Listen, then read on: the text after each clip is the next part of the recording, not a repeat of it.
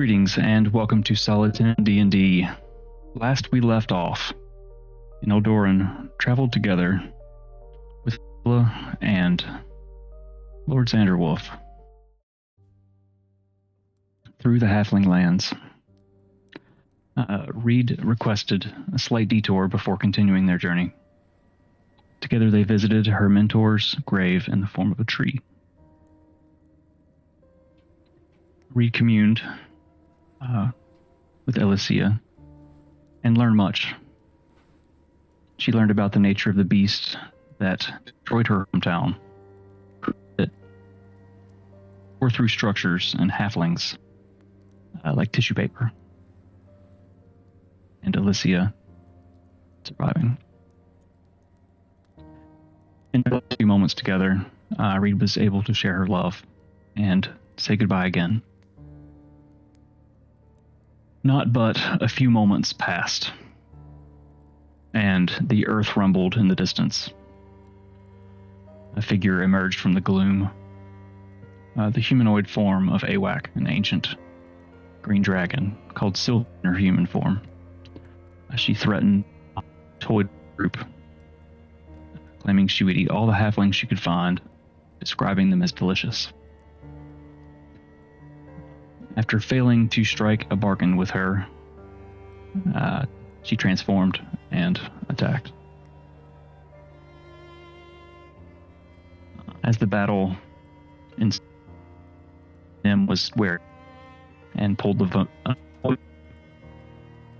and teleport best. Take everyone to wherever the Gleeman might be. Reed, in last moments, turned and looked towards the tree, the dragon, thoughts on her dead family, her threatened people, and her new responsibilities as a queen rang through her mind. The purple energy flared, and darkness enveloped the Nildoran and friends.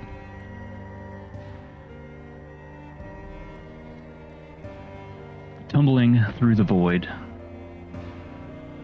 the group tumbled out to a grand roof of a tall tower, secret refuge of the Ordo Antiquorum. Angelo was quickly taken to the infirmary, Xanderwolf following. The Gleeman led you all to his study for a discussion, revealing that he had reported his findings to the Ordo and sent a scout to investigate the tear in reality beneath Southrock. Nim explained the circumstances of how they came to be at the tower.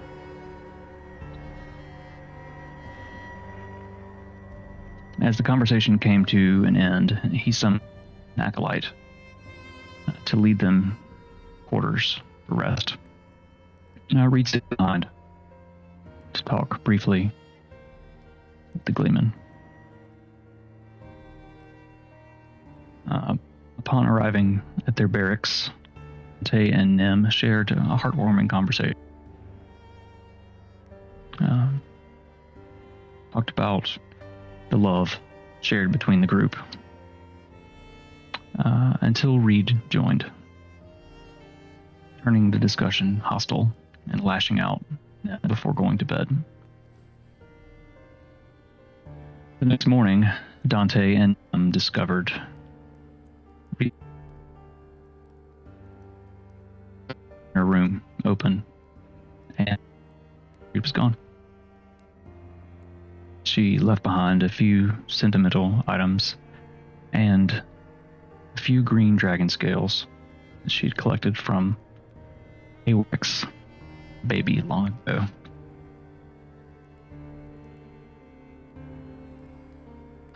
The gravity of Reed leaving barely sinking in. The Gleeman enters, introducing his scout, Harding, a half-orc paladin who had just returned from Southrock. To pass the day, you visited Angela, and just explored. Spent some time in the library. Nem wrote all she knew about dragons and stuff and things to add to their collection. Next morning, you got Harding, skirting around the nearby city of Crossroads to save time. You found another clearing and summoned the cottage sanctuary.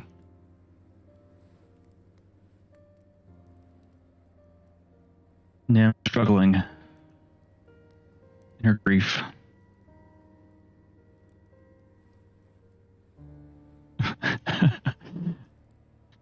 Sorry. Nim didn't sleep. Stayed awake all night and looks haggard, exhausted.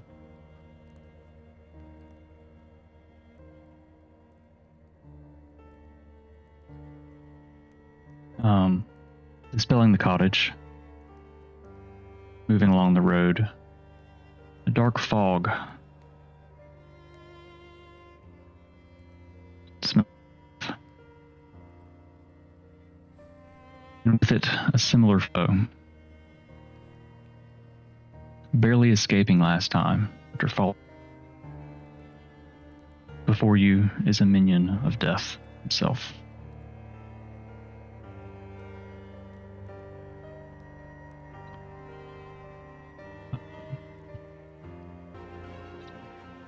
The fog rolls in.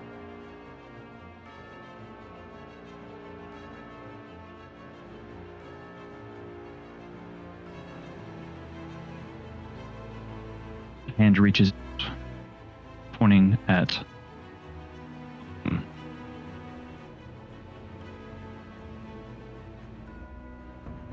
a skeletal hand.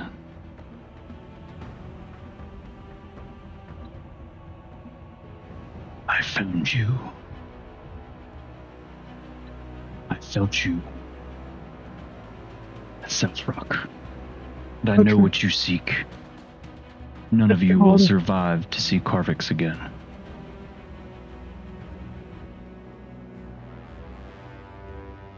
With that, I need everyone to roll initiative.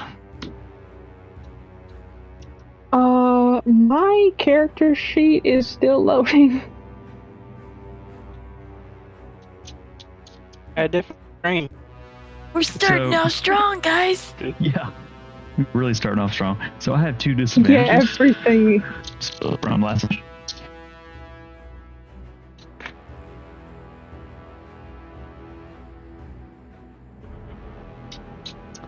So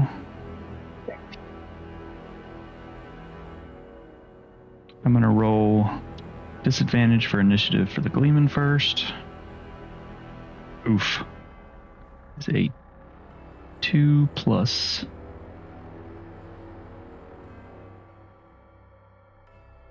5. Holy shit. Okay. So that's a 6 for the Gleeman. And roll it for the minion. Burn through both my disadvantages. Actually, you know what? I need to roll publicly. I have a thing for that. The other one was Boo Boo, so. Okay. That's a 5. We are starting off strong. All right.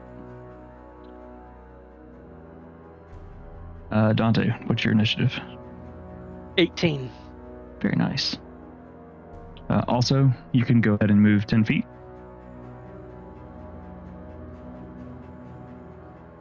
Nim, what is your initiative with disadvantage? Be a 4. Ooh, big 4. Right on. Go, Carol.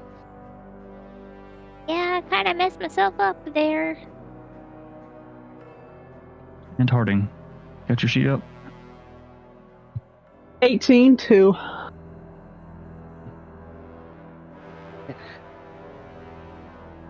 Knew there was something I liked about that one. What'd you say, Dilly? Oh, for the love of God, I forgot about that. Such a serious moment. All right, so I am out of DM disadvantages. Awesome. Do this right off the bat. Mr. Shall I speak something to my teammate, or do I need to wait for my turn? Are you guys talking? A few words. Okay. Is free. Don't get too close. He feeds on health.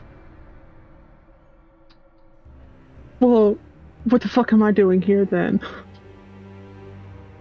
You know, I'm asking myself the same question. Too soon. Oh, wait. Hold on, I forgot I'm supposed to be British for like the next 4 hours. What am I doing here? There we then? go. There we go. you go. Now you sound like your character. Oh, wait a minute. Hang on. If we're gonna play the part, we might. All right, Dante, have you moved your? Your I 10 did. feet? I moved from above Harding to behind Nim. Hiding behind me. Probably a little bit taller than me. I'm using your horns as a rest for my arrows. All right, my map Steady, was not old girl, not steady. updated. I don't know what's going on with the internet. Yay, technology. Oh, there we go. Yeah, did it there. Let for all of our.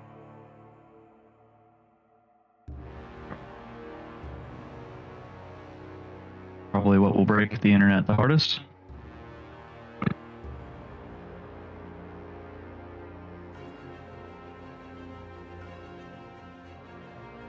I've gone mute. I've gone. Kind of. But I was talking about how it's going to kill the internet. You're like speaking, and then it'll like, and then it'll be a few words, and then it'll go. Like, I thought we were facing the minion of death, not the robot. It's not just me. All right, let me see. Oh, if I no. can... Internet all around is going crappy because mine is actually running at 5 right now. That is no joke. So. All right, can you hear me? Yes. Yes. What? Huh? Don't make me jump through this. Read? It's not here. Stop it. Yeah, it's hard enough. I won't. It's not as hard as me. It's a harding.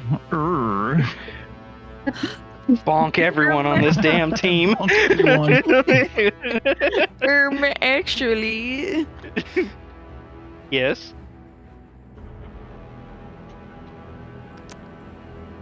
Where did I? Alright. Be ready. Can you hear me? Is it time? I believe Yes, it's sir. time. I'm so sorry, y'all, that the computer's being wacky. I'm going to try to do some stuff here and see if it'll help. I need to minimize what I've got going on. Not much has really changed with what I'm doing, but maybe this What will happens help. when you take a few weeks off? It's also been Besides kind of like, as I What say, it's is also it? been kind of the Discord's maybe been having trouble as well. Because It I could have be. had trouble with Discord lately. We may need to look to an alternative.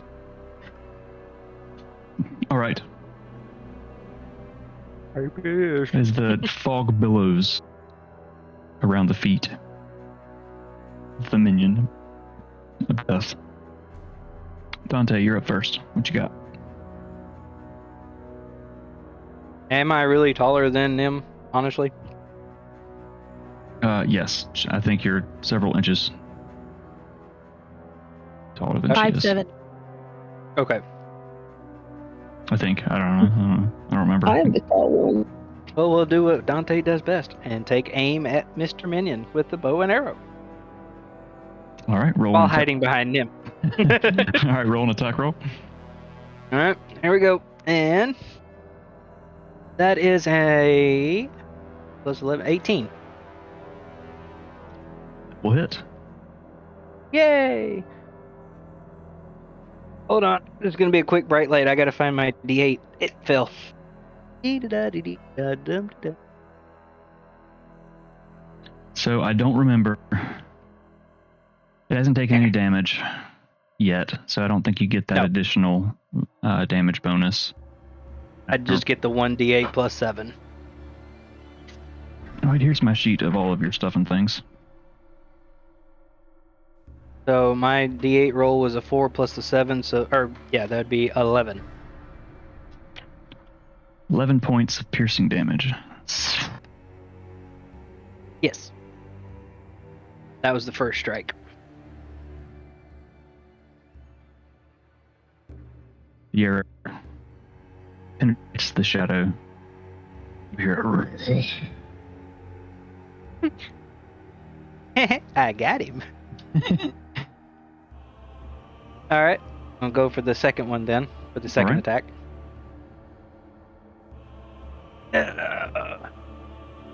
So that would be a 28. That's 17 plus 11. Mm-hmm. Yep, that'll hit. Now I can do the 1d8 and the other one. Correct? I think you get the additional D8 with the, what is it, Colossus Slayer? Yes. So, first one landed on an 8. So that's 8 plus 7, which is 15. And then the other one I gotta find it. Is it I think it's another D8. straight D8 though? Yes. I'm not mistaken. Bear with me, guys. I haven't even looked at Dante's stuff lately. Yes. 1d8, just regular 1d8. And that is an 8 also. Holy shit, dude. You're rolling fucking max damage? I see you had a 15 plus Twice. 8. So that's what, 20 math? Get a calculator. What was the first one was 8. 15 plus 8, 23 total on that Okay. second hit. So release your second arrow. See it crash into his face. You hear the grunting, garbled roar Oh. again.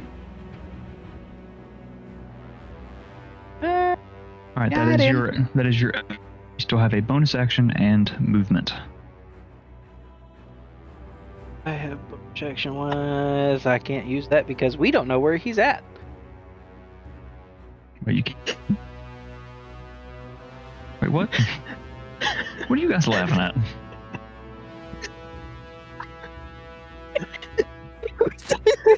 She just she flashbanged herself. Oh my. She just went, oh. 10, 15, 20, 25, 30. 5, 10, trying 15, to hold it 20, back. 25. Okay. I'm good. I was hoping no one saw it. I'm trying to. I think I look too dark on the stream, so I'm trying to fix it, but at what cost? That's right. Dante done. All right, no bonus action, just movement and action. Nope. I don't remember where I left my falcon at. I mean, he with It's you. nothing. He wasn't in me pocket. All right, that takes us to Harding. What you got?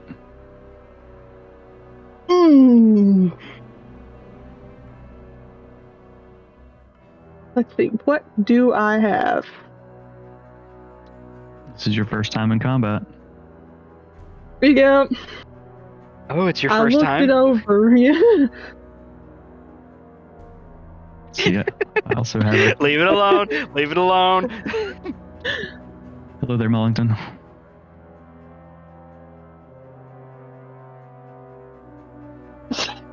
Okay. So, what I'm going to do, I have listened to Namia's suggestions, and while I appreciate them, I have elected to ignore them. Brush. I... Wrong character. I am going to cast... Go ahead and use my bonus action to cast Hunter's Mark at level 1 on the Minion of Death. Okay. And then...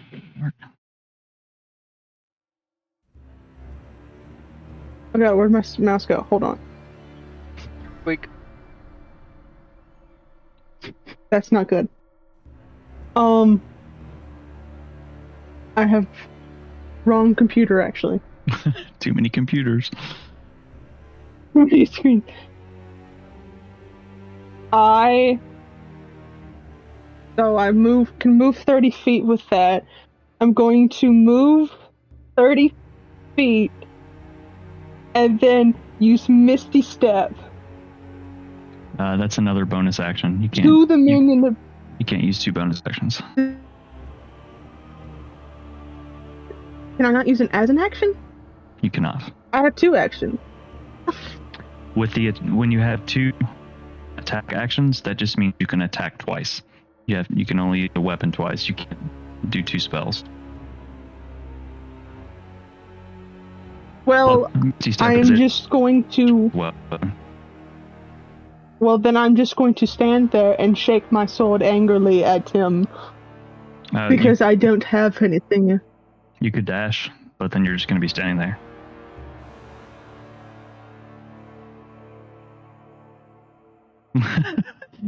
I'm just going to stand here. All right. And shake my sword angrily at him because I don't have anything. All right. Standing there menacingly.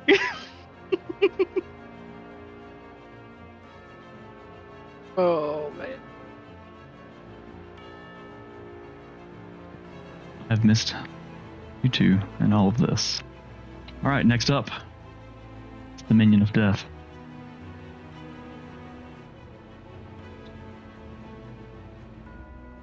What all can this Joker do? I gotta remember.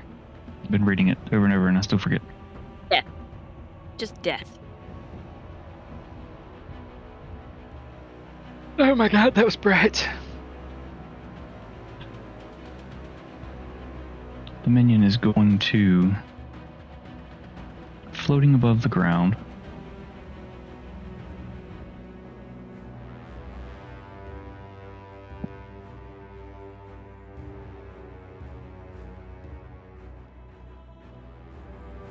to Harding.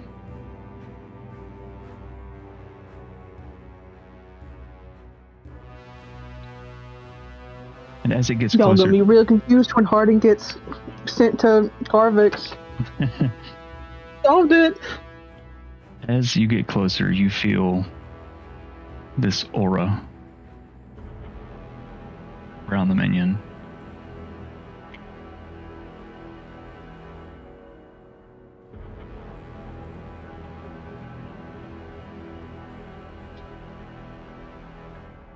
Scythe at you.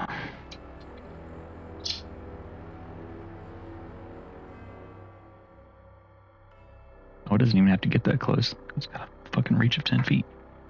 That is...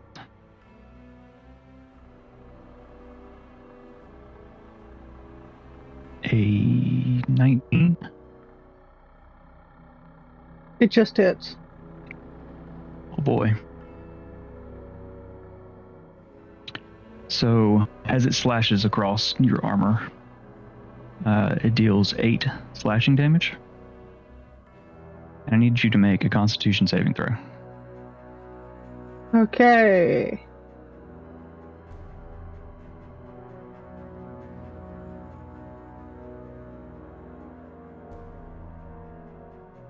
That'll be a 15.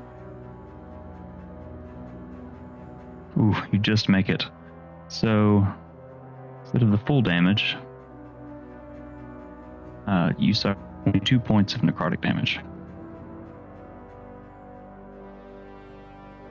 So 10 altogether. No, 22. That is half. You're cutting out, so I'm You suffered making sure. 22 points, yeah. That's already halved. Then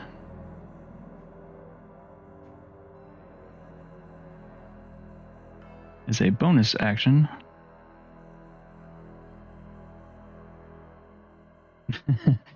let's see. Landing a 747 over there, or what? Bonus action, it is going to teleport.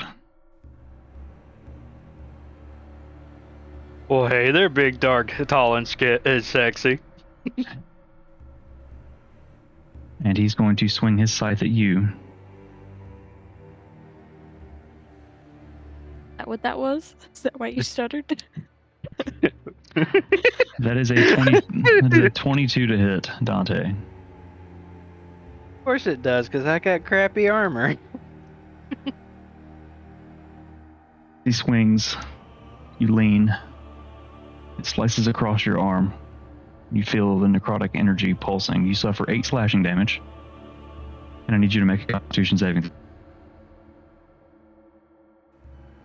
Un momento, por favor. We are cool.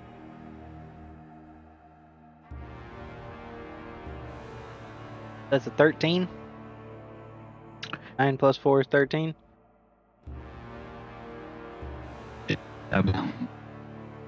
You feel the necrotic energy blast through your body. You suffer 45 points of necrotic damage.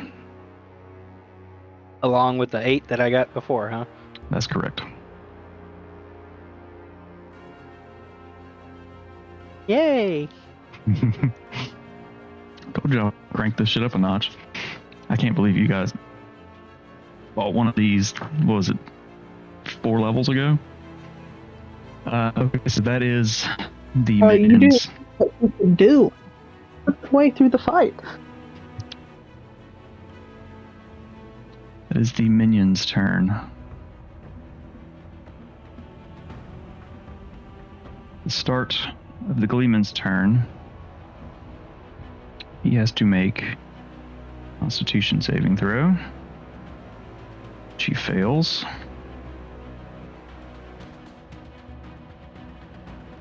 Suffering 5 points of necrotic damage. Mr. DM, I have a quick question. Something just popped up on my character sheet. Mhm. What is a +2 bonus on saves? That's actually right. That's probably already figured in to the numbers on your sheet. But anyone within 10 feet of Harding, which is no one, actually gets a +3 to saves. Or of protection. Yeah, read your sheet. Gotcha. There's a lot of stuff in your sheet, Harding. I read through it and I took notes so I could help remember, so keep that in mind. The aura of protection. So the Gleeman fails. Everyone's just got to get around me. Pretty much. Fails his save. And then what is he going to do? He is going to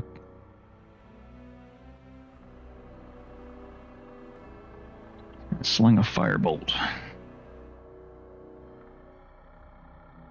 That is a 24. Yeah, that'll hit. So, just gonna roll it on here. Want to roll a lot of dice, but I mean, dealing 16 points. Right, Gleeman, fuck him up. He throws it. Get him, Big Daddy. Attacks per action too. He gonna do that again. You can cast 2 cantrips, right? Yeah. So that is Sure. a 17, which just hits. So he doubles up. Firebolt after firebolt and deals 16 more points. He did 16 twice. Awesome. If they crash into the minion, you're already not looking great. Then the Gleeman is going to 10, 15, 20, 25. He's going to move over this way.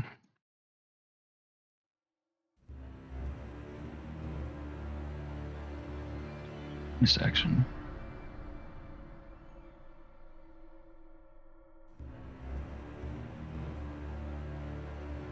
You got nothing.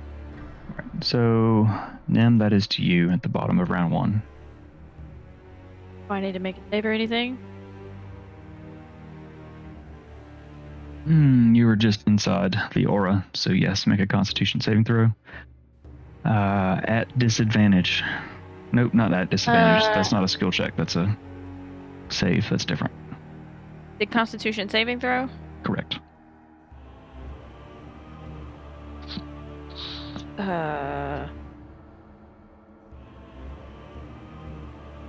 The dirty 20?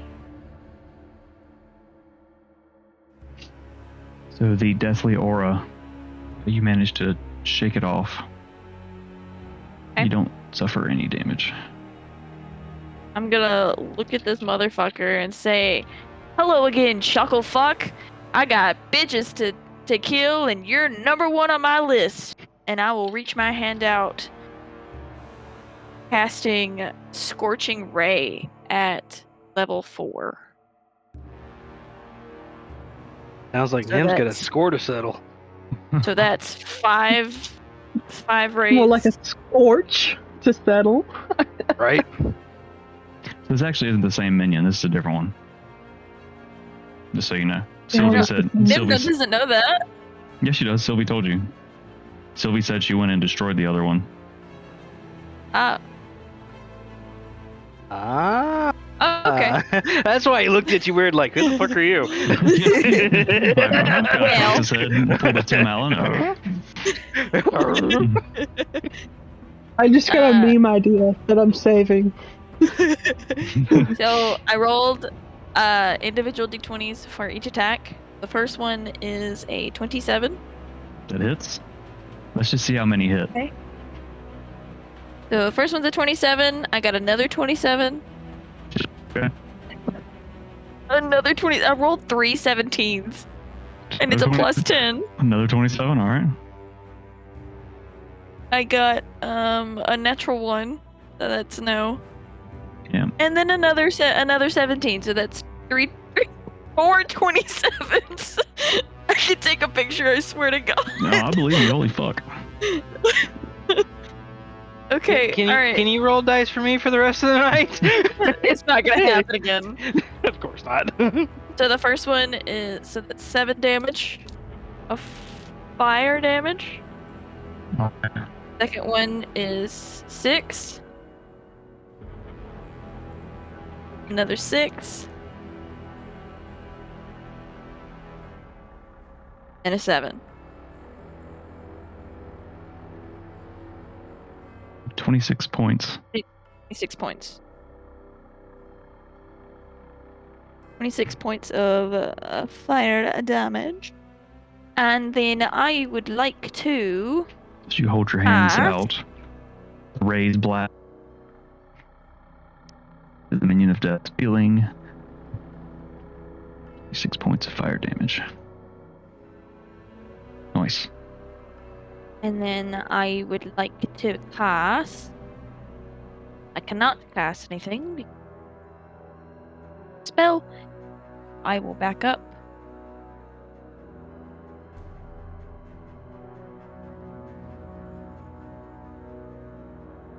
Uh, 30.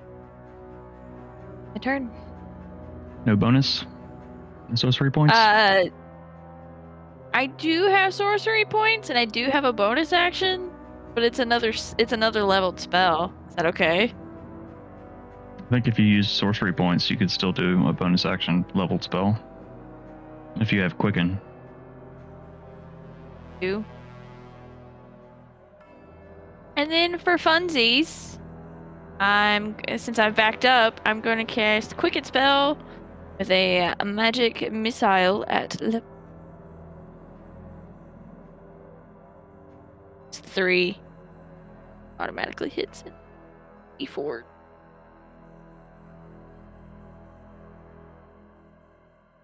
You guys can 12. dish out some freaking damage. It's 12 points of force damage. So So can he. So as you point your dagger, missiles erupt from it,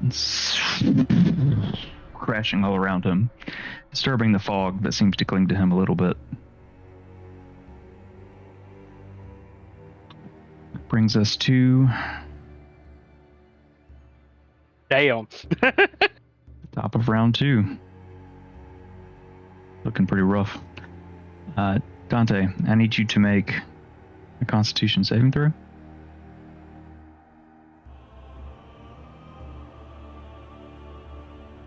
Uh, 16 plus 4 would be 20.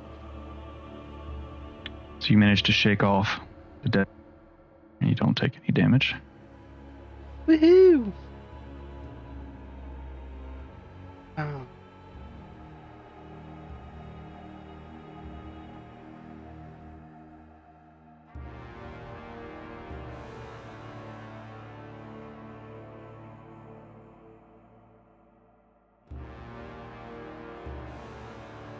Got to get away from him because I can't hit him up close. How much? It's double when you do dash, correct? Dash away. Yes, it's Double your movement speed. It's double, but that is your whole action.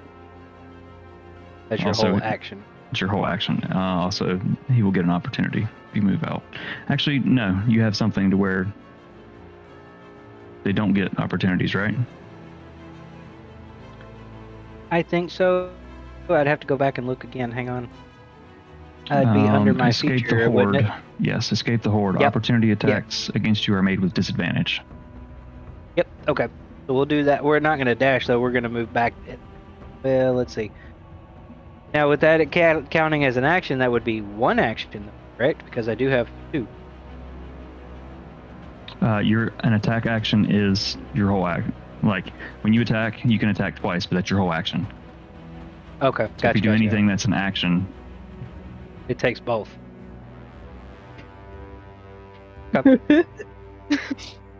Is Do I that dare even ask? probably. who I think it is? Probably. All right, so are you? Yeah, I'm not going to dash. I'm going to move the full 30 feet away from him. Okay. 5, 10, 5, 30. Whoops, wrong one. I can't grab Dante. Can't I grab Here, let me. There you go. 10? Sorry about that. You good? Alright. Now, a little way away from him, I will use my action now to attack him with a. Let's see. As longbow. you move out of his range, he's going Yeah. to swing his scythe at you with disadvantage. Oof. Oof, dude. This is a 17 and an 18 plus the attack, so regardless, that's going to hit. So you suffer, as you just got a range, manages to slice you just across the back, dealing 8 points of slashing damage. And I need you to make a Constitution saving throw. Well, guys, it's been a great night. I'll see you after the next one. I mean, you got a healer, right? And a couple healers. Yeah. 12. 12. The necrotic energy pulses through your body again. You suffer 45 points of damage. Dante is dead. Not dead. Unconscious. Unconscious. Knock the fuck out. So I had 42 left. So you probably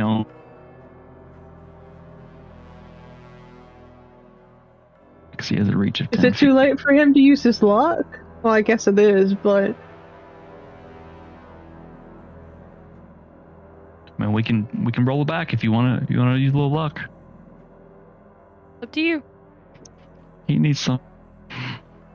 Yeah. Don't worry, Right. I got it. Use one of your Prepared. lucks. Yeah, want- I'll use one of my lucks. Hang on. So is this is before the 45 then, right? Correct. This is before do the a damage. wraparound. Okay, so we'll put this back at 42. Down here and grab my luck chart. All right. So now I'm rolling for the Constitution saving throw. Correct. That's right.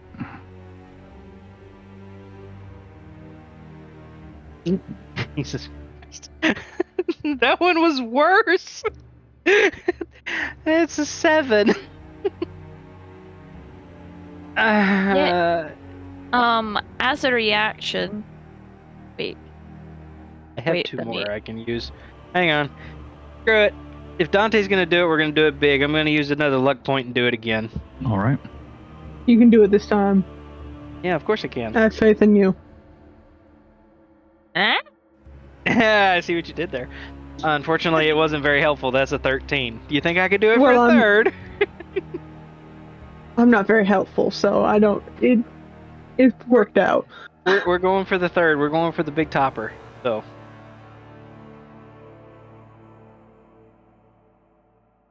This damn cursed dice. I just rolled the same 13 again, so forget it. Dante takes the 45.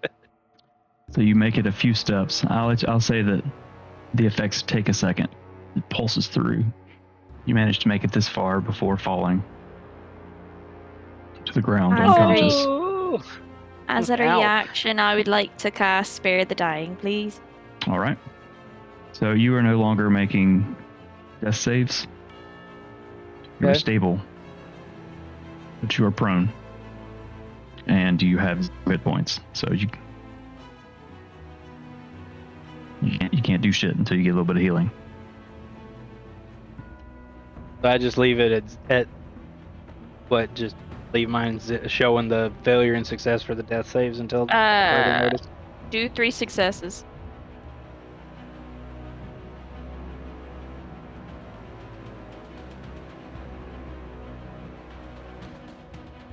Okay, got it. All right. Next up is Harding.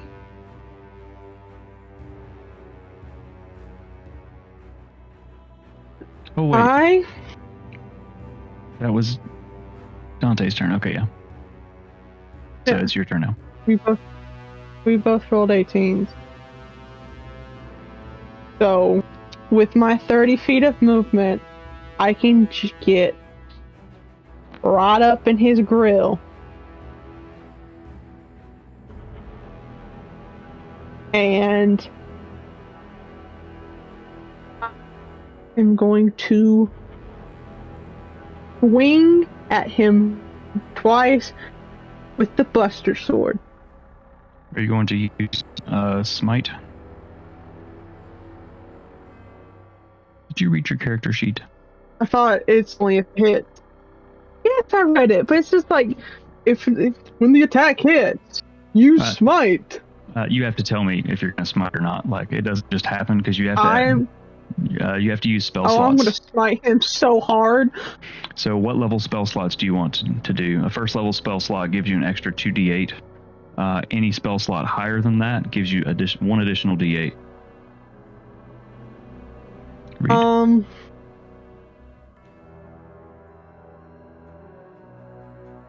I am going to use a first and a second. Okay. Roll to hit. The first attack. You swing your gigantic Buster Sword. It's a 22. So roll damage for your weapon, and then roll 3d8 damage. I also have Hunter's Mark. on him. True. I do have that So written that's- down. That is a 3d8 and a 1d6. Plus the actual weapons damage as well, Yeah. which is Let me what? get on my. It's 2d6. 2d6. No, I got. 2d6 plus 6. Oh my god. This is so much dice. 3d8, 1d6. It's actually Wait, 3d6. no. 3d6 plus 3d8 plus 6 total. Okay, let me do this one at a time. This is too much brain power.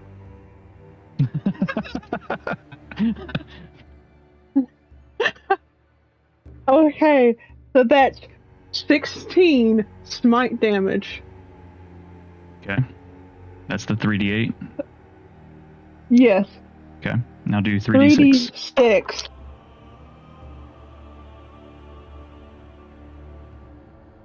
That is 14. And all of that plus 6. So that is 36. 36. So that's actually 38 plus. Oh my god, my brain. Freaking doing math. It never fails. So, as your gigantic Buster sword is infused with radiant energy, glowing brightly, you swing it down at the minion of death, dealing 52 points of damage. How do you want to do this?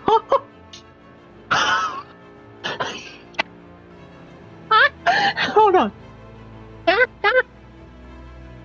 And that was only the first attack. You still had another one. I rolled an 18 plus 10 for that second attack. Yep, that would've- So I'm going to like swing my sword with my wrist, just like I'm going to say, batter up, swing it to the flat side, bonk his noggin into,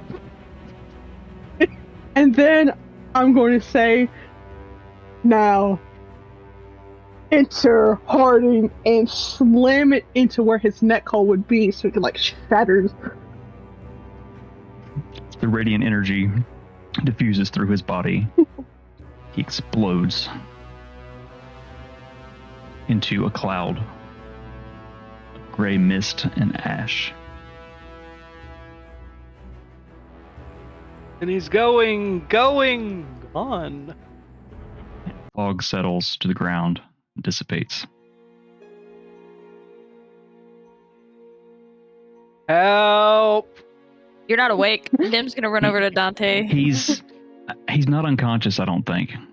I'm pretty sure he's just laying on the ground and can't do anything, right? Help! I think he's still unconscious. I just don't think he's having to make death saving throws. He's Gotcha, taking a okay. little nap. Just Involuntary taking a nap. Just taking a little nap. Nim's right gonna here. cast Healing Word at level 2.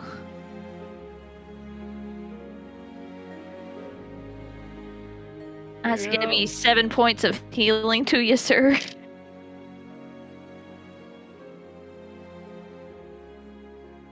Ow.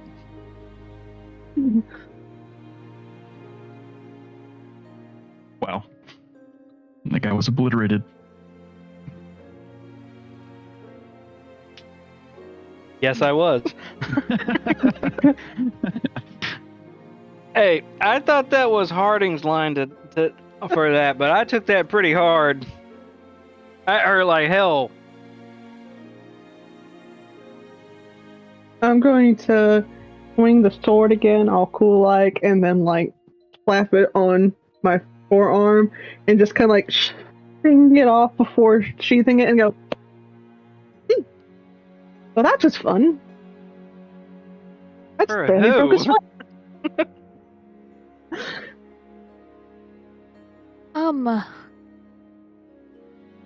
Does anyone happen to have any?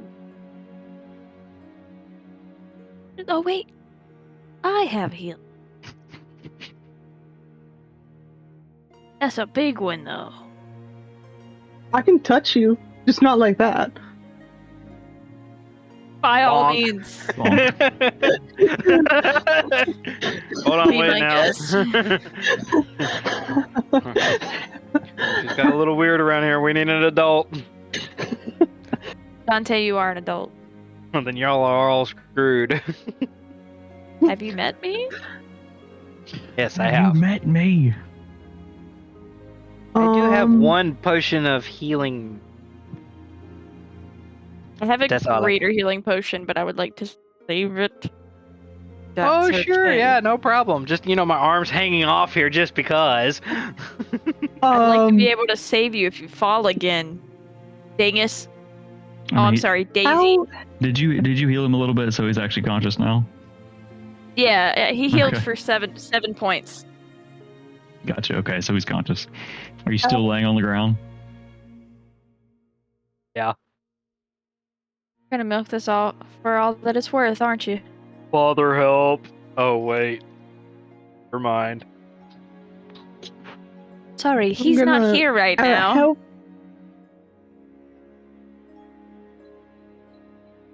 I guess I'll use my potion of minor healing then. Oh, is that Don't D4? don't feel bad, Dilly. I don't have a dad either.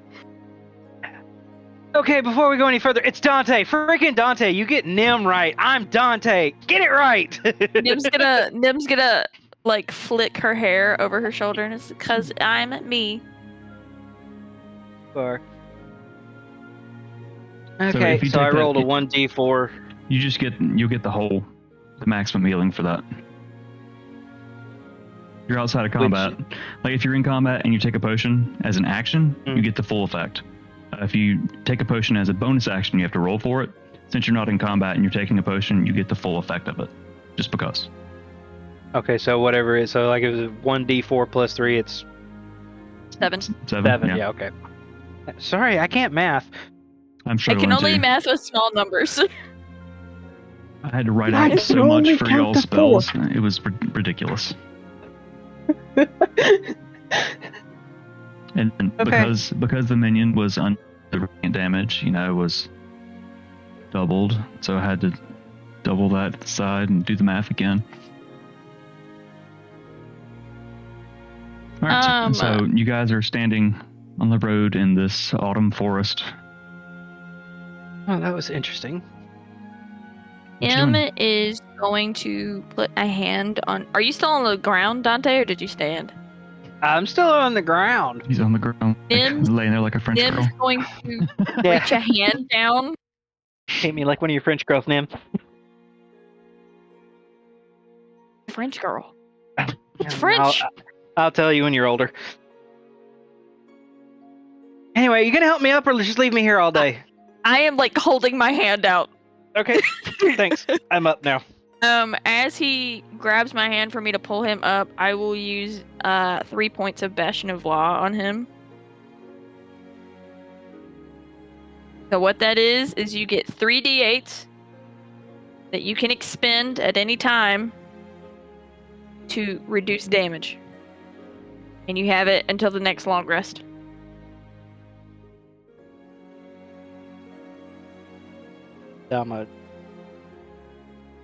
Okay, got it.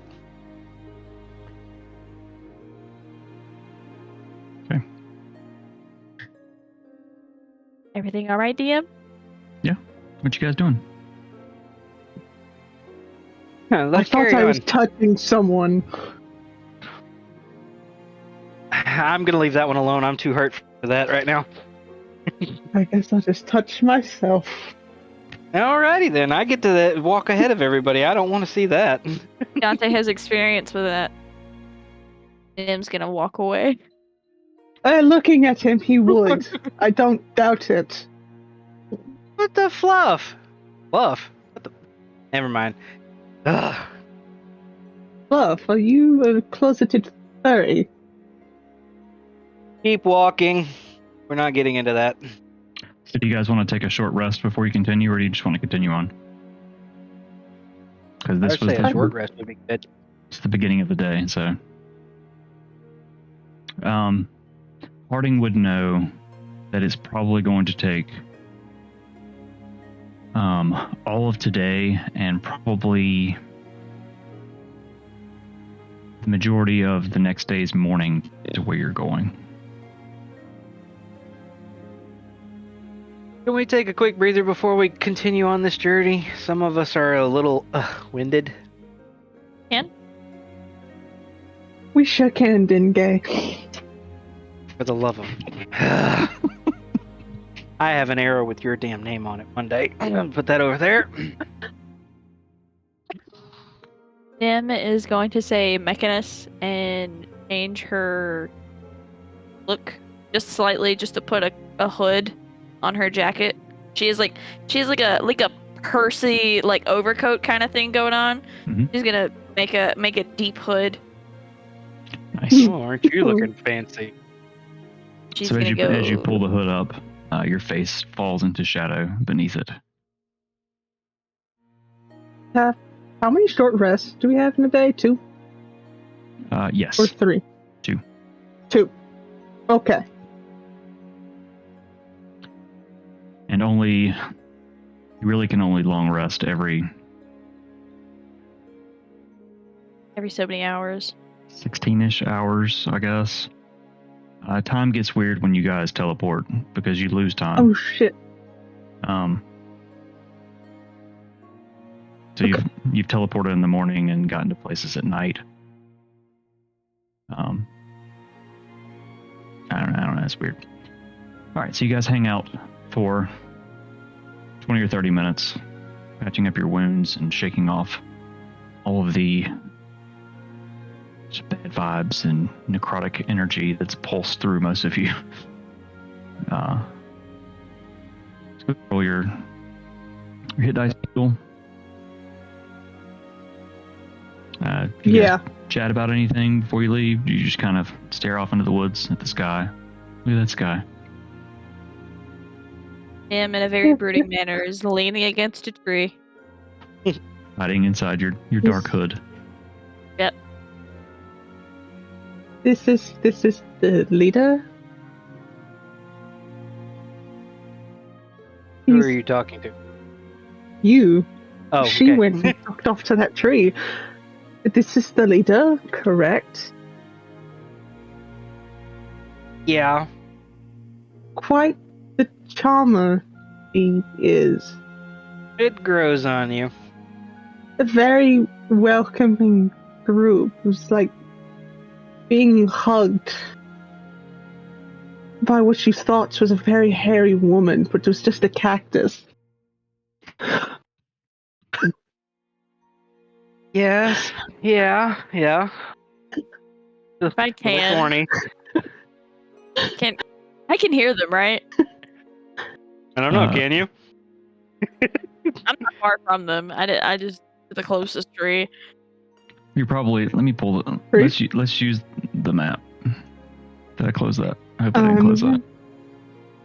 And y'all No, are I gonna have to didn't. teach me how to use a short rest because I have never used one before. Apparently. So if you click on the short At the rest, top. it'll come up and you can check the boxes. That's how many hit dice you have. Okay. It should show you at the top how you may have a D8. I think is what a ranger's is for each hit dice. Mine says D10. D10. Cool. D&D Beyond is kind of shitty about actually rolling it for you. So just click how many you're going to use and then roll it manually. And whatever you roll is how much you heal. I have 9 that I can use. You have 9 hit dice? What it says is it's got 9 total spots here. Oh yeah, I guess you do. I can use all 9. If you short rest again, you won't have any to use. And regenerating them, I think you get half of them back per short rest. If you use all 9, or per long rest. If you use all 9 now, when you rest tonight, you'll only get 4 or 5 back. Okay. So then So- tomorrow you'll be short. You won't be full, kind of thing. Well, then I'll just use 4. Smart. Okay, so do I click it in the app or can I roll it, man? Because I don't roll out any. So I'm just gonna- click 4 of them and click take short rest. It'll start a timer. Click it again and see if your health actually goes up. Okay. I've had issues with it working before. Nope, it didn't go up. Okay, so roll 4d10 and then add 2.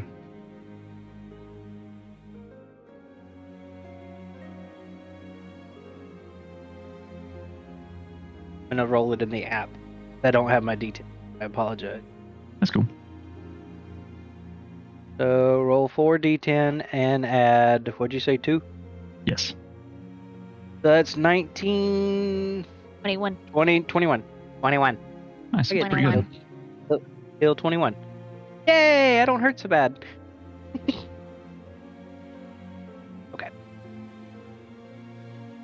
Gonna say, if I can, I know that it was against a tree. I'd like to try to get behind Harding as she's talking about hugging a cactus.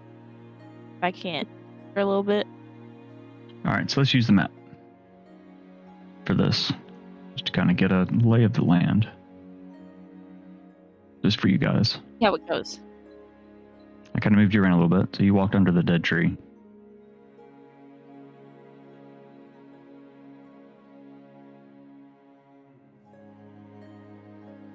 That you have paused to the.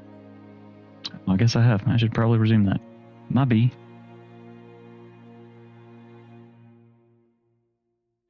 Okay. And also make sure you show everybody. Yeah, this is just for y'all. Just to help with the narration. Like you guys can roleplay this. The Gleeman is also standing against the tree, but on the other side, closer to the road, as he normally is, with his arms crossed, and he's smoking his pipe. Kind of just watching you guys. Not really saying much. Tim's gonna come up to one side of Harding and take her tail and tap Harding on the other shoulder and be like, "You have no idea how prickly it can be, darling." Hi. Roll a shit. Come on, brain. Roll a shit! Oh my god! What kind of have to D&D roll are y'all for playing? Dante was the only one that ate the mushroom. You had to remind him? Roll a persuasion Harding- check. Harding IRL experienced the mushroom in a chip form. I'm just waiting. Alright. Said persuasion? Or deception. Let's go deception, as you're tapping her on the wrong shoulder. See if she actually will look. I think I rolled 2 9s. Oh. Harding, roll a perception check. Ow. It'd be a 17. D20. You said persuasion or deception, right? Yeah, I think they're the same. No, I think I meant deception, but yeah. Int deception? That's gonna change. 13. 13. 13. What'd you roll, Harding? I also rolled a 13. So you can decide how you want to play this since it tied. If you want to, she taps you on the wrong shoulder before she says something. So I noticed this. Yes. You know what I'm she's going doing. I'm going to see the hooded figure out of the corner of my eye. And in all my big, muscly, 7-foot glory, I'm going to spin around, grab Nim, and throw her on my shoulder. Can I resist this at all? Both of you, Make it both, like a champ. both of you roll athletics or acrobatics, depending. Whichever one you want. Which dice do I use? New one. What are you doing, Dante, Stands while this is back. Oh, happening? I was gonna say, I'm just kind of leaning back, like I want to see where this goes. But yo, Gleeman, you got a smoke? He holds out his pipe. I rolled a 12, but my athletics modifier is a +8, so I have a dirty 20. Yeah, there's I rolled a 5. nothing you can do, Nim. You are scooped Hold off. on. And you are now on Harding's shoulder. Way up in the air, actually. How's the weather up there?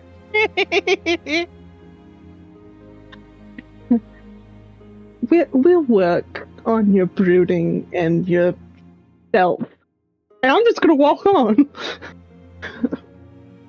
Nim's gonna try to. She's like wiggling and like hitting. Harding, you got a prickly cactus on your shoulder there, don't you? Ha ha ha. I sure do. I'm gonna start singing the something about chopping down that tree. Chop that sumbitch down. The Timberman song, Mm-hmm. written by Einar Strum. So I don't know I'm that, not gonna get picked on the whole time. so then there's not much you can do. You are sufficiently grappled, and I assume It has gotten to the point where she is like kind of like Fiona, where she's just like in my head I feel like you pulled out a book. And you're kind of just sitting there. This is my life. she probably at some point pulled out her notebook and is trying. Hey, What you doing? hey, Nim, it looks like you're along for the ride this time. Aha! I'm gonna Nim's say just all gonna this is glare up happening. at You guys Dante. are walking down the road. You're making your way while all this is happening now. Right. Making my way. Making my way to the next town. Not walking at all because I'm getting carried. True. You are You also should feel privileged. exhausted. At least you're getting carried. I said you should feel privileged. You're getting carried. You don't have to walk. You're not exerting your energy. I mean, Nim hasn't said anything. This is just me saying that. No, that's what I'm saying. I am Nim's hood is enjoying still up. having height and strength way too much.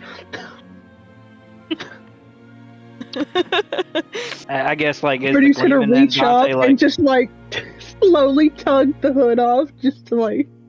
You don't Just know because messing I'm with behind you. At some point, Nim's like holding it down. Er, er. As you walk, Please put me down now. the day passes. I don't know. And I?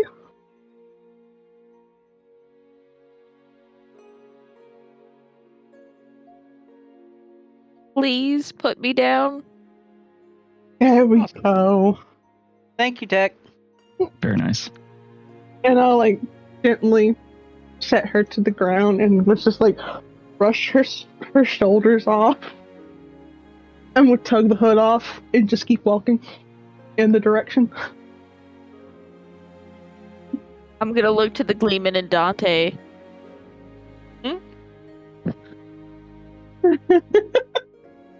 I'm gonna Me and the Gleeman are like, are we like walking behind them or what? Yes, Harding kind of just took off down the road since she is the one leading this expedition, since she knows where the hell you're going.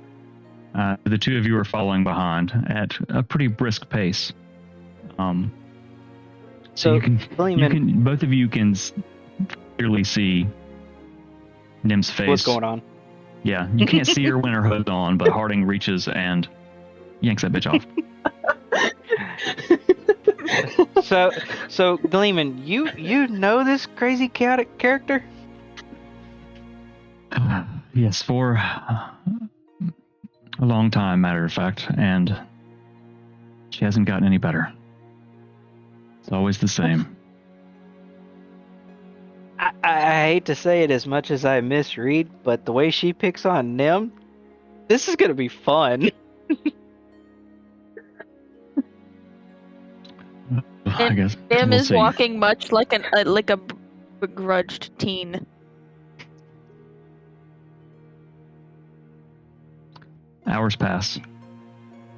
You guys have a snack as you're walking and walk through lunch. Well into the evening. As the sun begins to dip behind the trees, you continue forward. Trees change from autumn Green?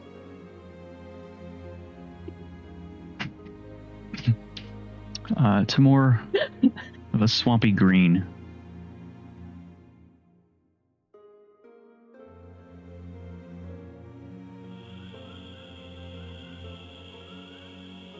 The air grows thick with humidity. The smell of brackish, stagnant water fills your noses. The bugs grow gradually louder the further you walk. The sun keeps dipping to dim light. It's now late evening, so you've traveled all day.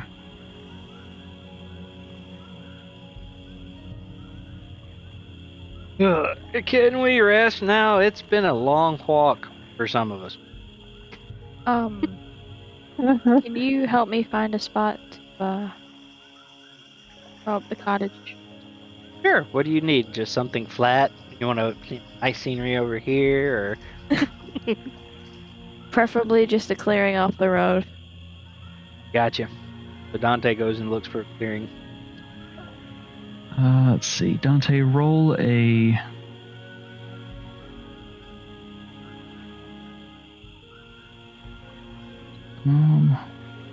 proficient in some shit. What is it?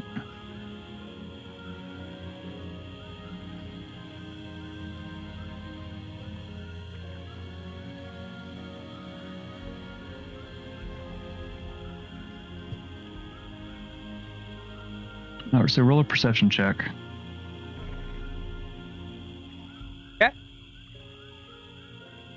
And add 4. Because if you're natural explorer, and you're in a forest, Okay. so So if I do my perception, which is I rolled a 9 and it says +6, and then add +4 to it, so 10 total. Add to it. yes, so that'd be 19. a 19. 19. As you venture a little bit ahead of the group, you do find a small little clearing. There's tall grass on it, but it's not boggy. It's not wet. I still in a distance where Dim could hear me. Yeah, if you turn around and kind of shout a little bit. Hey, over here, I found something. You're good here. I walk up, take out my dagger, and I look around and cast cottage sanctuary. With all let the me- things. With Let me alarm. move. Don't want it to land on my head. Awesome. As you Pop-up cast the cottage. spell, whirling magical energy, the small cottage that you're all familiar with appears in the clearing.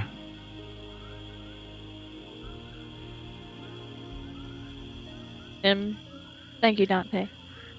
Walks Of in. course. Going to get to work with Billy Lurch, prepare some dinner. Pulling out some mammoth steaks. Come on in, Harding. Don't watch your head. Hardy's just gonna walk and just bonk. Told you to watch your head. Oh God! I did. No. No. Nope. Nope. Nope. Nope. Nope. Early for this.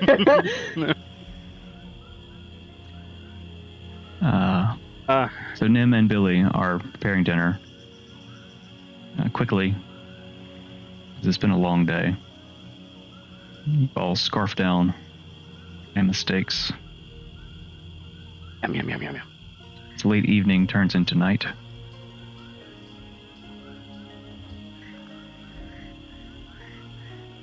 Wanna do anything I before would like turning to in? I would like to add that Nim prepares an extra plate. That's it at a table.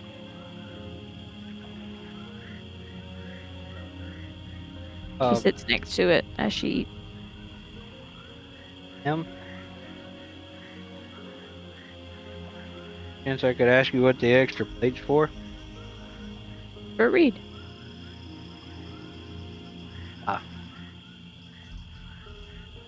Just in case, okay? Yeah. She's small. She could be here. Hey, Nim. We'll leave the light on for her. Yeah. Dante, as you say that, you hear a weird buzzing sound in your ear. Ooh!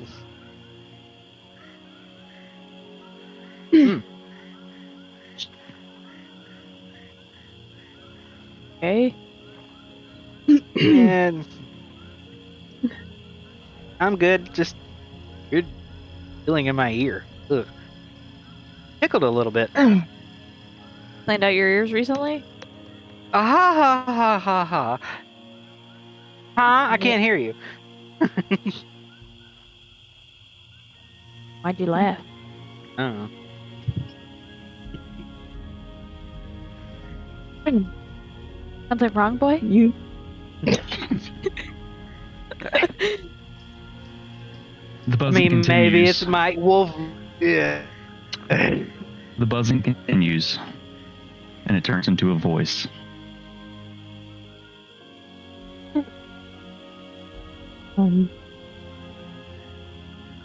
you know why I did this. I was cruel to you. There's a long pause, and you hear a sniff. To her, my path demands solitude. Forgive me if we are to meet again.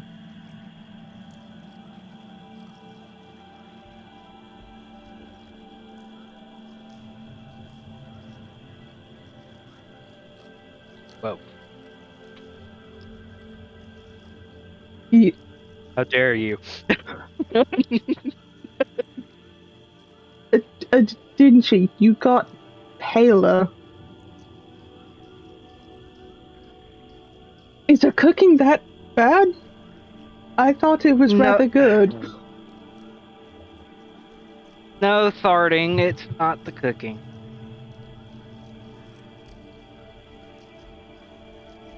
I swear I could hear something in my ear. Well, yes, it's the sound of the man who's not really there cleaning. No. It was a familiar voice, I think. Oh, you're hearing voices now. Hmm?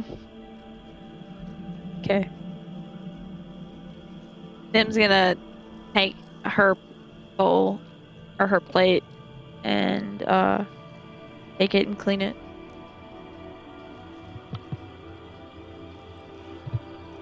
Okay. Mr. DM, if you don't mind, will you check Whisper real quick? Oh, I think I put my Discord away earlier. Stuff was going bananas. Sorry. No, you-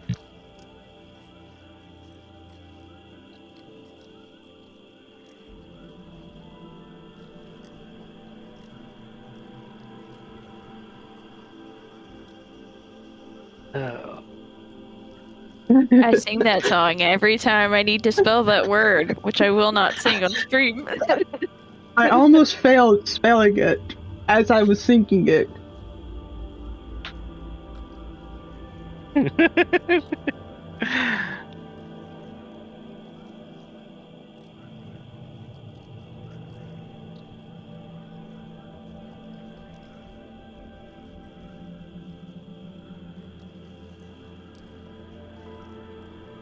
I swallowed one of my hairs and I can't find it in my mouth.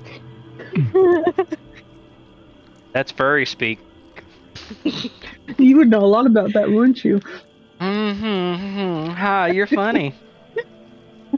So,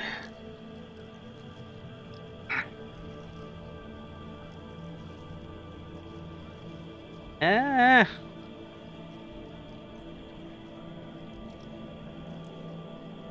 Yeah, okay, so yeah, Nim, I am hearing voice. But you're not gonna like it. Okay. It wasn't Mom and Dad this time. Nim's like washing her plate. Okay. So I kinda just heard Reed talking to me. Nim doesn't say anything, she just nods her head. Care to know what she said? Not read. Will you send the text in the main campaign chat?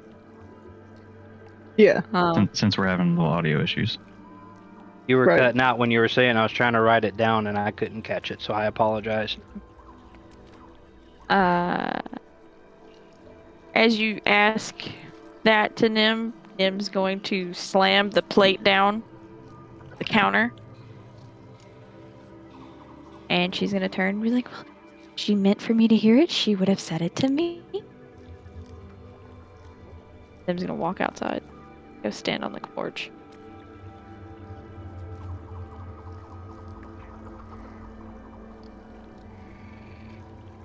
Dante's gonna walk out behind her and look, I know you don't want to hear it. I'm going to And stick it's- my head out the door because I'm nosy.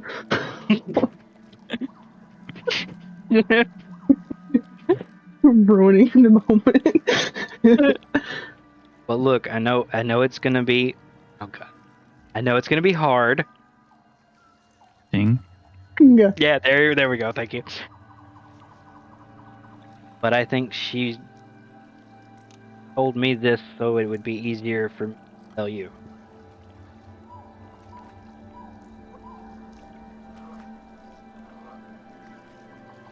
She doesn't say anything. She's like staring off the porch.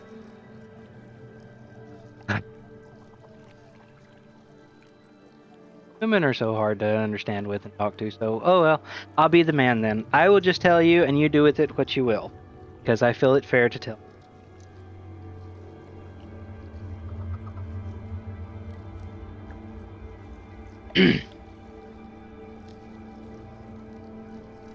I heard her say, you know why I did this. I was cruel to you, to her. My path demands solitude. Forgive me if we are to meet again.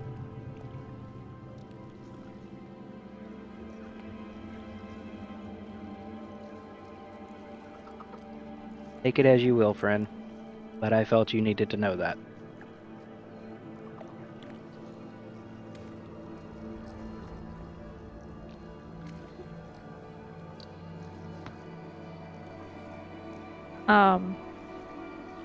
Nim doesn't say anything, but she kind of just clears her throat and nods.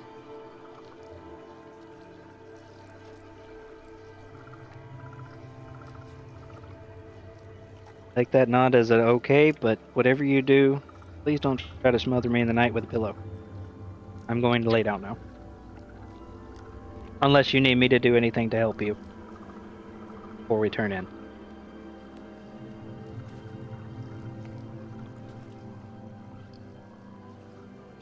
Sleep well, friend. Come and get me if something exciting happens. Oh, Mr. Gleeman, where's the midnight smoke, sir? Puff, puff before bedtime. The Gleeman is standing by the fireplace, with Billy Lurch next to him. And he's kind of blowing smoke from his pipe after he puffs it in the general direction of Billy Lurch, the unseen servant. And it's kind of just blowing through him in a way, just around him. He doesn't seem affected by it at all. He's just kind of looking at the Gleeman like, really, dude?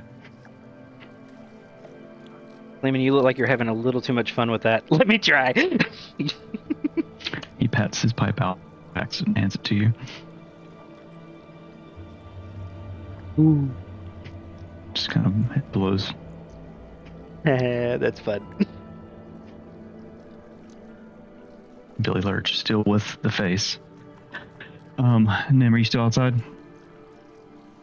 I'd wait a few minutes. I come back inside. Harding, what you Grab doing? the extra plate. Okay.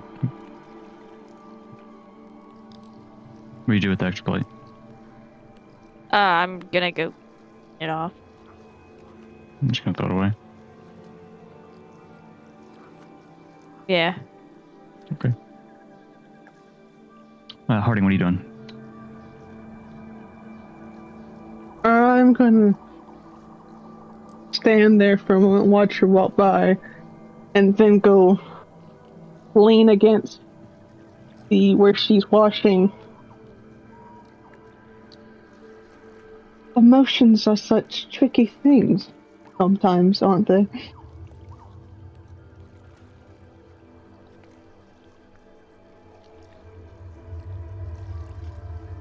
But the good thing is, you're feeling them, even if you don't want to.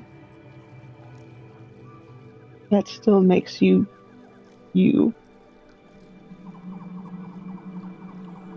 Take You it don't even easy. know me. And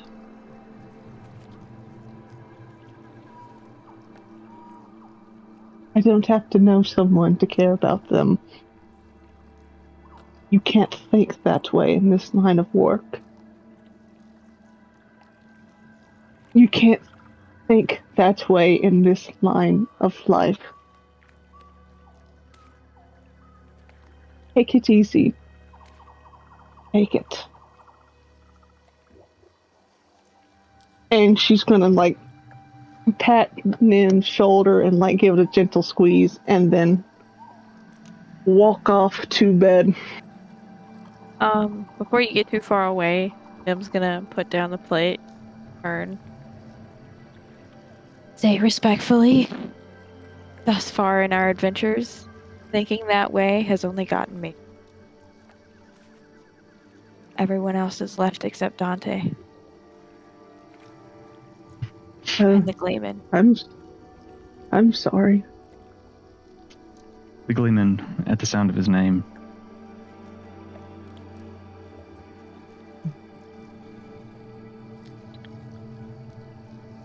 and he looks Would to you each of rather you. feel He looks to each of you and he says, "We've known each other for some time now. Some of us longer than others. I think it's time you call me by my actual name. And not by my your name's not Uncle? and not by my stage name." I like calling you Old Fluffy. That's not my stage name. Tell me it ain't Sparkle either. The Gleeman is my stage name.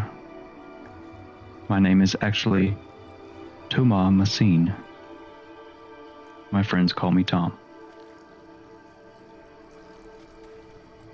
I'm still gonna call you Uncle. That's That's fine, Harding.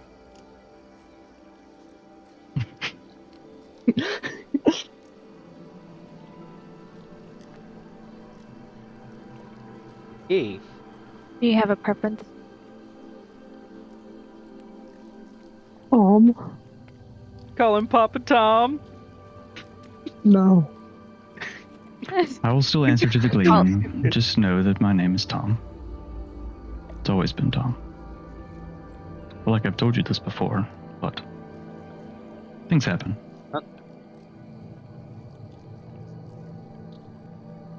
Yeah, I don't think I knew, but okay. I think that was before But, your time. I was gonna say I think I have CRS though, so it may be a possibility. Sorry, Sir Tom. I've died since then. A couple times, it would seem. Seems to be a running gag. Yeah, it ain't so easy, is it? Took a nap, you're fine. As Dante looks like still has scars and shit on him, like, this looks fine? Before Nim walked away, Harding's gonna grab her arm, and at her last comment, she's gonna lean in and let her voice get more serious for once. The thing about being hurt is that you know you're still alive. Don't want to feel anything? Fine. You become everything you've been running from when you do that. Deep. And then she's gonna let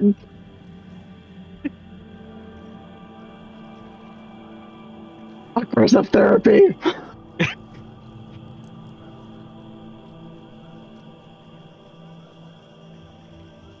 Stand there like dumbfounded, like, what the fuck is going on? And Nim goes and The crawls in girls the are bed. fighting! Is that another word? Nim, like, crawls up on top. She lays so that she can see out the window. I'm pointing at my screen like you guys can see what I'm seeing. Windows 98 like or I'm 11? there. Over there in the window! I think she means like... Oh, right. Yeah, she's laying so that she can watch. Are there like lightning bugs outside? We're in a bog. Swamp. So yeah, Nim's gonna see- watch the lightning bugs from where she is. I see small little pulsing lights every now and then outside, floating by the window. Looks like Harding also crawled into bed, the opposite side of the room, top bunk. Bottom, because I'm going to slot my legs through like the bedpost so they're hanging off. I'm gonna just take my the top part of my armor off. And like just totally starfish flaking out. Not like that. And she's just gonna it's just immediate snoring and content. Now the Gleeman Did is you going. say you were on the top bunk, Nim, or bottom? I'm on the top bunk. Okay, I'm also on the top bunk. Over one from you. Before Go you ahead. walk away, Tom is going to snap the pipe back from you. Oh yeah, better keep that bag. He's going to crawl into the bottom bunk over here. Still smoking his pipe in bed. Yeah, It's because not that's not too a loud. fire to hit. It's not too loud, but Dante, I don't know what perception you have, but you probably noticed that Nim is, like, sobbing. Stares out the window. Yeah, you want me to roll, Mr. DM? No, I think your passive perception is high enough that you'd be aware of this. Yeah. And like I can hear like Harding snoring from over there, and I can hear Nim sobbing. I can try to like cheer her up, be like, "Hey, Nim, that snoring, definitely gonna have to get used to that now." Look at you. Look at you, some earplugs. I didn't. Never mind. I could probably get used to it. Doesn't feel the same in here.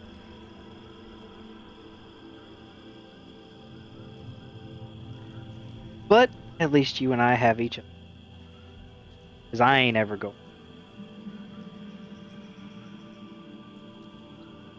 Knock on wood.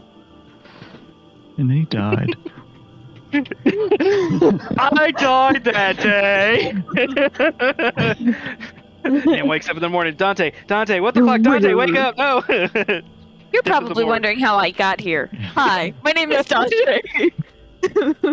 Right? My life Dante It's kinda has crazy. need. Love you guys. Love how you're trying to kill me off. Okay, cool. Before Roll new I do character. anything else, though, I like, yeah, right. Surprise! No, I lay down and I take out my tome and put it across my chest and hug it like so, kind of like holding it, Okay. kind of like a wood teddy bear, safety bear.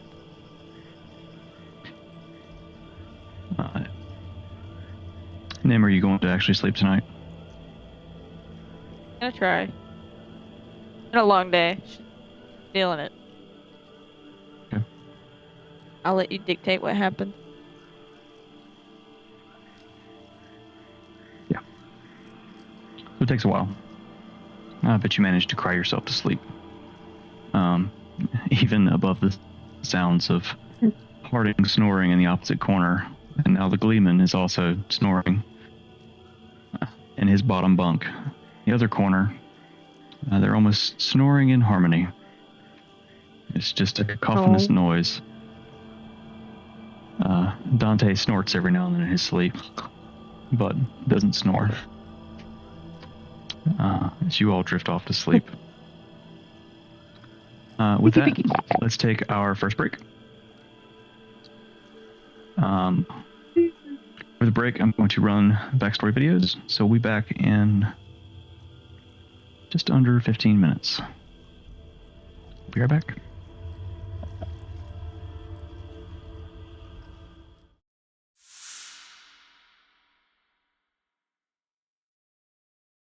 Hello there, magical enthusiasts. I'm Nemia Nightshade, your go-to clockwork sorcerer at your service.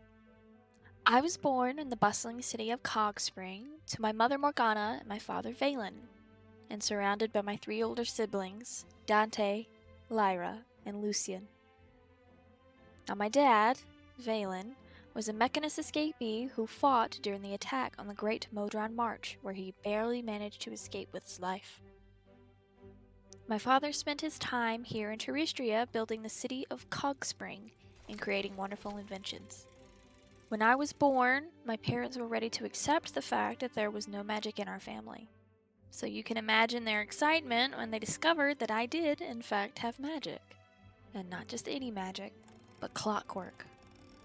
After discovering my gifts, my father spent all of his time teaching me the secrets of Mechanus and its magic.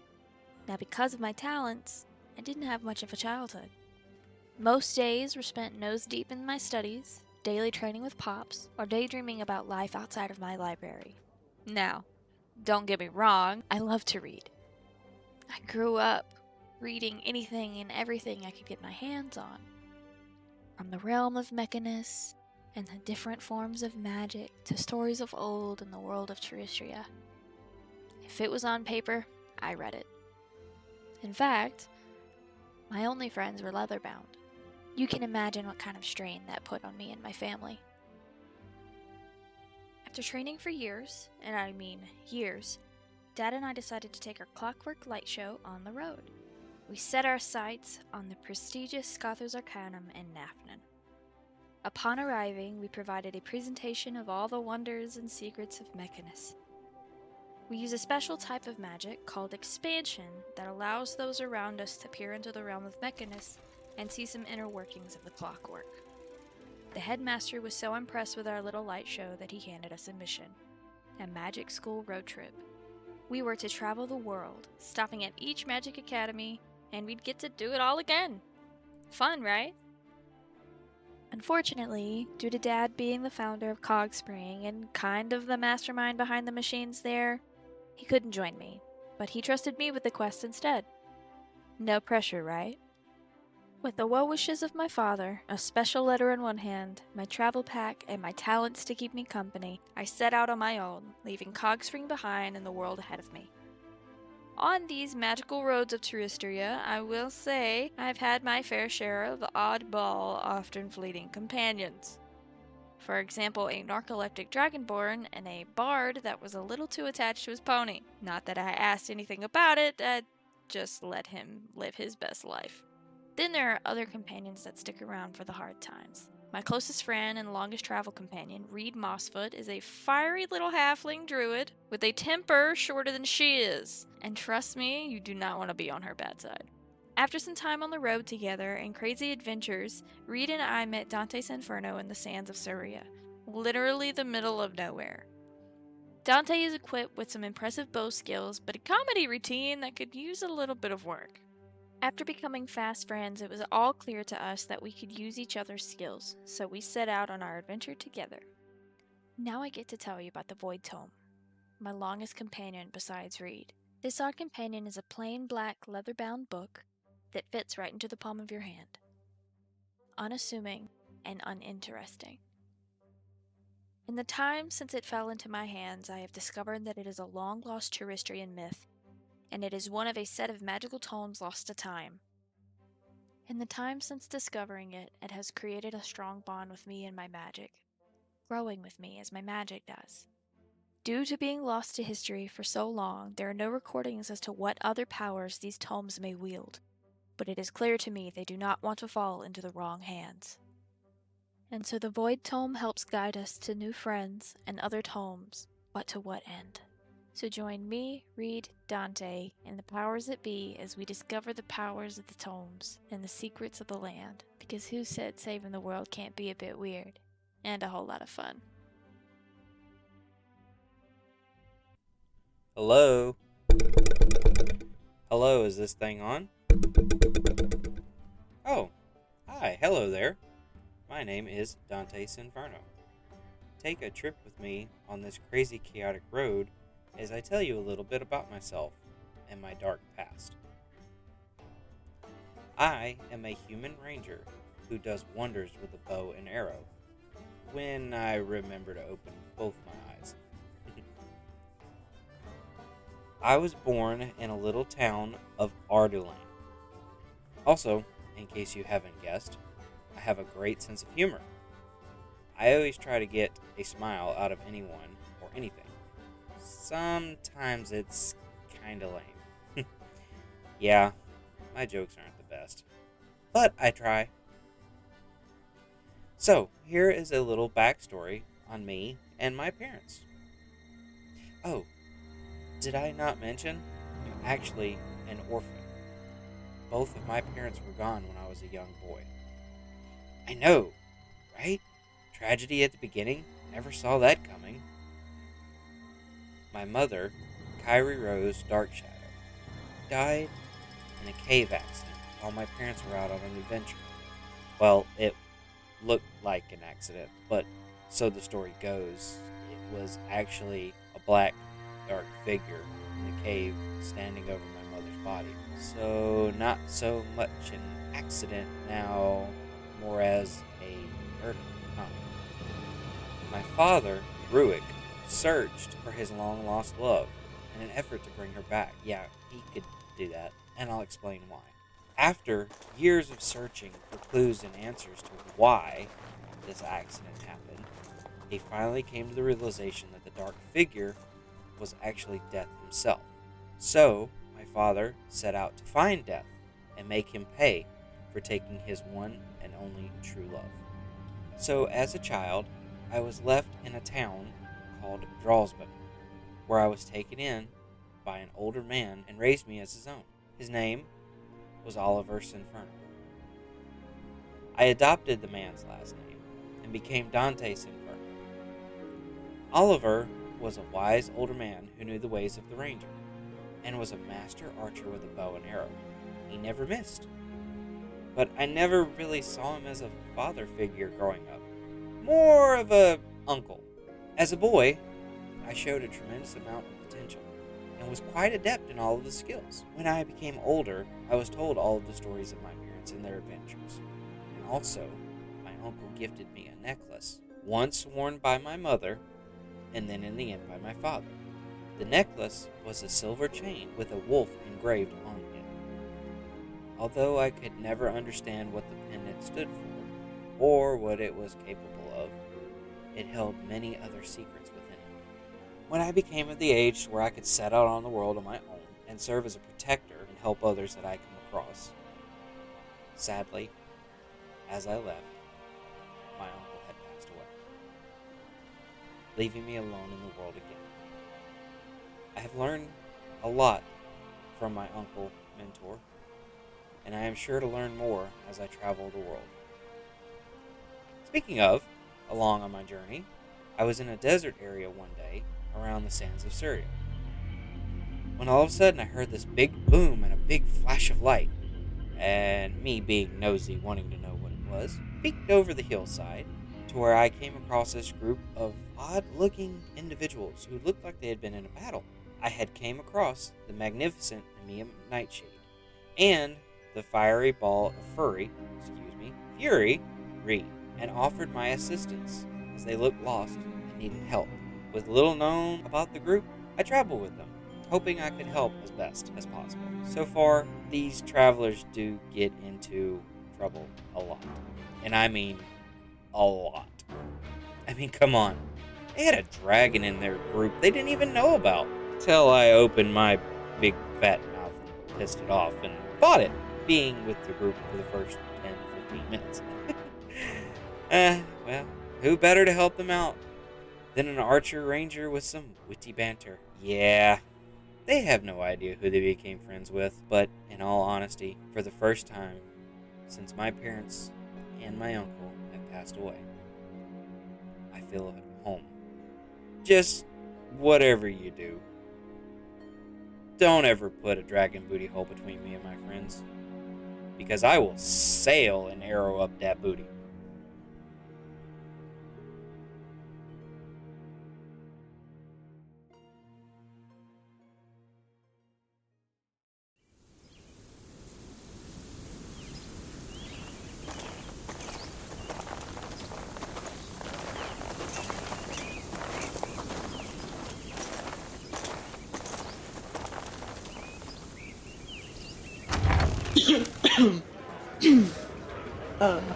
Hi, Reed here.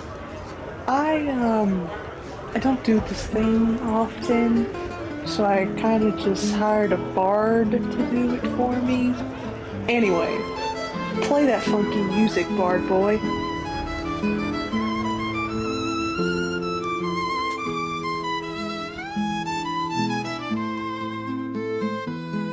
In the wrecked town, Reed was found. Nature's whisper, no family around. Raised by Alicia, taught the way, God in the land night and day.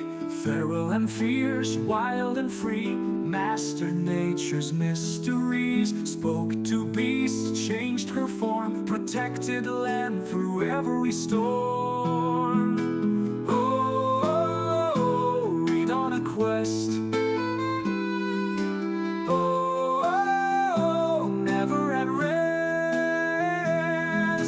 Guarded heart, eyes ablaze. Oh, nature's maze. Alicia gone, Reed took the road, left the wilds with a heavy soul. Sought new lands, knowledge to find, allies and friends, peace of mind.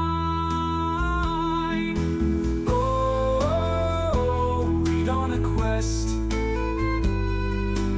Oh, never at rest. Guarded heart, eyes ablaze. Oh, nature's maze. Oh, Reed on a quest.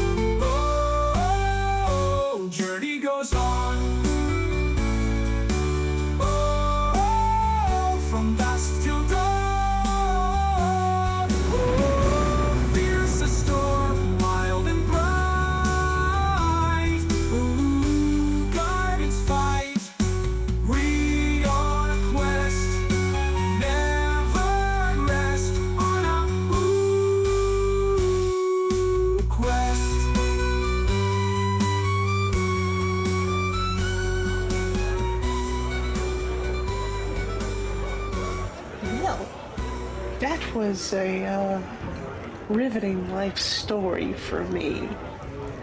Tale as short as me.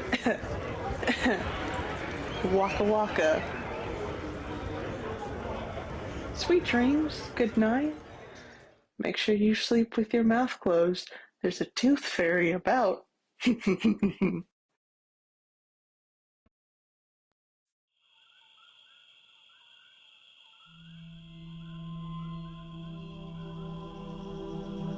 As you sleep,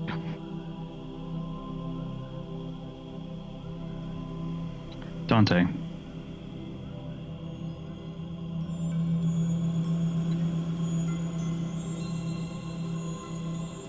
a radiant golden light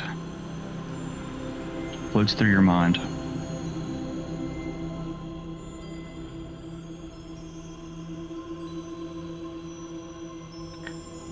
You feel your tome's power stirring softly. It's exploring your memories.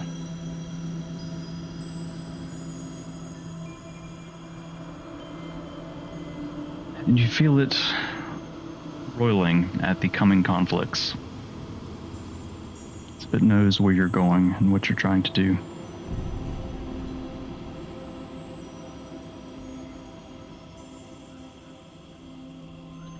The light begins to dance and take shape in your mind.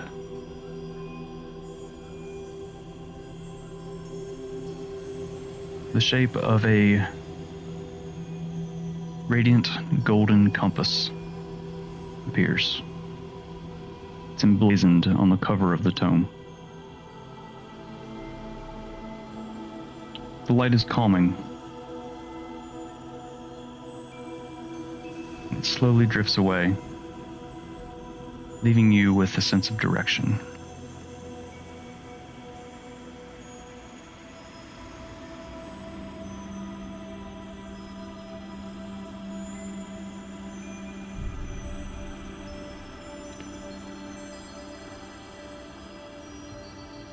So, if this computer will work, refresh your character sheet. And go, and go to your feats. Okay. You've gained the Now feat. it's Nim's turn to be flashbanged. You've gained the feat Gilded Path. If you want to read through that. Hold on. Go ahead though. I'll read through it for while we continue on. Don't wait on me.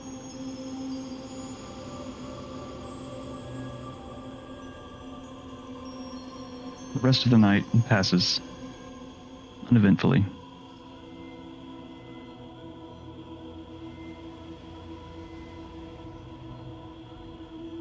You all wake. The sunlight filters the early dawn through the windows.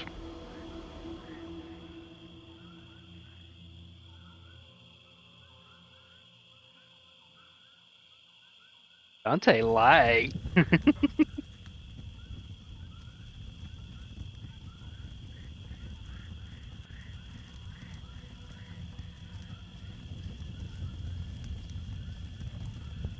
As you all wake, Billy Lurch is already moving about, preparing breakfast. Yes. Yes. Yes. Everyone take a long rest. Yeah. Let me add back your luck points.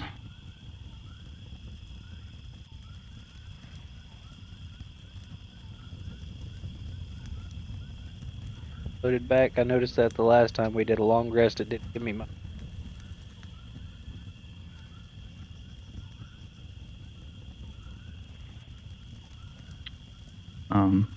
Billy Lurch has just finished preparing a meager breakfast for all of you.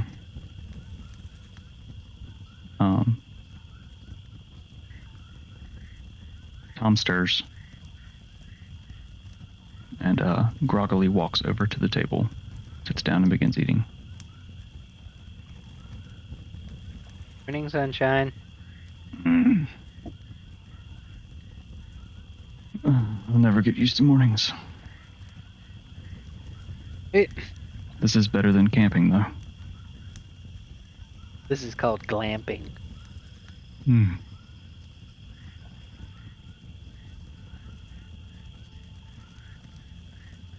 All right, what are you guys doing? I was gonna hop down and find Snoring. food too. As I'm walking and I hear her still snoring, it's like, do I need to wake another one? That is insane. Okay, fine. We're ignoring Dante today. Fine. I'll play the good guy and go wake her up. Ugh. Oh, Harding! Harding, wake up! Loud snore.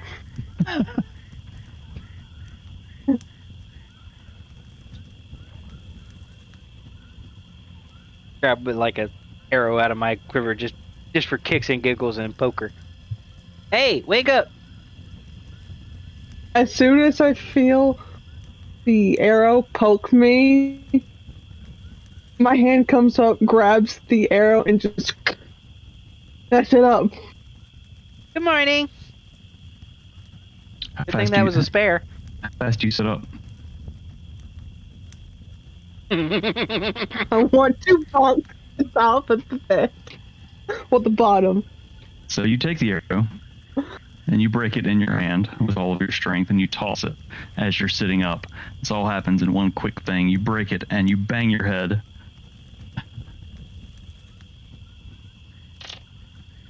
Suffering 4 points of bludgeoning damage. First thing in the morning. Worth it. As you bang your forehead against the bottom of the top bunk. Actually, immediately just healing hand. Just go, fuck. Well, now that you're up, you care to join us for breakfast? I mean, I'm not up. I'm still laying down. But sure. Don't hit your head again. I can't. It's hard. Dang. Gonna take some time with you. I'll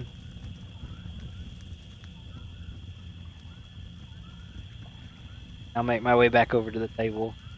Sit across from them because I'll sit in the turning them. Nim waves with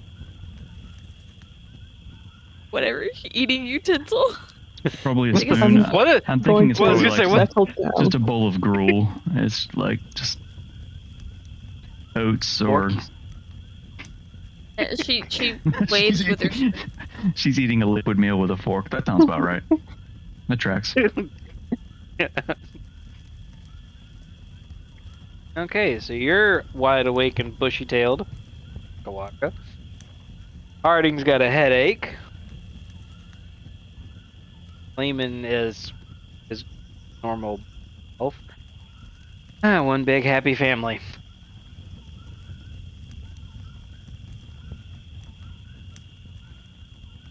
God, I hate mornings.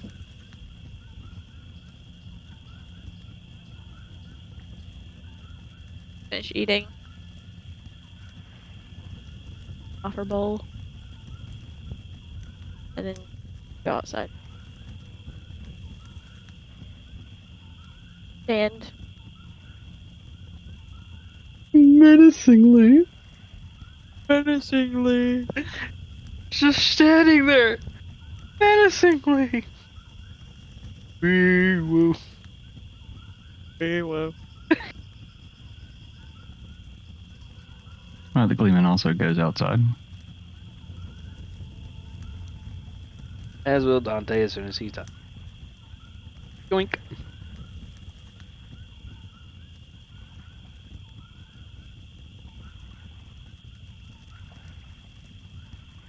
The Gleeman does go outside. Yes. Everyone's outside now, right? Except for Billy. You still never you still never told Billy Lurch. He's kind of standing in the doorway as he's bound to the inside of the cabin. Just watching you all again. Nim's gonna walk up to the door, gonna lean down, saying this quietly. Billy Lurch that gonna be.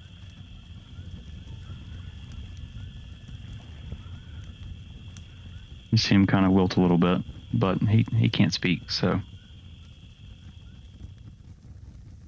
Nim's gonna look at him and be like, "Can you write?" I don't know what his intelligence is. Probably not.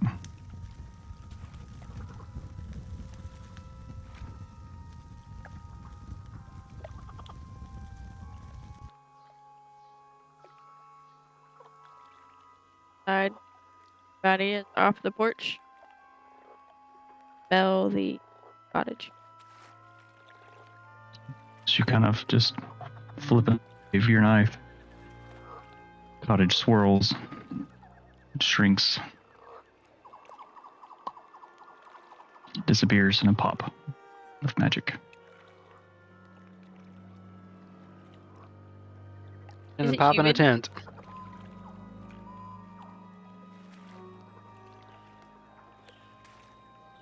You all stand on the rough. Let's see, I need to update this. I think Nim asked you if it was. Oh, yes, it's very humid. It's muggy. Okay. It stinks. Nim is going to say mechanist and change her bit to be a little bit more airy. Okay. Sleeves. Okay. But still a hood. Get a hoodie with the sleeves cut off and still have the hood. Yeah. Tied in the front.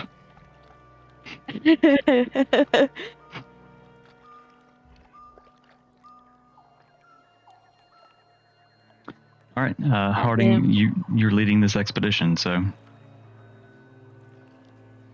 I'm strolling. They take off after Harding. Lehman also trudges along. Dante behind. Here we go again. As you make your way. Hey, Yeah. on the road again. You venture deeper into the swamp, following Harding's lead. Mm. Got it, Harding. The path is rough. It looks as if the water occasionally washes over it, leaving behind small stones and decaying plant matter. Probably what adds to the stench. You see wildlife moving about in the water, deeper in the swamp.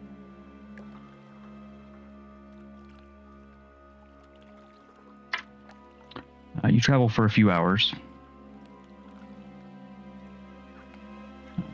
following the path, before you venture off a bit to a smaller path. And as you turn a bend, stepping carefully over boggy, murky patches,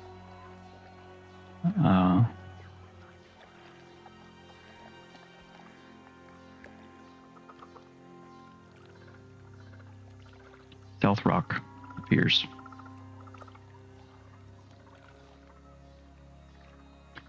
It's a towering structure made of brown stone. Harding leads you through a small ravine up to the base of the tower.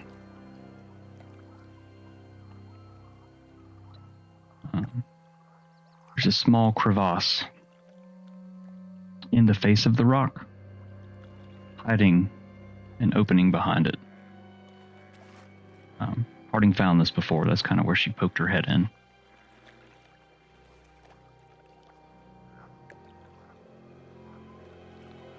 You're now at the mouth cave. Southrock. Here, let's actually switch over to this. I'm gonna extend my hands and be like, This is what that mouth do. Now, where have I heard that before?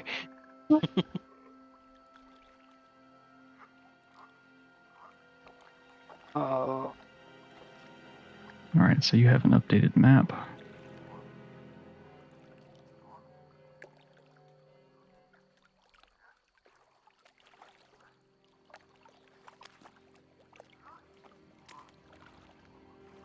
Map change. It's a small hill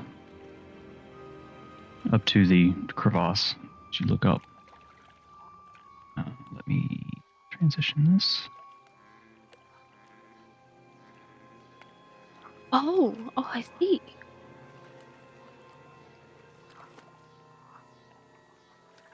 Dante? Oh, I see. Oh, I see. All right. Oh, there it is. What you guys like to do? Dem just looks at Harding and just. Harding will bow dramatically and approach the exit. Entrance. Technically, an exit. It could be. The front door or the back door? Waka Before waka. before Nim follows, she's gonna turn to Dante and pat him on the shoulder, and she's gonna say, "Get ready," and she's gonna do the Bastion of Law thing again because I forgot long rest, but it's the same 3. So it's 3d8. I got it still written down. Get ready. What do you think I'm gonna do? And just shrugs. Acts like I got all the firepower. We got the Harding with us. I'm gonna sit in the back and just be safety. Coming, gleaming. Yeah, just move him along with you for me. Got you. Yep. Whoa, he moved by himself. Cool. I didn't do it.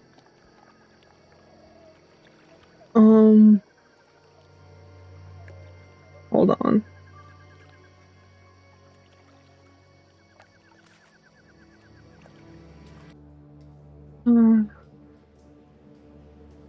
Yes. I lost it. Here we go.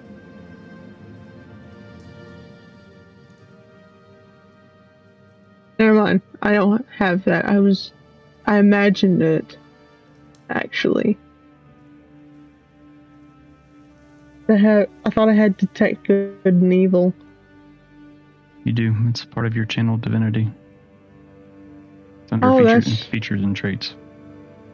I was looking at spells. I would like to just use it. So mark off one of your slots for Yes. that. I hear a beagle. Beagle of blessings. Beagle of blessing. Beagle of blessing. Oh, blessed! Hello, beagle. Come here. I don't have it. Billy. Ooh, I have something I can do in the same sense that you do. That's there, my finger, Harding. you dick. Touch me harder. Whoa. All right, so everyone take a point, take some inspiration. The Beagle of Blessings Yay! granted you joy with her presence. All right, so I would also like to cast. Until she's Detect launching Magic. at you at 9 in the morning. let's see, where is that? Your sheet.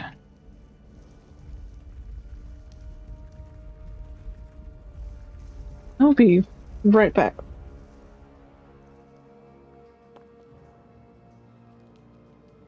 What were you saying you were gonna do, Nim? I was also gonna cast Detect Magic. Okay, so before we do that, Harding takes a few seconds, uses her divine sense to detect good and evil. So for the next 6 seconds, she can sense anything affected by the Hallow spell, or know the location of any celestial, fiend, or undead within 60 feet that is not behind total cover.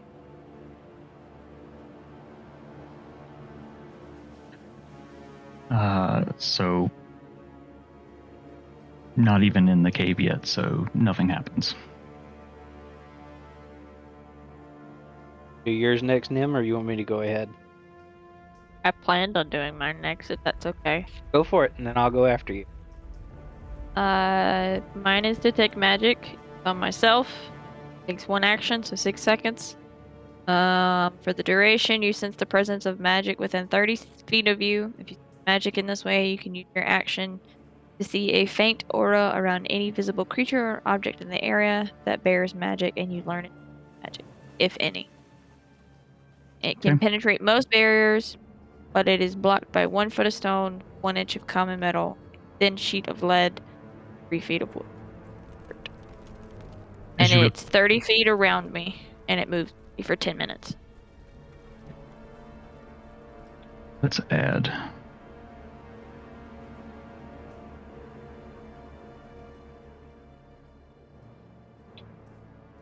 "30 feet. It can't penetrate the walls. It is not going to be red. Purple. The spell, you sense the bright points of Harding and the gleaming and a softer light from Dante as well. She's a half-caster. But beyond that, you don't sense anything else.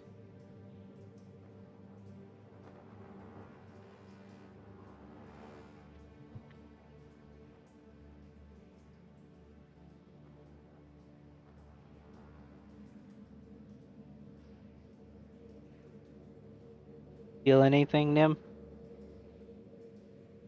Sense that way? Yes, you guys. Can you feel it now, Mr. Krabs? Okay. Well, if you don't feel anything here, I'll hold on to mine then. Essentially did the same thing I did. Or was going to do. Yeah, we continue. Harding, be sure to check off that divine sense. You didn't sense anything. I don't know if you could hear me. Okay. No. Had to get out right quick. Yeah, I think that you're not in the cave yet, so if they're behind full cover or cover blocks it. Within 60 feet and not behind total cover. So you're not even in the cave yet. As you guys move in,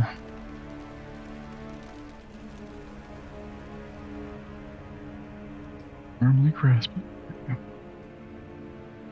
Firmly grasp it.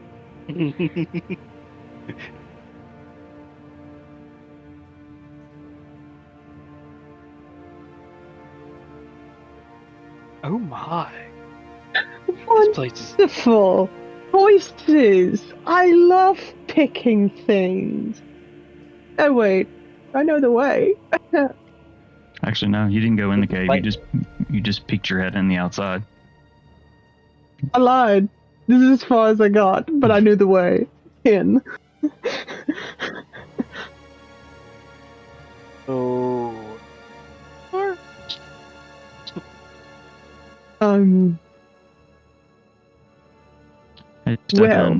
The Gleeman shakes his head, and all of you experience a very strange feeling. It's almost like a warm hug. It's a sense of having everything that you need and not wanting for anything. As the Gleeman shakes his head, he mutters under his breath, have a bad feeling about this. Let's go. Of course. Yeah, okay. So where are we going then? This is as far as Harding got. Before you stands two paths. If you continue on, let's see, pointer. You see a path this way. You can see a little bit into this path.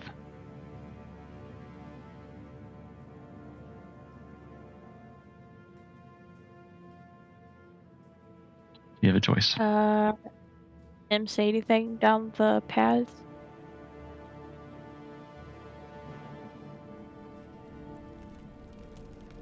What I have uncovered is about as far as you can see from where you're standing.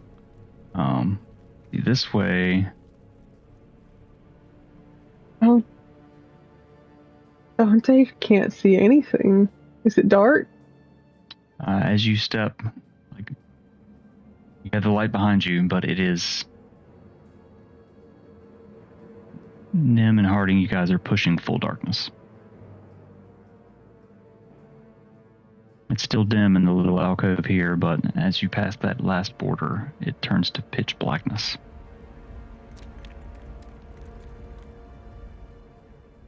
Nim's gonna tell her moth light up. Okay. A little brocade moth. Lights. It's dim. It lights up your hand in front of your face, but it doesn't help you much beyond that. They can see where your head is as it flutters around. Does it say it casts light further than that? I don't remember. It's been a hot minute since you've used them off. Believe so. Okay.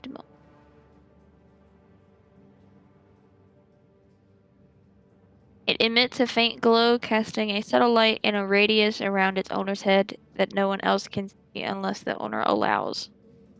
I allow them. So all of you see this soft light begin fluttering around Nim's head. So she's easily identifiable in this pitch darkness. I mean, if you have dark vision, you can see kind of the gray, shades of gray, the rest of her, but where the moth is fluttering, you can see the colors in her hair and the color of her skin.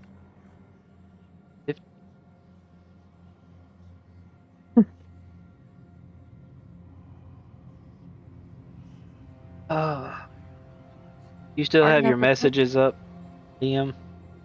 I don't. Let me pull that back up. Am I going to do? Oh.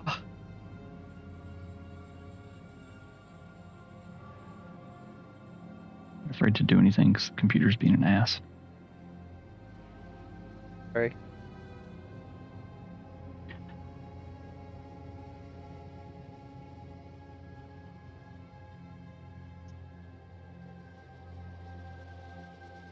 It's actually just something that Harding's. I know Dante can't. Blind as a bat. That would be the same for the wolf part as well, right? I don't know if wolves have dark vision. I feel like they would, or should. I would feel like it would or should, but in the readout of it, I can't. It doesn't say it has keen hearing and smell, but I don't see anything for.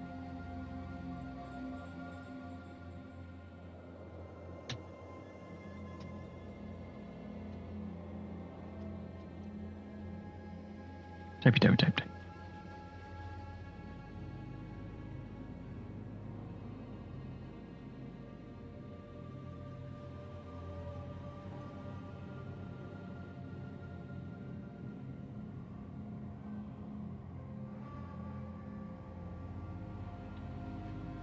Yeah. Tap. I think I'm going to say, I'm going to rule it, and I'll add it to your sheet, that your wolf does have dark vision. I'm going to say to 30 feet.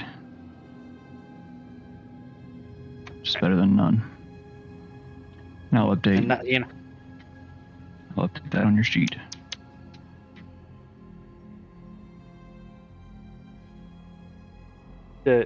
while you're updating that, I'll play it out then as Dante hears Harding say, "Can Dante see in the dark?"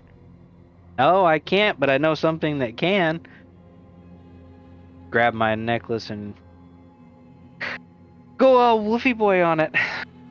Woofy boy. Alright, let me see. Where's your token? Meow. Wishy red man, what you want, boy? I was right. He is a furry.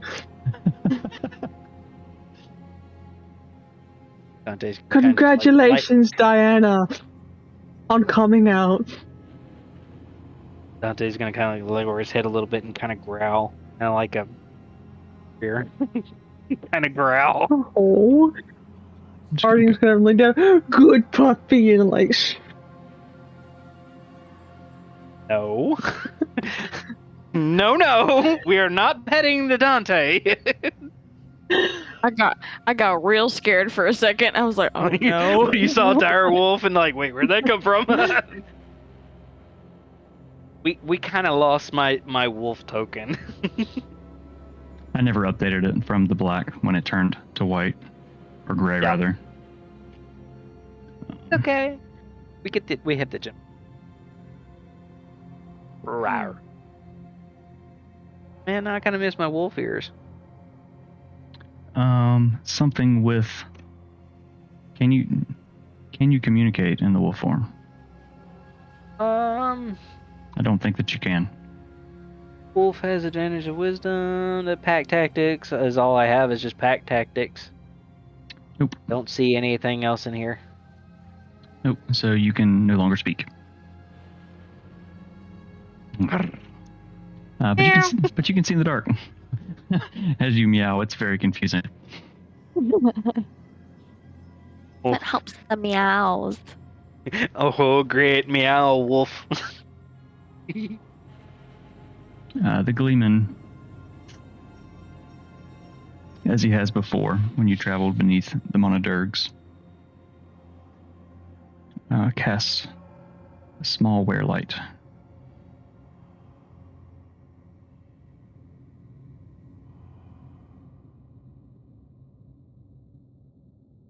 It's a red orb of light that seems to stick in the air above his head and follow him, casting red light within, 10 feet in each direction. 10 feet? I'll add this up. 10 feet in each direction. Because he also cannot see in the dark. He's a human. So he moves up behind Dante. Which way are you guys going? Okay. Yeah, these get a little wacky.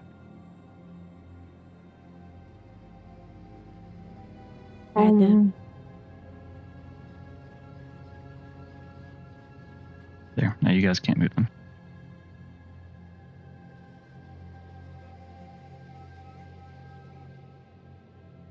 So which way are you going? I'm sorry, I didn't hear if you said something. I was looking at Harding and I just said Mademoiselle. Dante's looking at like a wolf form, like tilting head, like. don't think I like your tone there. Let's go this way. If I can. There we go. Good lord, that was a hop, skip, and a leap.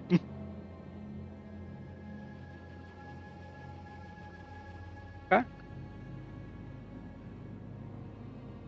You turn the corner of the path that's revealed. You can see a decent ways in the dark. Is this another path? Okay. Oh no. That's just a wall. Then would like to check for traps. Okay, roll an investigation check.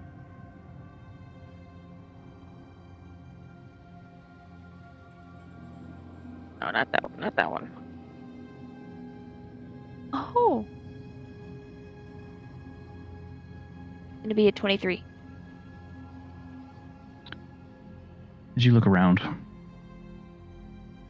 You study the walls, the ground, look up into the darkness. Don't see a ceiling.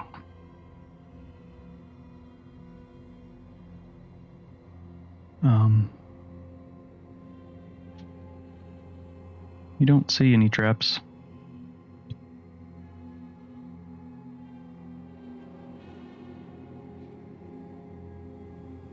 Nim's not gonna touch the wall at any point.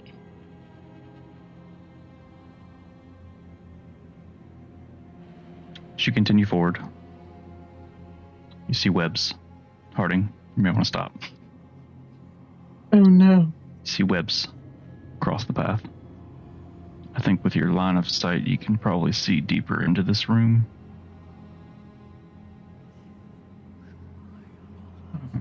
You can probably see about that far from your vantage point. You see a room filled with webs. Techno web weep.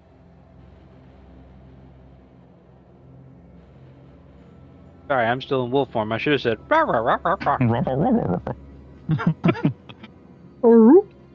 Now, wait. Quick question, and I mean this all seriousness. I know I can't speak to where they can hear me, but if I hear them, I understand English. Yeah, your intelligence doesn't change. They're, It's only your physical stats that change. Your intelligence, wisdom, and charisma stay the same. It's Dante's, but your physical stats, your strength, your dex, and your constitution are that of the wolf. So I'm a smart puppy dog. Yes. So seeing this room filled with webs, stretching everywhere. What you doing? I do believe there's spiders this way. Nim takes out she reaches into her bag and takes out a torch. Okay. And she lights it. Okay. Says, pardon me. Your pardon? Walk up and take the torch to burn away some of the webs.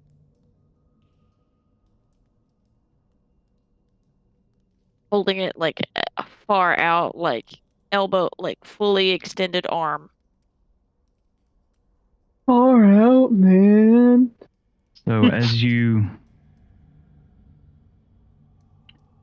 light these webs here,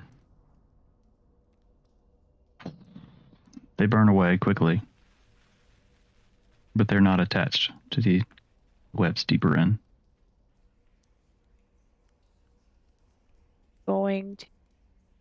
As she walks, she's going to raise and lower the torch, getting as low as possible and then as high as possible to burn out as far out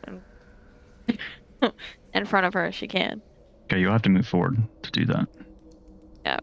So as you move up to this next group of webs, you actually get a good... You can see the rest of the room. The Gleeman is still behind me, walking as I walk too. I'm staying back behind them. Yes, he is following behind you with the wear light. Yep. As you light the webs here, webs burn on away, and over a rock over here, tall, probably 8 foot, just boulder that's in the room. As it burns up and over around it and into the center of the room, you hear a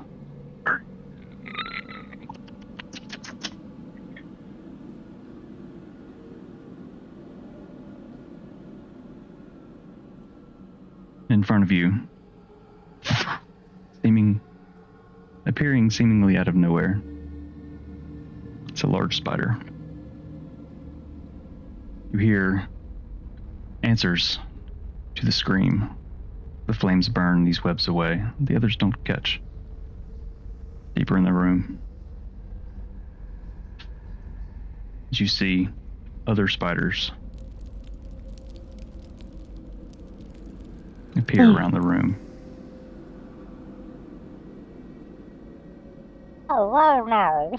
Oh hell no! You have just a second to decide what you want to do. You can't cast anything or do anything. It's just you have to make your decision of what you want to do. Do you want to fight or do you want to run? Or do you want to prepare yourself?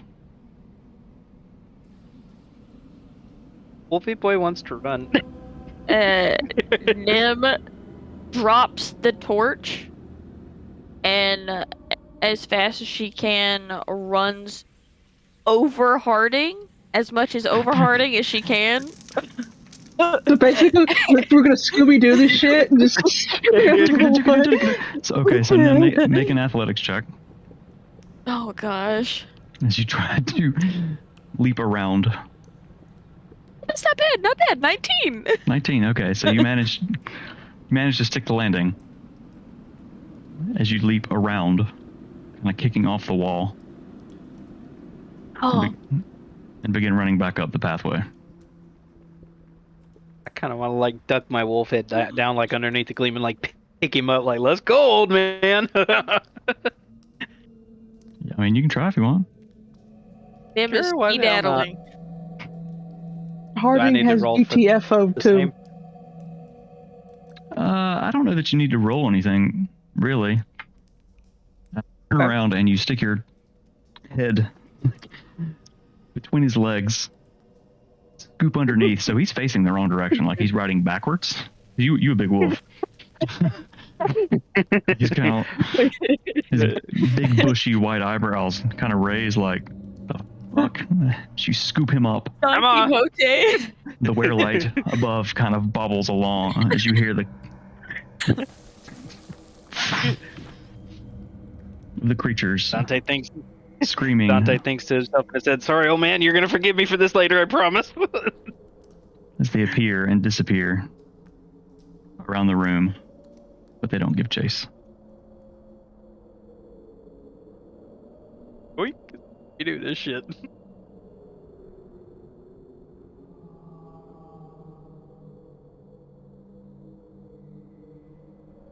Guess we get like back around here and we kind of like stop, catch our breath.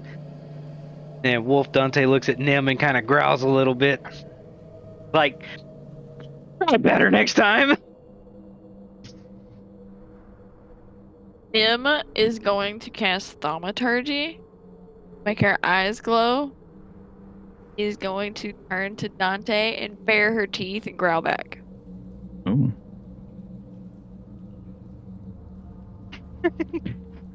So you show her your gur face.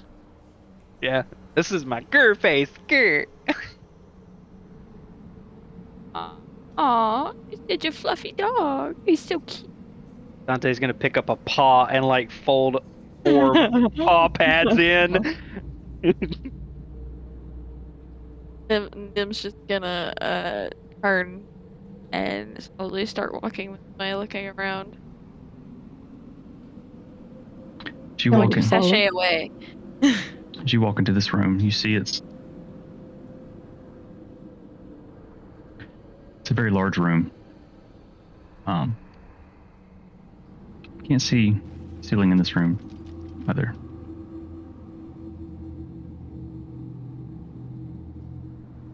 You hear something shuffling around.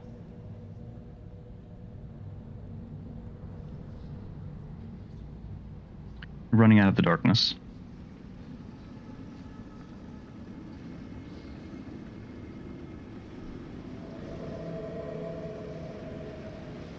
Are several creatures.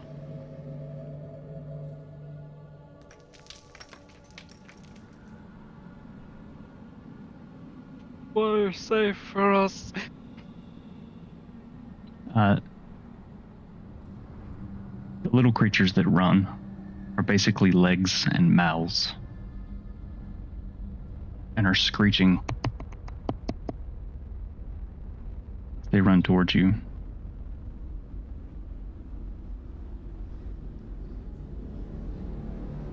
I take my Buster Sword and go, oh, they're like full, like, I got golf that shit. They are full Come on, on. Tiger Woods. They are full on running at you. What is that? What is that? That's terrifying. Nim is going to I guess her first instinct is to cast Firebolt. I don't know if she's necessarily aiming. So I need everyone to roll initiative. Crap. Where were you several minutes ago? Right here. I got a natural. I got a 14. I would use Dante's. No, you would use the wolves. Because that's dex. Dex is a physical stat. So roll a d20 and add your dex.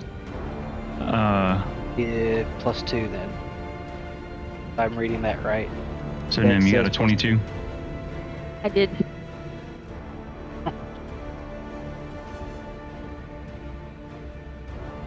What'd you get, Dante? 7. Rolled a 5 +2. And Harding. 14.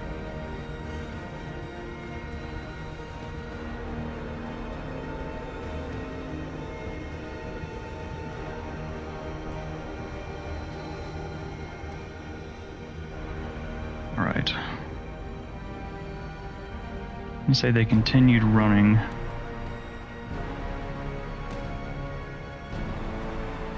All right there. Now we'll switch back to the map.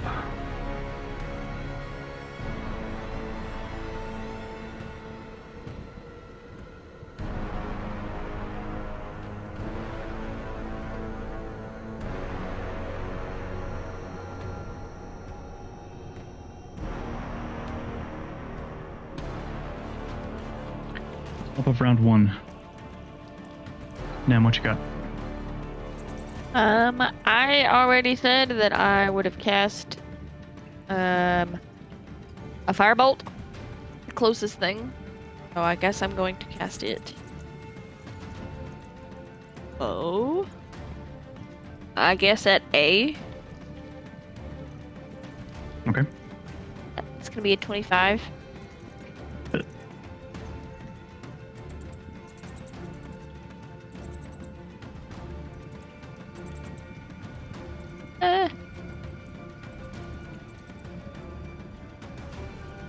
It's 2d10.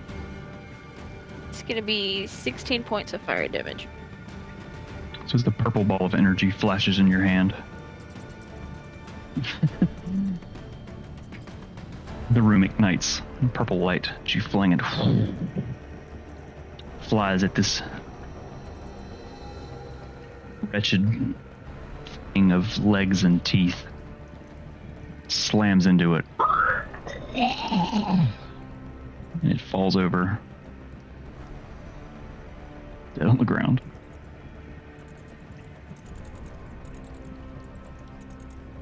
Going to back up.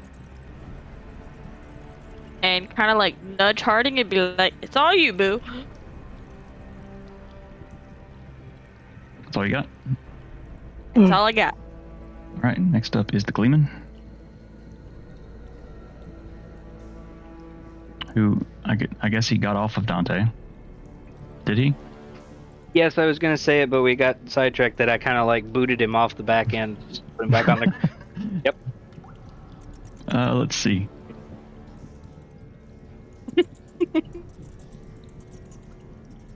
Dante does that and knocks him on his ass. No. He lands, not gracefully, but he lands on his feet. And he is going to cast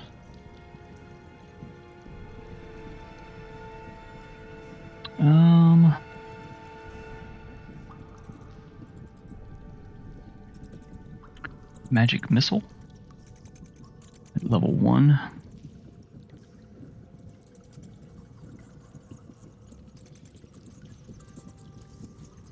Targeting the remaining creatures.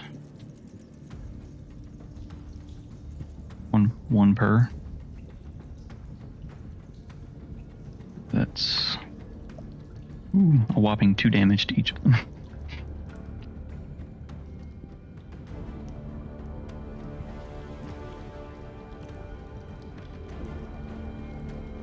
His hand flies out, missiles. The noise echoes through the cave.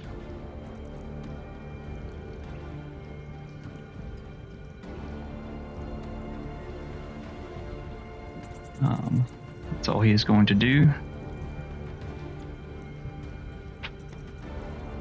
Cat fight and chat.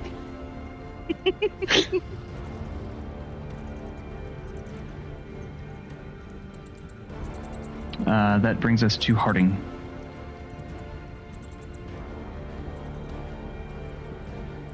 I am going to walk up to this one and just swing the Buster Sword into it. No radiant. All right. Roll and attack. Roll with your sword. Okay. We got a 12 for the first one. 12 will not hit. As you swing, ducks. Sing. Flies over its head. We have an 18. And 18 will hit. Okay. 2d6 plus 6 minus. That is a solid 10 damage. Solid 10 damage. So as you swing your sword, it slices across the creature and deep into its back. You notice it doesn't do as much damage as it should.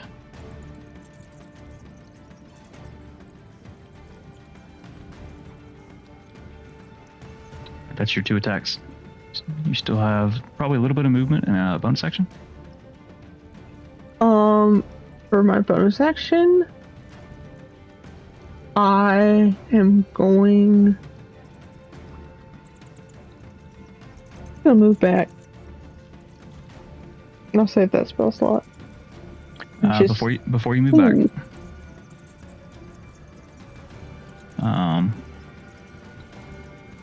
two of them get opportunity attacks against you.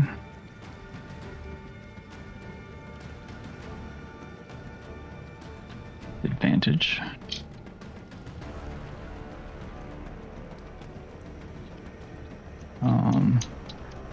D is going to jump out, bite at you. That is a 21 to hit. Oh. As it circular mouth of teeth sink into your skin, feeling. The creature latches onto you.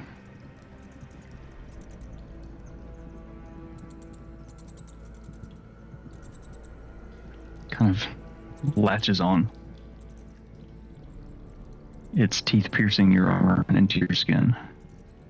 It's kind of just hanging there. I'm gonna say, it's on my titty.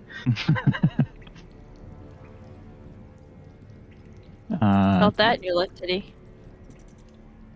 I did.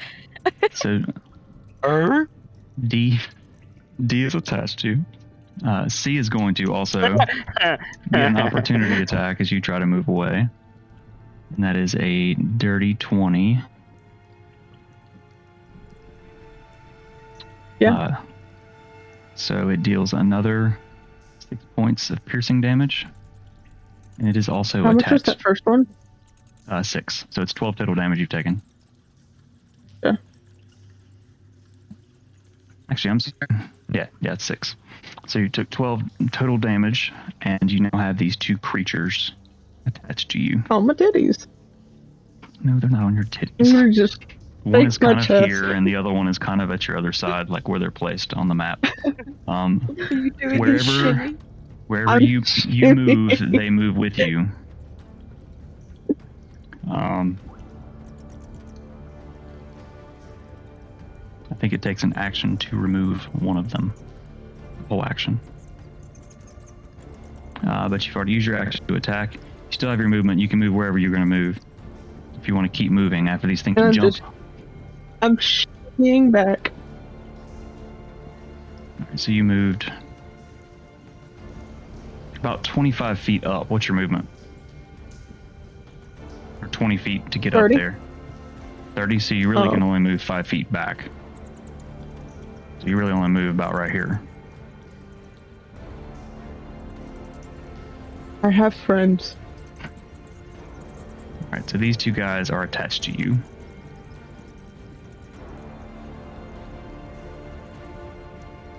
Bonus action, anything else?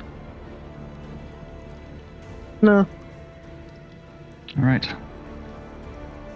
Now it's the creature's turns.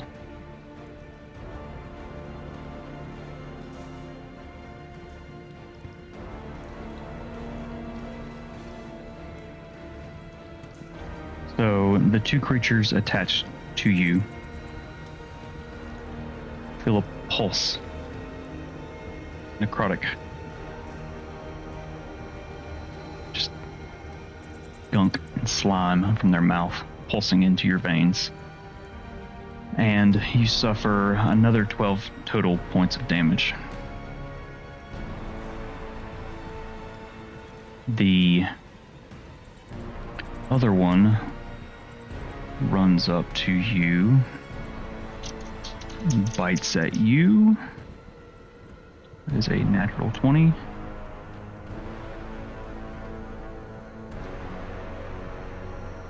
So you suffer 12 points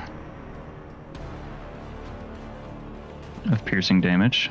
And it also attaches to you. You've got 3 of these fucking things hanging off of you.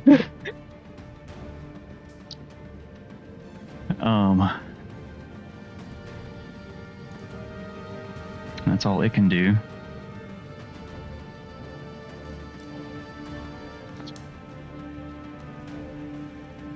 The other creature, more humanoid, the way it looks. Sharp pincers, not really pincers, but spiked limbs. Shambles forward. I'll say he actually kind of walks around the other things.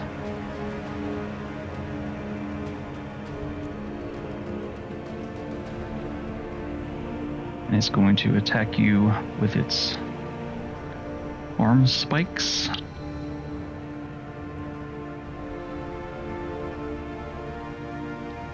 Straight rolls, 2 attacks. That is a 23 and a 17. 23 hits, the 17 doesn't. The first one strikes out, misses. One that follows pierces your shoulder, dealing 14 points of piercing damage.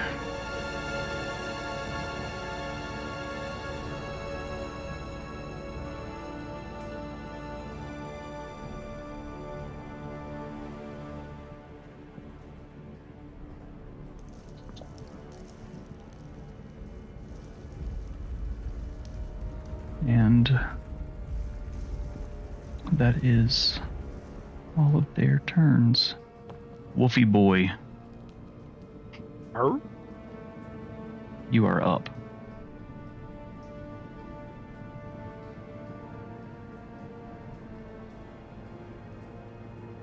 Alright. I will waddle my wolfy self up where Harding is at. Let's see.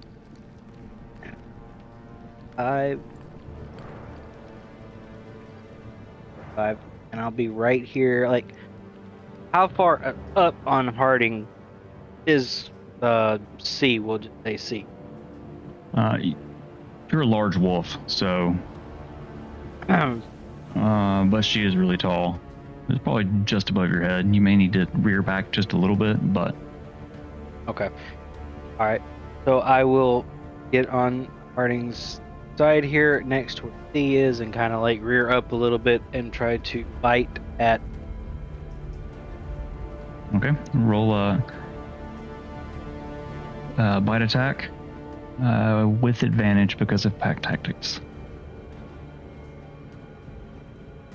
That means it. Okay. 14 plus 5 is 19. Giggles. Yeah, we'll go with the first one at the 19 because that was a 1 on the second roll. Okay, that'll hit. Alright, so now it's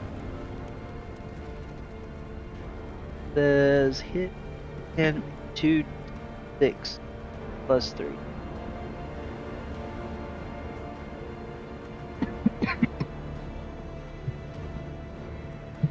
Okay, so that's 9 total plus 3 is 12. So take 12 piercing damage. And it says if the target is a creature, it must succeed on a DC 13 strength saving throw or be knocked prone. Since it's currently attached, I don't think it can be knocked prone. Since it's not on the ground. How much True. damage did you say you did? What did I say, guys? I know I said. I think I heard 12. I think I said 12. 12, yeah, because it was 9 and 3, so that's 12, yeah. So as your maw opens and bites into this creature, clamp down, and it stops moving, and it falls to the ground dead.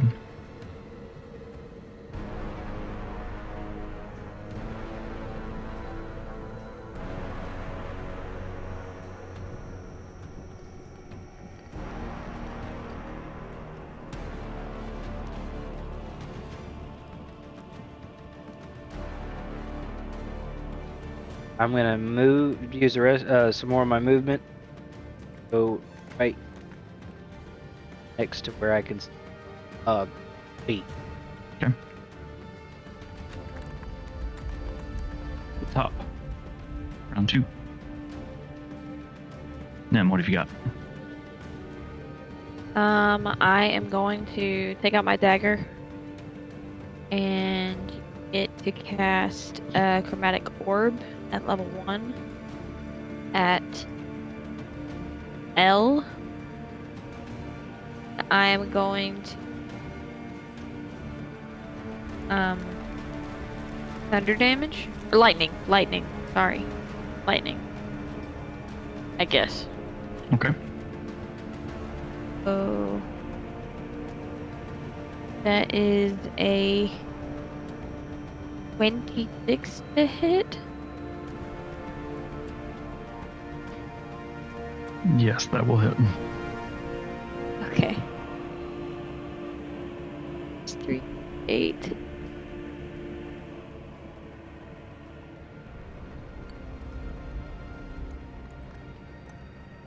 That's 15 points of lightning damage. The orb, crackling with energy, you fling it, flashing brightly through the cavern. It slams into the creature. It doesn't look overly fazed by it, but it's not happy with you. It's not what?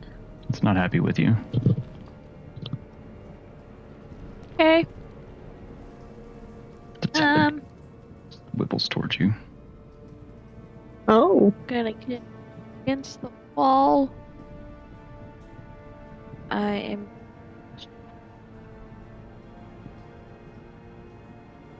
doing my sorcerer cast a quick spell. firebolt once more on this creature once it looked at me. I think when you use Quicken Spell, you can cast a leveled spell if you want. It's just, I mean, if you don't want to use your slots, I get it, but I'm pretty sure that you can do that, right? Yeah, I don't want to use slots right now. Okay. So that is going to be an 18. All right, targeting L again. Huh? You're targeting L again? Yes. You said that was a 15? That was an 18. 18. Yes, that will hit.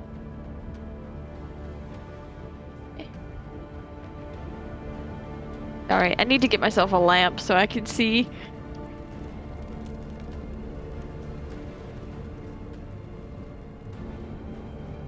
Been using the flashlight on my phone because this will be too dang bright over here. Be 13 points of fire damage. Purple light ignites the room again. And that is going to be my turn. All right. Mr. Gleeman.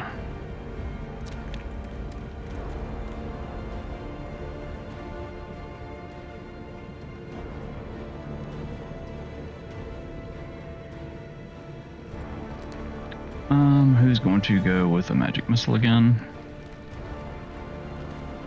Targeting the two attached to Harding, two each.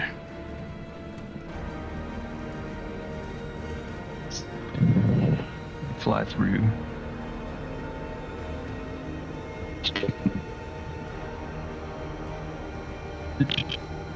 Both looking pretty rough and bloody. And that brings us to Harding. What you won't do? I'm going to reach behind me and grab my dagger. I'm going to shout, "Baby knife!" and just slam it. Baby knife. That's a +8. She is risen, baby girl. Harding and Nim are just Deadpool and Wolverine.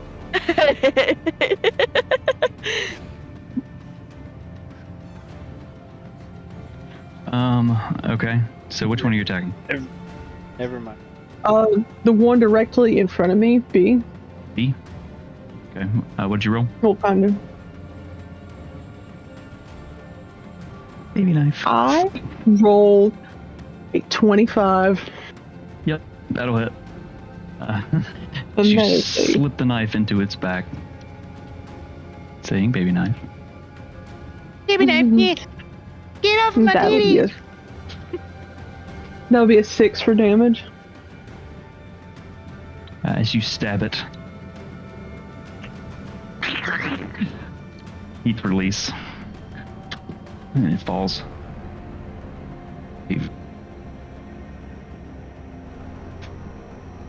And then, my second attack, I'm going to shout, "Baby knife!" again, and stab it into D. All right. And that'll be a 16. That's a bonk on Dante. That will hit. You can't bonk. You cannot bonk me. I was muted. My microphone was turned off. Sure. No. Sure, Your okay. face. Your Okay, face sure. said And that's everything another- you need to know. That's another 6.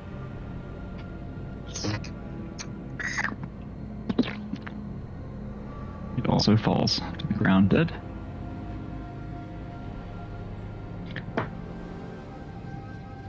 Let me disappear these creatures.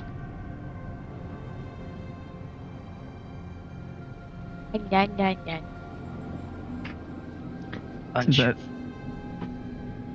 that is your attack action. You still have your bonus and some movement.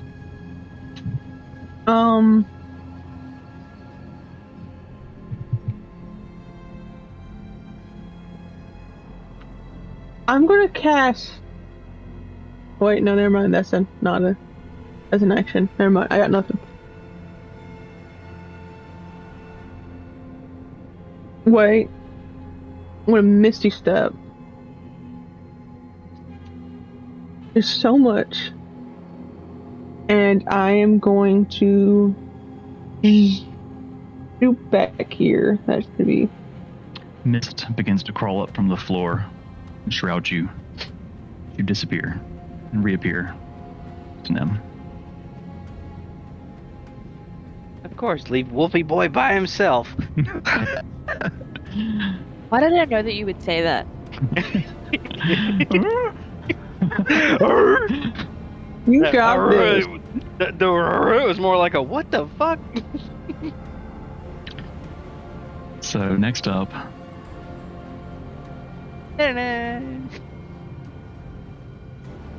is I'm the only guy standing. He's going to run full speed at Nem.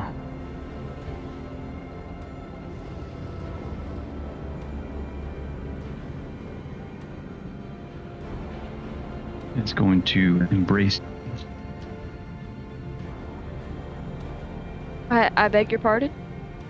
Embrace you. That is a 17.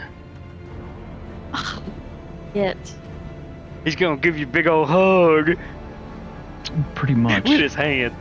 With his hand. As each of the arm spikes stab into you, you suffer 25 points of piercing damage.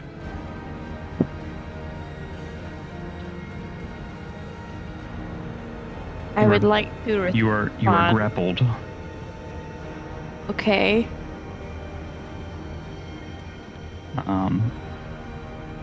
You are also frightened.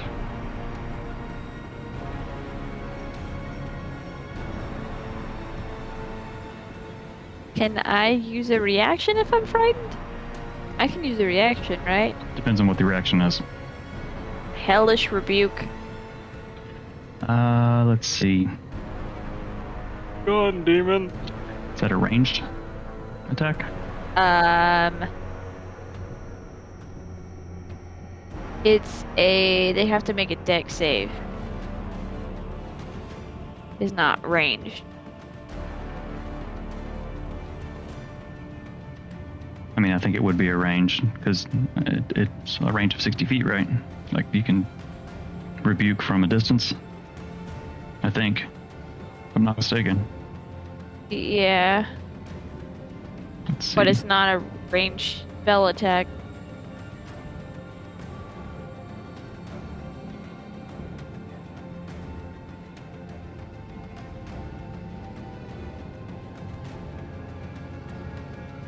Range area 60 feet.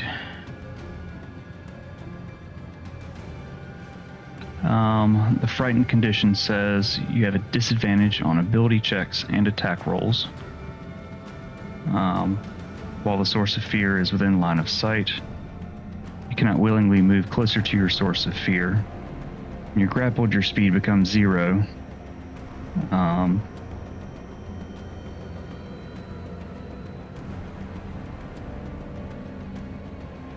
don't see why you couldn't hellishly rebuke.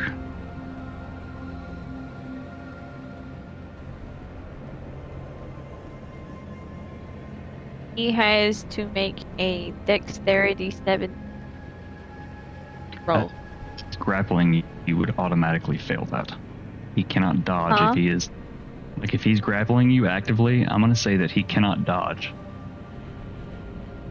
Oh, okay. Alright. No. I feel like he's stuck you these things and is holding you in place with them, and you're just standing directly in front of him. As this happens, Nim's gonna scream and kind of point at him, and it's gonna be fire.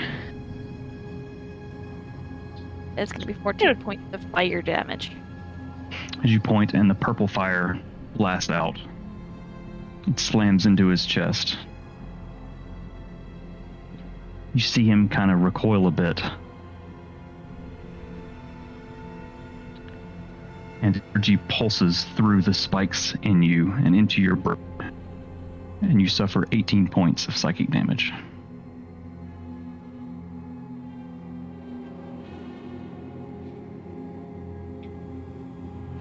Okay.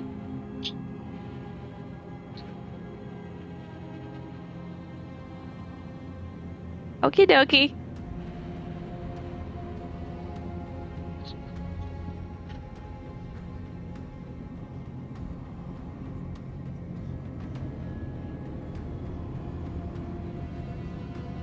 All right, I think that's all it's got. Brings us back to Dante and his wolf. Yeah.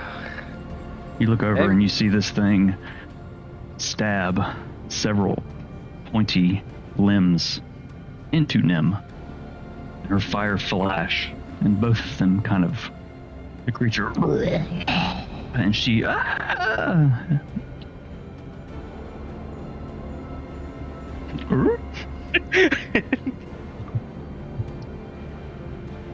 Dante's a little scared now because he's afraid that if he hits this, it's gonna hurt Nim.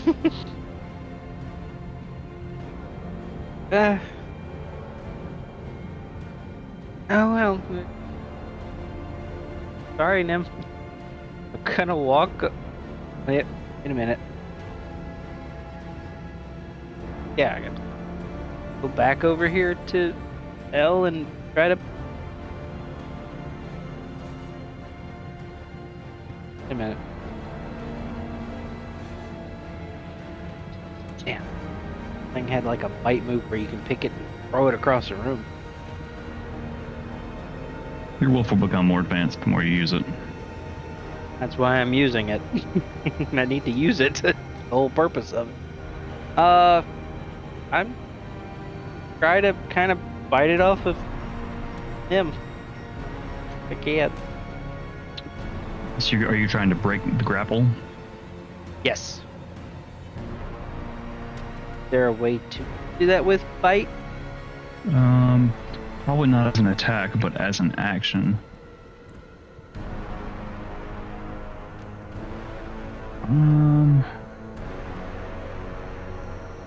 I've read so much on grappled and I can never remember any of it. Your brains couldn't seem to grapple it. Waka. I think it's supposed to be opposing athletics. That's a basic grapple, I think. Can you grapple drag someone out of a grapple?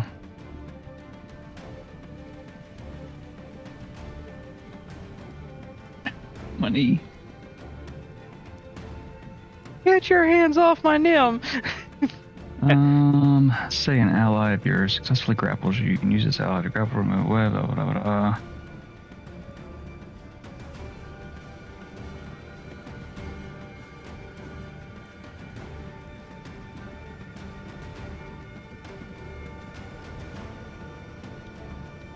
Well, I mean, you could try. instead of like using bite as an attack, kind of like as an action, like help something. You would probably need to, like, it wouldn't attack, but you would have your mouth to grab the creature and try to pull it away from them. You'd have to actually use some movement as well. Yeah, at least 5 feet. You've got the movement left. Let's see. If I was here. 15, 20. Oh yeah, I got plenty of movement. I can move. Alright, so make a strength check. That's wolf. That would be under my skills then, correct? That would be under the stat block. Yeah, for I see it. the wolf. I see it up there. That's 13 plus 3 is 16. It rolled an 18. So as you try to pull it, you do manage to pull it back 5 or so feet, but Nim comes with.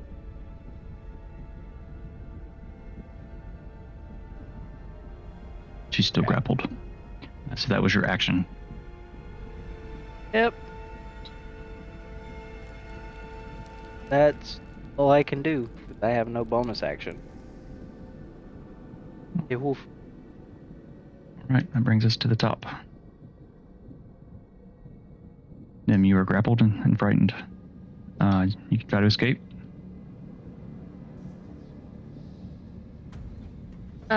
I doubt that I'll be able to. I'm gonna take my dagger, and I'm still screaming at this point, like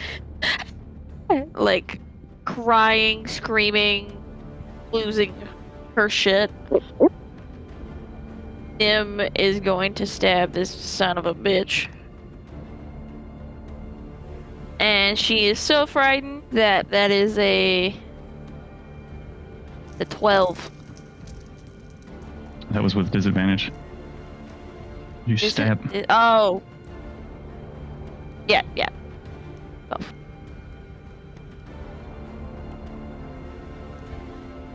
I rolled a 3 on the first roll, so. Disadvantage on ability checks and attack rolls. Yep.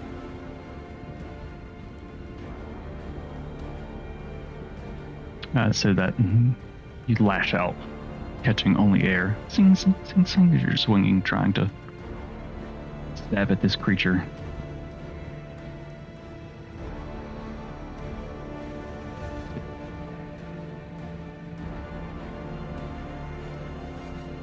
Bonus action? I'm going to try to cast Misty Step. Okay. And I want to vamp here. Mist covers your body. You disappear, and you reappear.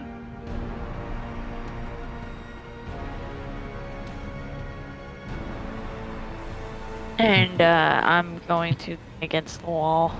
Blood runs down. The spikes that stabbed you.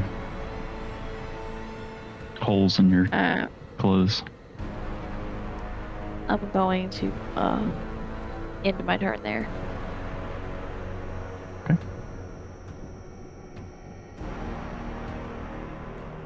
Technically still in Dante's mouth. No, because I think you failed to grapple. You just pulled him and then he kind of shook you off. Gleeman's going to cast a firebolt. Say 13 and 10. Neither of which hit. His balls of orange light just across the room, scatter across the floor. Missing entirely. Damn it, Gleeman. He's then going to move back and stand in front of Nim.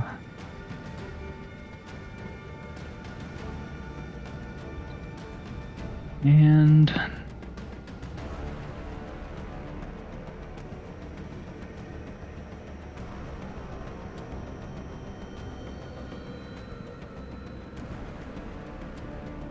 cast a level 1 healing word. Where are the dice on that? I can't find it. Level 1 is 1d4 plus your spellcasting modifier. You heal for 6 points. Yo! Thanks, Gleeman. She's like leaning against the wall and like, thanks. I don't know how much makeup she wears, but I just imagine like she has like streaks down the side of her cheeks. Black mascara running everywhere. You probably haven't been doing your makeup over the past several days. You've been just kind of fucked up. So the makeup you put on like 5 days ago is probably looking pretty shitty. I don't think you've washed either. Girl, you looking rough. So that brings us to Harding. You walked in her room. I'm going to sheathe the dagger. Re-up with the buster. Swing it a couple times and rush L. Swinging at it, and I'm going to cast Searing Smite as a Ooh. bonus action. What does Searing Smite do? It's basically Smite, but fire. You said at level 2? Yes.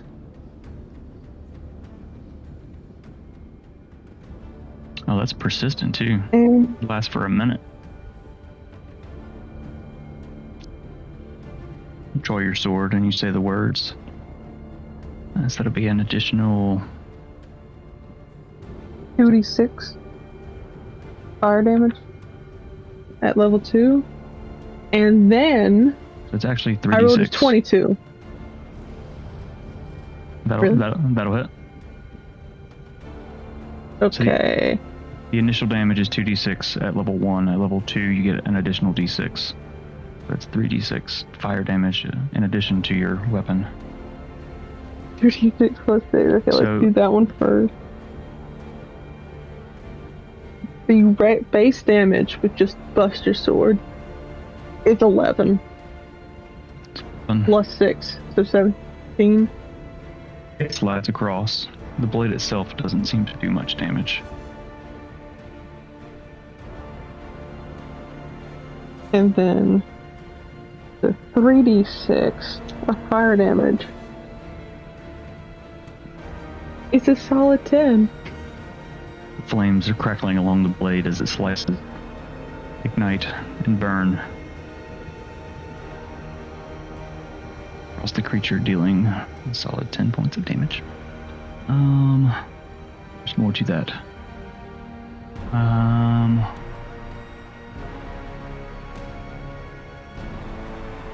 And he is on fire. Causes the target to ignite in flames. So as the blade drags across, really penetrating, the cavern lights up as this creature is on fire. At the start of each of his turns until the spell ends, it must make a Constitution saving throw. On a fail, it takes more damage. On a success, the spell ends. Alright. So is my Searing Smite only on the Buster Sword?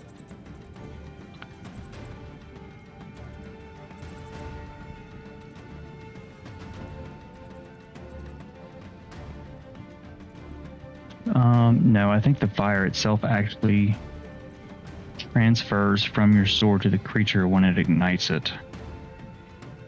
And at the beginning of each of its turn, it has to make a save. If it fails, it takes 1d6 fire damage. On success, the spell ends. Okay. I'm going to...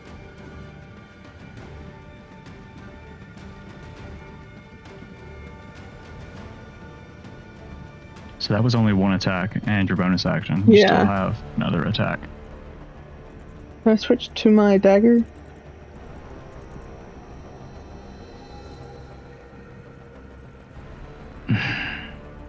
Yes, but you can't sheath your sword. You have to drop it. Okay. I'll just drop the sword and go baby knife and just plunge it into it. This creature's burning on fire, screaming. Roll an attack. And that's a 25 to hit. It'll hit. Damage. Sorry, but I'm gonna blame the internet. Did she say baby knife or booty knife? Because I heard either or. Baby. Okay. Just checking. That's 7 for the damage. You try to stab it. Doesn't seem to do as much damage as you'd hoped.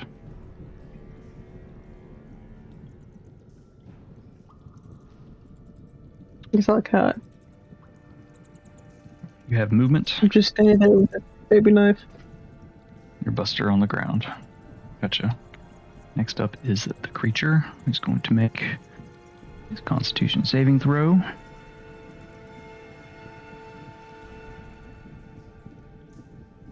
That is a 7. Suffers 2 points of fire damage, and the fire persists.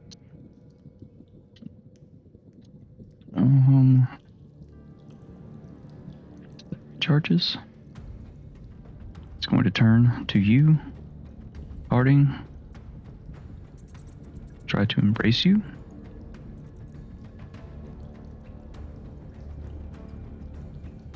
It is a 21.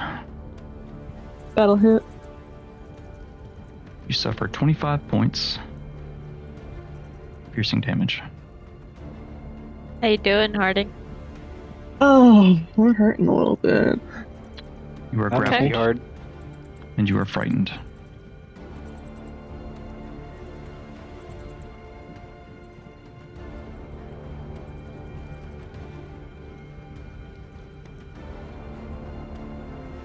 That's all it's got.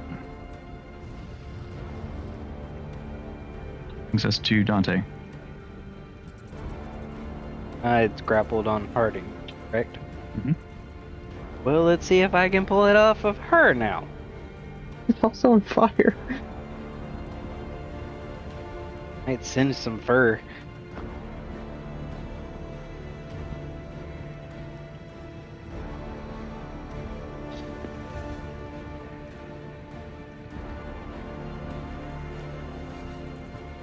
Curious about something.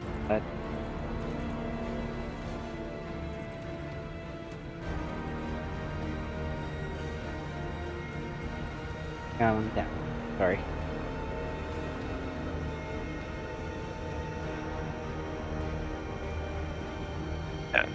Great. I'll try to pull it off of her now without getting my fur singed. All right. Roll a strength check.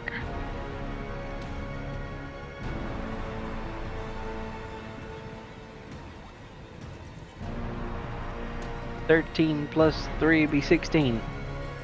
I did that just a minute ago. Yeah. I rolled 18. A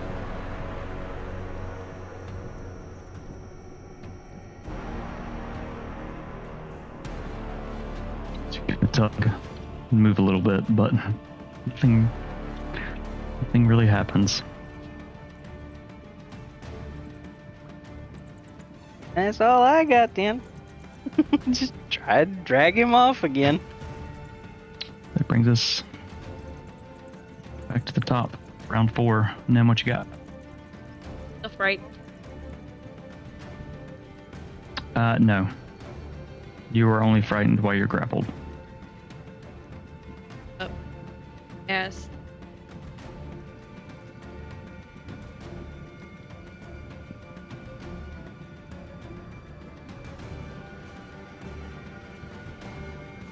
I cast healing.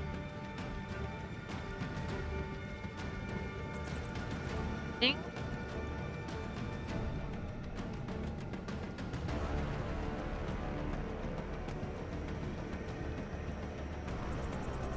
Oh. 12 points. I rolled 2 4s plus 4. Nice. And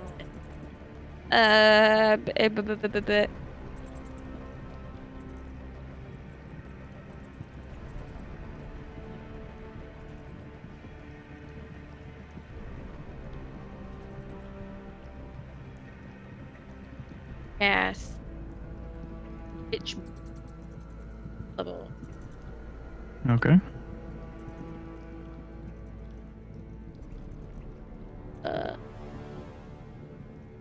Thing. Be a 25. Yeah, that'll hit.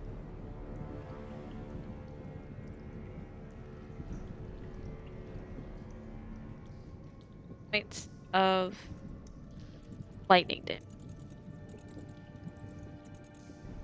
And I believe it stays attached.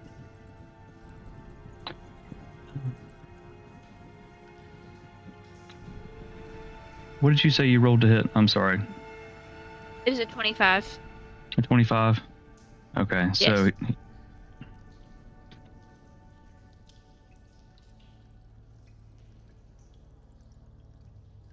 I don't know.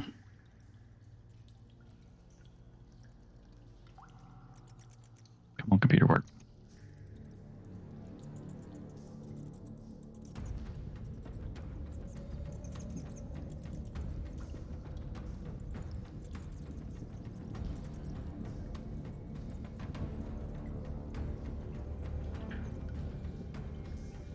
I think from your vantage point, the creature has full cover because Harding is fucking huge. So you can't target from here. Sorry, I missed that entirely. So you can move and then do it with all the same rolls and stuff. You'd need to move in a place.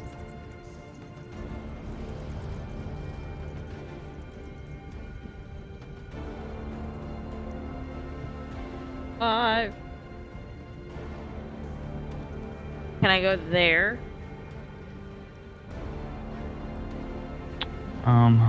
I'll say, for the sake of this, yes. Okay. It'll kind of be around Dante. It will probably just barely hit because of the cover. Cover is something I always forget to think about. Yes. How much damage did you say? It was 6 points of lightning damage. Right. And it stays attached to him.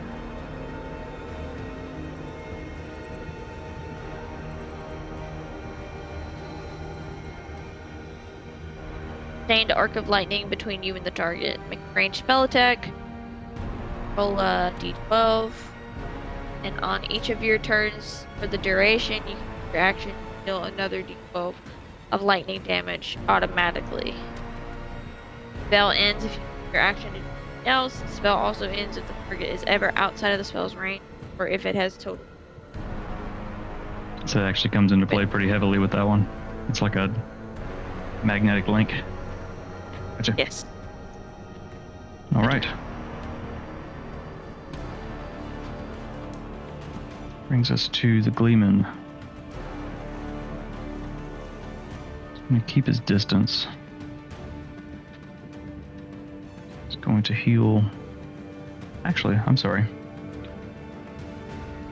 As the bolt hits the creature, it screams, writhing in pain with the lightning hitting it. It's still on fire. Pulses of energy through the spikes go into Harding. You suffer 18 points of psychic damage. I'm being penetrated. Right in your brain. Holy cow. Hey, check our messages, guys. What's going on, folks? How are y'all doing? No! Welcome in. Oh my god. What'd I miss? Party that just rated us of 46 people. Holy crap. We're I'll up have to my stuff 56 pulled. now. Hey, what's Welcome up, in, everybody? Raiders. How are y'all doing? Yeah, I guess my Raider stuff is turned off. I didn't see any of it. Holy crap. Welcome. Howdy, howdy. Don't forget about that giveaway. Yes, be no sure to use joke. your channel points to enter the giveaway. We're giving away a dice set tonight. Let's see, where are they? There. Dice set.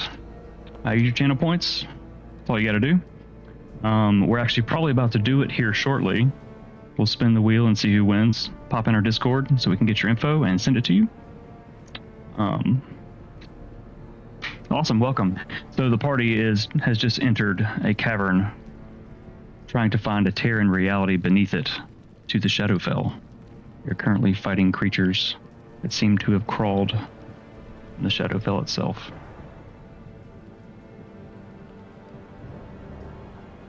Yeah, I need to fix my stuff. I have all that turned off because the computer was glitching earlier.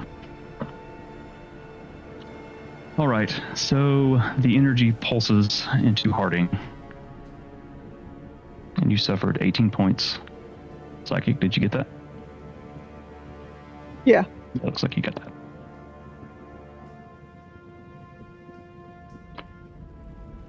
That brings us to the Gleeman.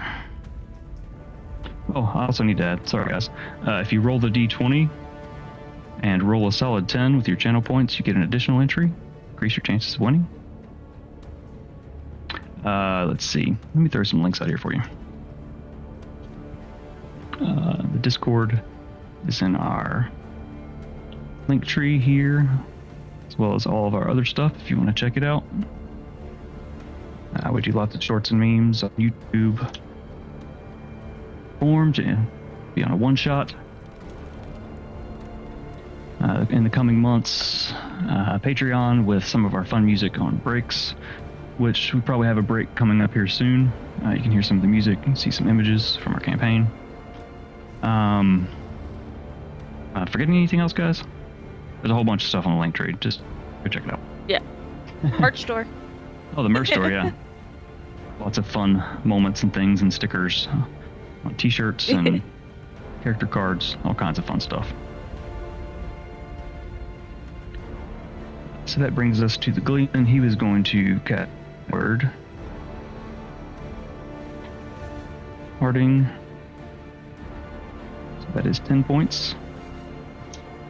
As he reaches, calls out. Heals you while you're still screaming. Thank you. Alright, so this creature has you grappled. You are frightened.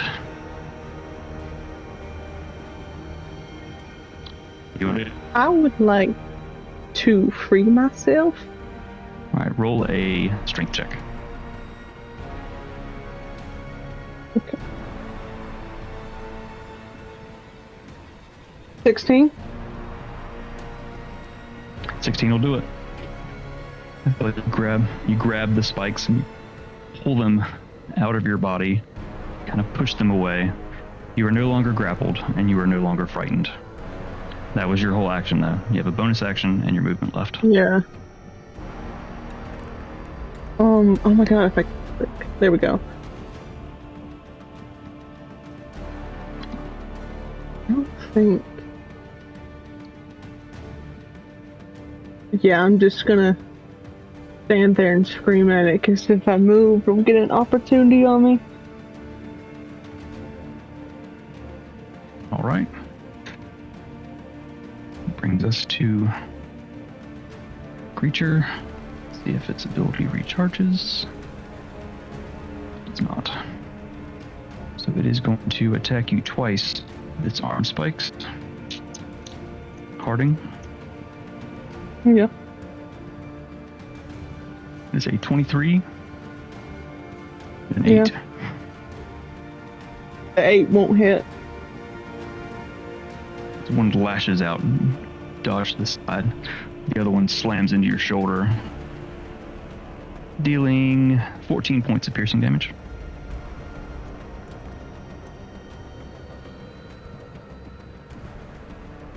Alrighty then. Wow. Papa. So that was wolf speak for how you doing. That's all it's got. That brings us to Dante. His wolf form. They'll latch to Harding. No, she grappled. She ungrappled herself. Sweet, I'm gonna bite him. Because she's strong. I'm strong. Good, I'm gonna bite him and maybe turn him into dinner. I don't know if you want to eat that, but roll an attack roll with advantage because of pack tactics. Okay.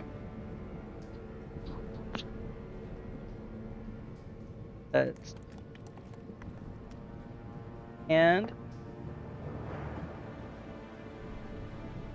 we're gonna go with the 18 because the next one was 9 and 5. So 18. That will definitely hit. So you lunge out. Your teeth strike it.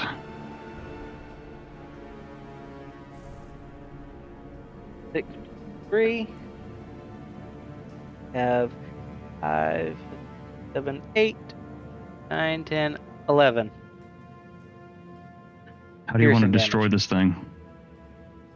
I want to take him in my mouth and do full on dog and then throw him across the floor there. So he's facing away from you. I feel like your gigantic mouth bites into his spine, crunches. He just kind of falls limp in your mouth, and you just begin shaking him, slamming him to the ground. You eat his dead body over onto the ground over here.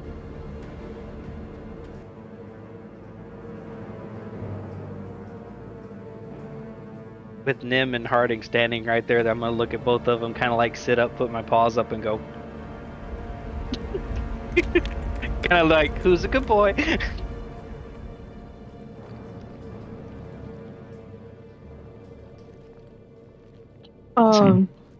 Harding is just going to just drop to her knees and just like trying to catch her breath.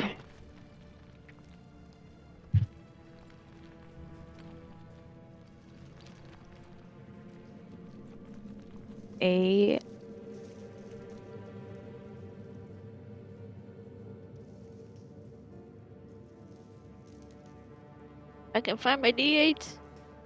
So dark in here. I know I'm gonna have to turn on a light here in a minute too. I can barely see in here. Yeah, 14.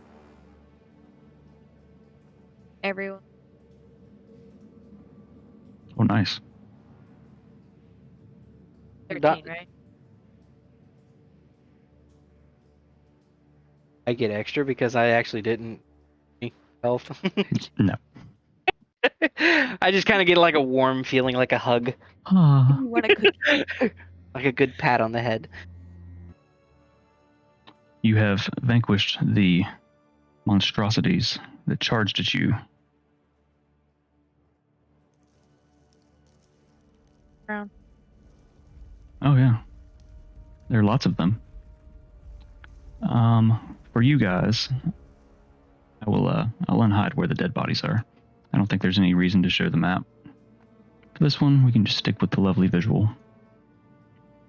Got going. Oh, that's the wrong person. Walking over. Huh? Yeah. Got a 2. Alright, so you're gonna use your dagger? I am. Right on. Alright, so make a survival check. This is gonna be bad. Oh, okay. I rolled a 13. 13. You managed to cut. You have to cut surprisingly deep into the gums of this creature to get to the root of the tooth. It takes you several minutes to do it. But you manage to cut around it with a sickening sucking noise. A sickening sucking noise and a comical pop. It pops out of its mouth.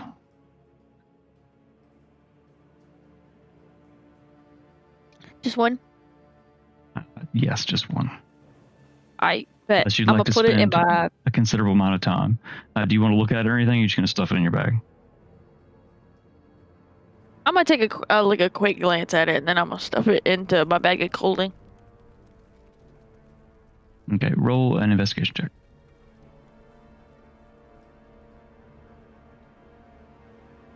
It'll be a 23. 23, okay. So as you study it, and just with all the general knowledge you've collected of your life being the firm you are, you turn it in your hands, and you can tell it's definitely not from this realm.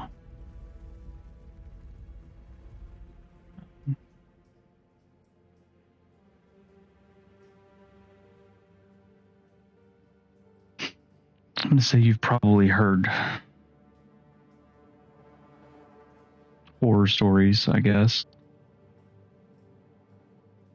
about creatures similar to these. Oh.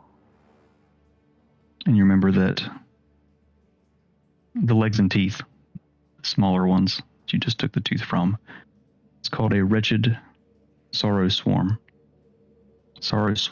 excuse me.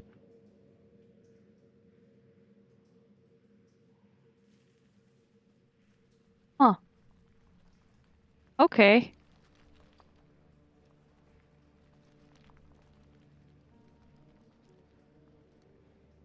Right. M's going to, done taking the tooth, she's going to kick it away. I'll walk over here, stab this dead body with my dagger. You stab it. The long spike-like arms kind of jump and startle you. You almost pee a little. I'll stab it one more time and then walk over. Arms jump Walk again. over here. Joy. The Gleeman steps forward and kind of looks down. Kind of rolls one of the creatures over with his feet. I told you I had a bad feeling about this. We must press on. Yeah. He follows, and his red wear light is still floating above his head, illuminating He's the gonna area. walk by one of them too, and just kind of like sniff it, smell it, and then keep walking. Like, And cock a leg up on it. no. He's house trained. Yes, but is he cave trained? All right. Yes, he is. Oh. The first 20 of the night.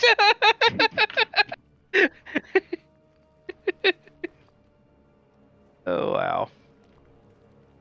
All right, so let's flip back to the map so everybody else can see.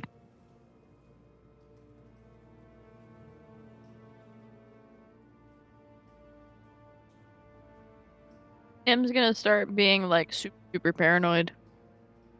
Kind of looking around at everything, make sure traps hiding. Roll a perception check as you kind of look around frantically. Perception. That is going to be a 10.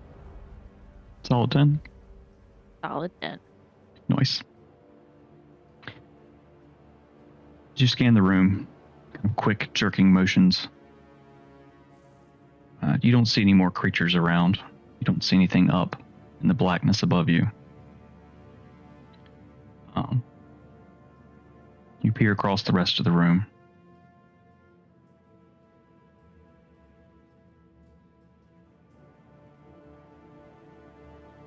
I don't have a drink, but cheers. I'll cheer with my pineapple. Pineapple. You see an opening at the other end of this open area.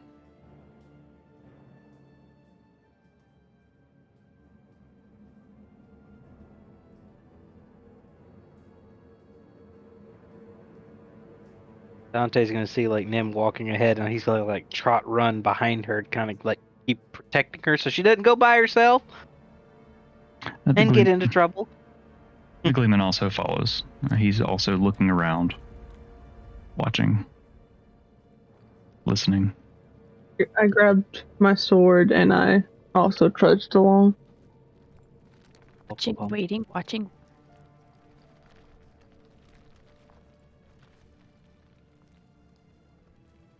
Ba-da-da-da-dum. I'm so tempted to keep just clicking reveal all. Do it.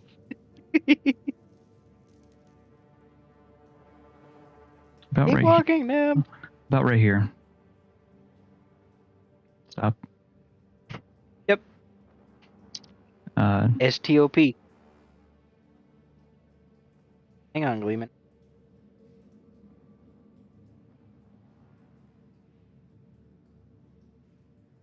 As you walk down the tight corridor, you come into another open room.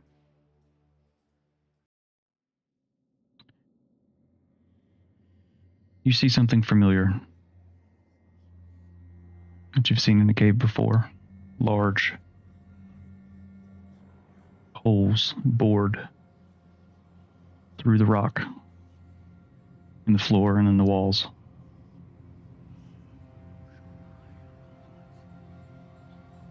Actually, I think the only one that, only Nim.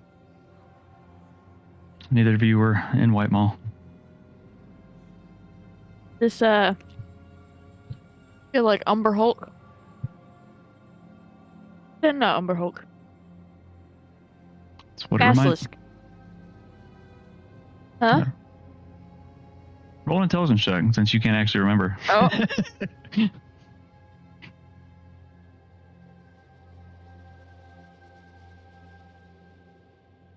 Intelligence? Yeah, to see if you remember. Maybe an 11. Good thing I set that low.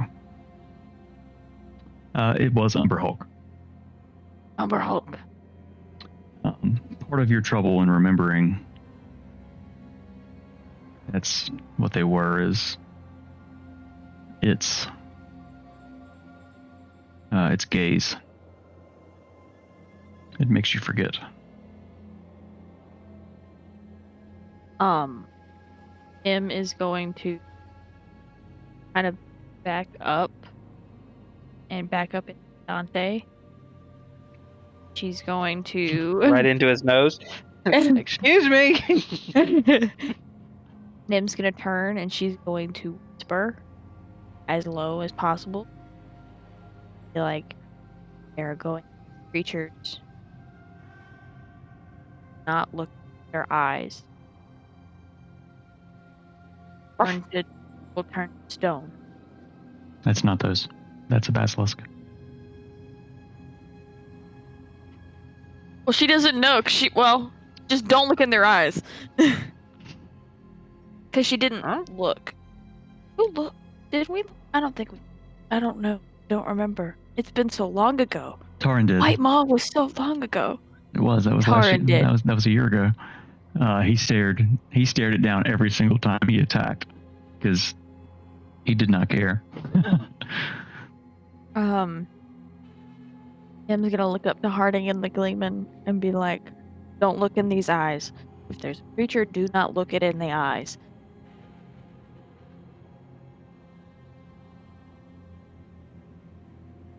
Fair enough. Dante's gonna hear this and kind of like cock his head, be like, "Huh? Huh?"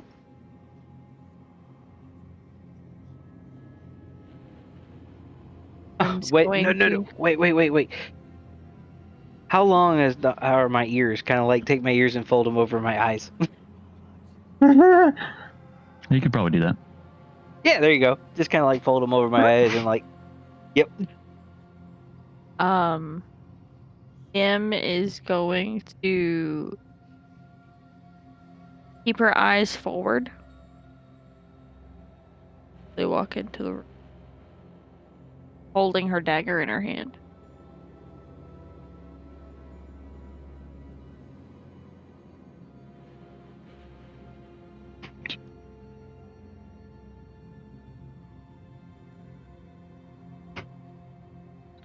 Creeping Almost forward. cartoon.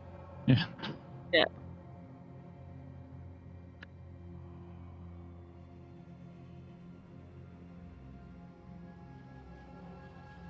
You slowly stalk into the room.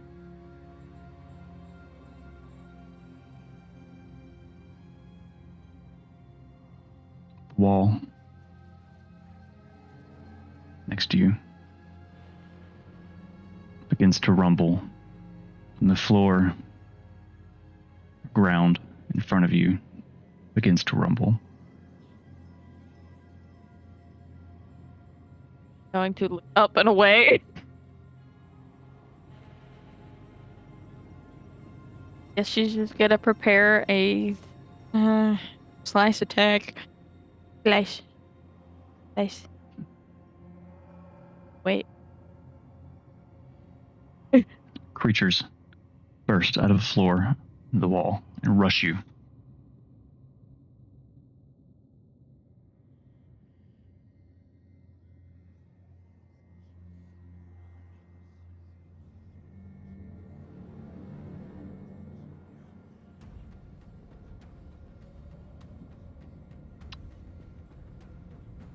Even though you were expecting it,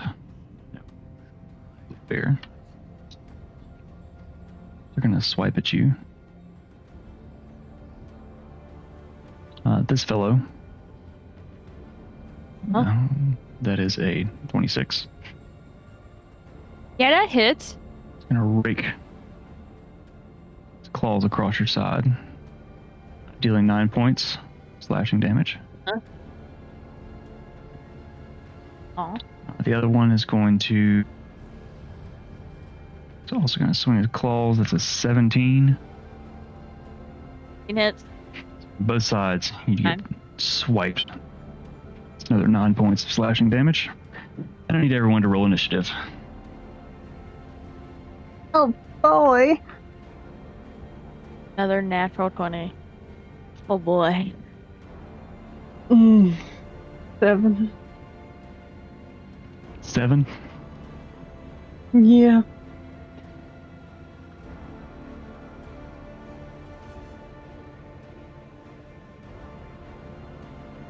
Oh. Remind me again what I'm supposed to use for the wolf. Need to make this. Your dexterity. Roll a d20 That's and right. add your dex. My dex is +2 and it rolled a 15. That would be a 17. That's a 22. I got you. McLeavin also rolled a natural 20. So he'll be up first, and he's been hanging back. His wearlight. So before combat begins, Dante, go ahead and move your 10 feet. Is Can I do that as the wolf still? It persists because your items carry over. That on the last one. No, we didn't. Did we? Yeah, I never moved the 10 feet. I forgot about it, but that's okay. No biggie. By the way, just a note and keep a reminder, I do have my eyes covered, but I'm watching the ground under the ear, like not looking up, just down to walk. And I move over here in this corner. Okay. You have to clearly tell me at the beginning of your turn if you are averting your gaze. Your gaze will stay averted until the end of your turn, at which you have to tell me again at the beginning. Okay. Each turn. Yep. All right. So as you kind of use your hearing and your smell, you move forward. The Gleeman, who is still way far back,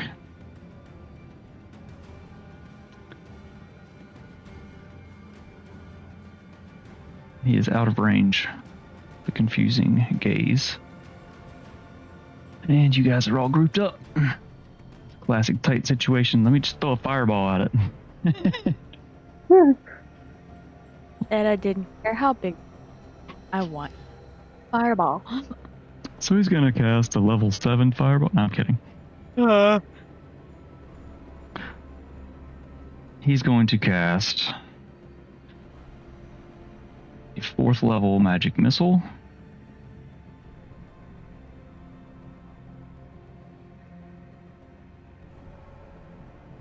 So that is 6 darts. He's going to split it between them. He rolled max damage. So 4 times. It's 12 damage. His 3 missiles streak out and crash. To each of them,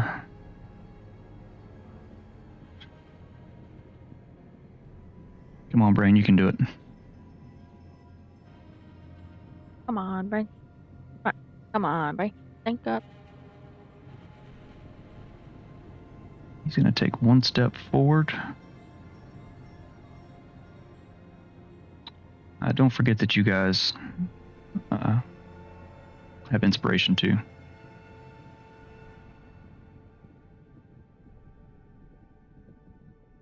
The blessings of the Beagle. Blessings. That's all he's going to do now. So next up, Nem, what you got? I am going to. I'm like keeping my eyes averted, Okay. and I am slicing with my dagger. All right. Roll an attack roll with your blade Disadvantage? at disadvantage.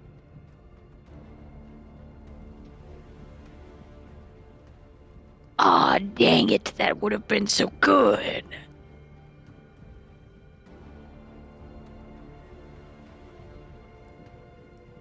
The 26 to hit. 26 to hit. Yeah, roll a 17 plus 9. That was with disadvantage. The other one was a natural 20. Holy shit. Okay, so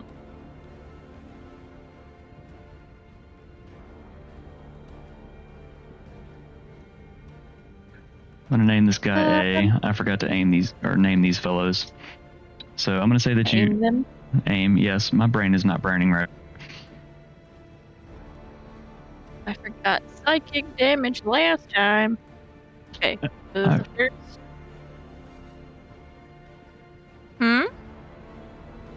So how much? That will definitely hit. How So much? piercing damage is going to be 7 points. I forgot to do psychic damage last time, so I did this time. Yeah, I forgot about that too. And that's gonna be 7 points of psychic damage. As you blindly swinging your dagger around, you manage to rake it across the chitinous chest of the Umber Hulk.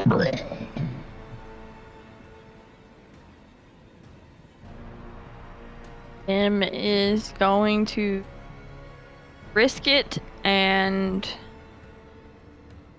turn around and run. So I'm pretty sure you're gonna get 2 opportunity attacks Yeah. as they swing their claws at you. That one is a 15. 15 misses. And that one is a 17. 17 hits. So as you move past the second one, it rakes its claws across you, dealing 9 points of slashing damage. 9 points.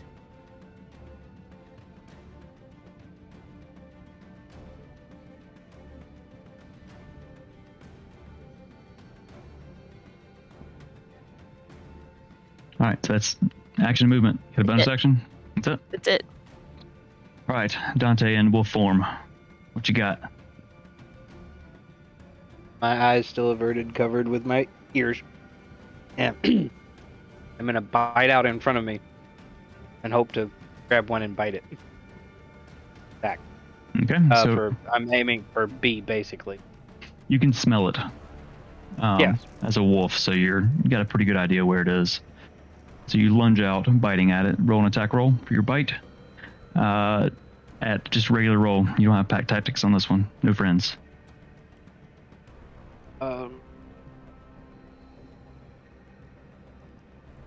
So I rolled a 20 plus my 5, so that'd be 25.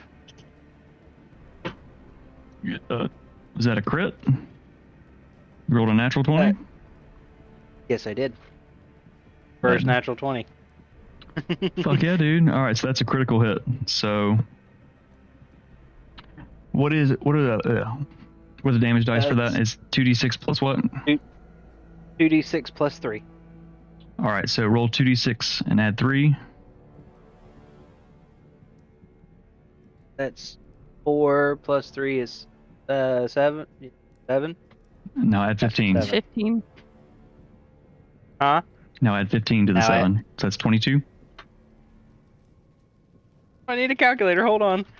Yes, 22. So as you blindly lash out, heading towards this smelly giant bug, you manage to wrap your jaws around its leg. You hear its exoskeleton cracking as you deal 22 points of piercing damage. Wrong bug, but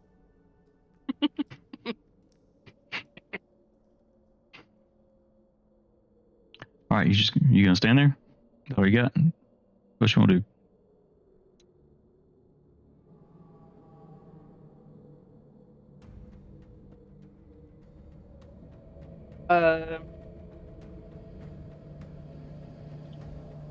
yeah, I'll stand right there. I'll stay there.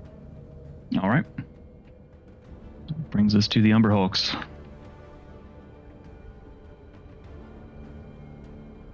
Cannon fodder. You alright over there, Harding? Yeah. Still awake? No. Yeah. Nope, I'm currently No, asleep right now. It's going to run at Harding.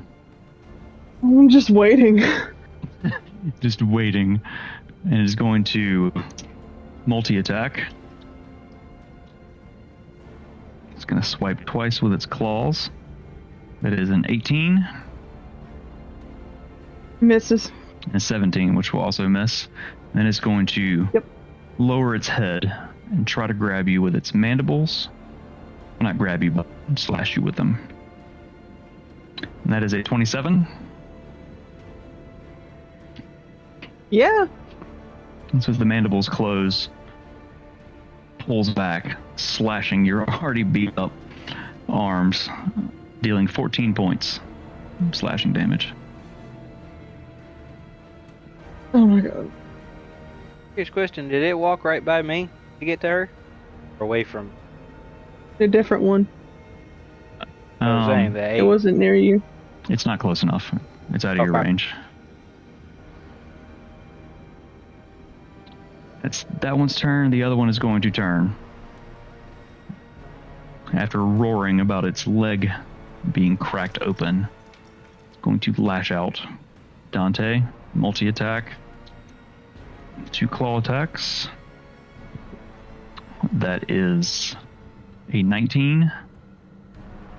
Hit. And yeah, that one will hit too. That's 22. So it slashes one after the other. Suffer 18 points of slashing damage. And it grabs at you with its mandibles to slash. That is a natural 1. You hear them clack together right over your head. Kind of wince, ducking from the claw attacks. That brings us to That brings us to Harding. What you got? So I'm pissed that I got flies. Going to take the Buster Sword out, swing it a couple of times, and just sword in the stone it. Reverse. Shink. Alright, so roll an attack roll with your big old sword.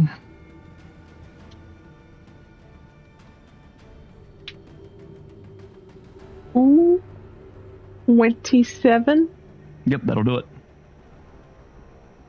And that's 2d6 plus Actually, 6. did you roll that with disadvantage? No. You need to. It's, Dante, no, Dante, you never probably mind. should have rolled your bite with disadvantage too. I don't know if you did. If your gaze is, 26. if your yeah, that'll still hit. All right, so go ahead and roll your damage. Yeah, if you're averting your gaze, you have to roll your attacks with disadvantage. My brain is not braining, so. That's 16 points. Stab your giant sword. This creature. 16 points. I'm actually going to call this piercing damage. I know it's a slashing weapon, but that's piercing damage because you're stabbing. That's your first attack.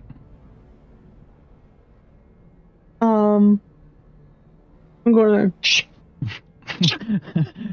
Do it again. Still with your eyes closed.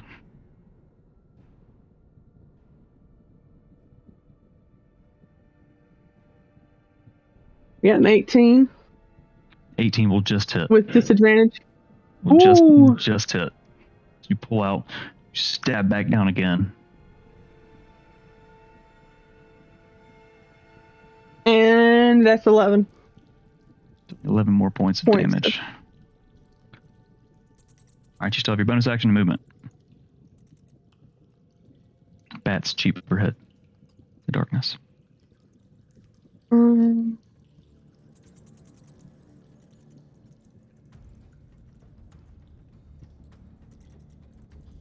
I'm just gonna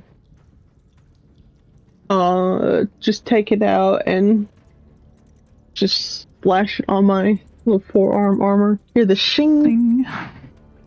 Very nice. Like, look at me. Alright, that brings us back to the top. Round 2. Gleeman is going to fling out a firebolt at each of them. He is still out of range. Nope, he is not.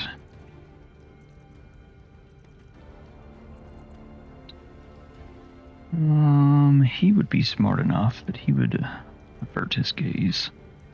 So the first one would be a 16, which won't hit.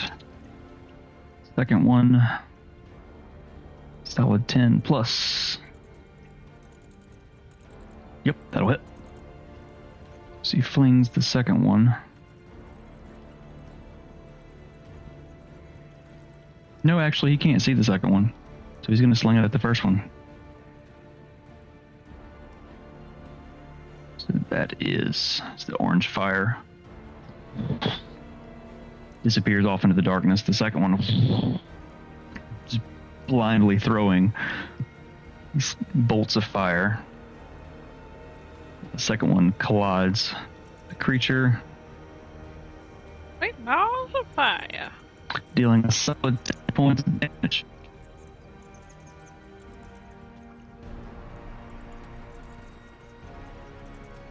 Then, as a bonus action, he is going to...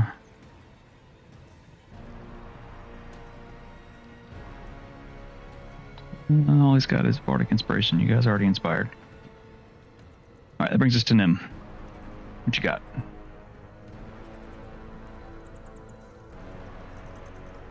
Walk past Harding and take another stab. Blindly waving your dagger around. A terrifying way to fight.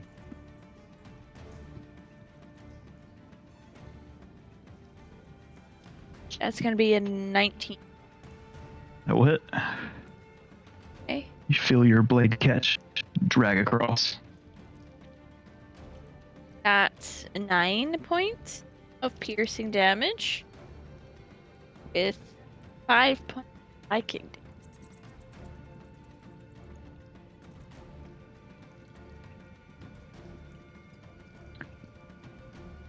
What were those numbers? Welcome! What were those numbers again? It was 9 points of piercing Mhm. and 5 points of psychic.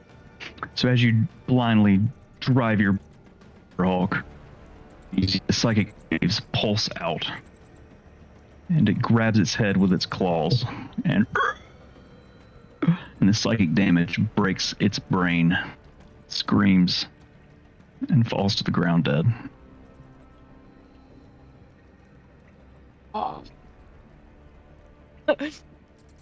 um, and going to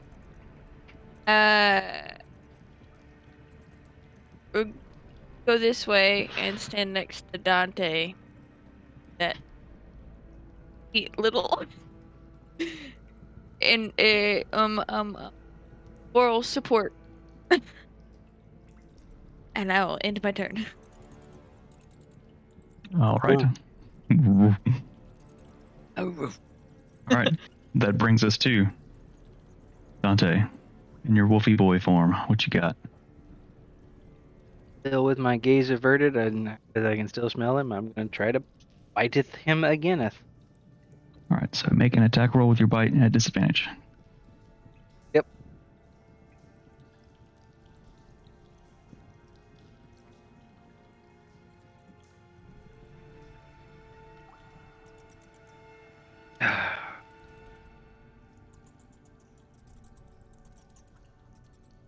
Five is 18.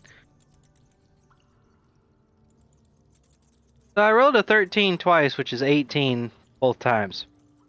18 will just hit.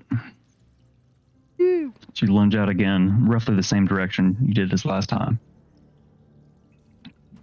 Your jaws wrap around, bite down with your teeth. So 2d6, I rolled 2 5s, plus my 3 would be 13 total. Piercing. You feel his leg crack even further as you bit in exactly the same spot.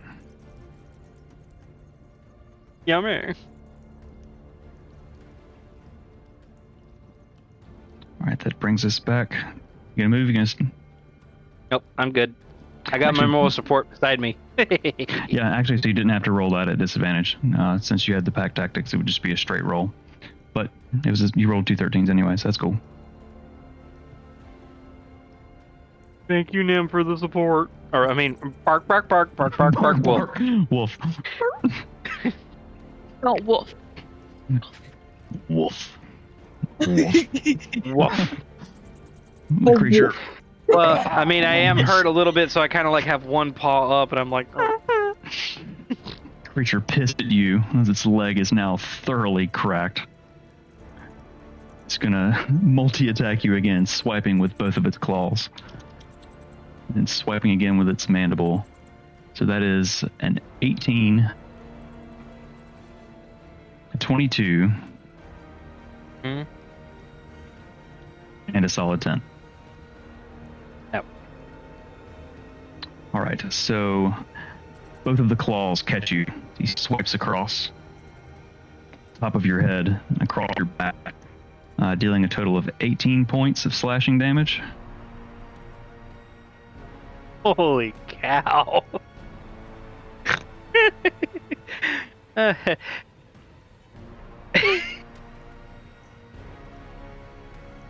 That's what I got left. You got 1 hit point?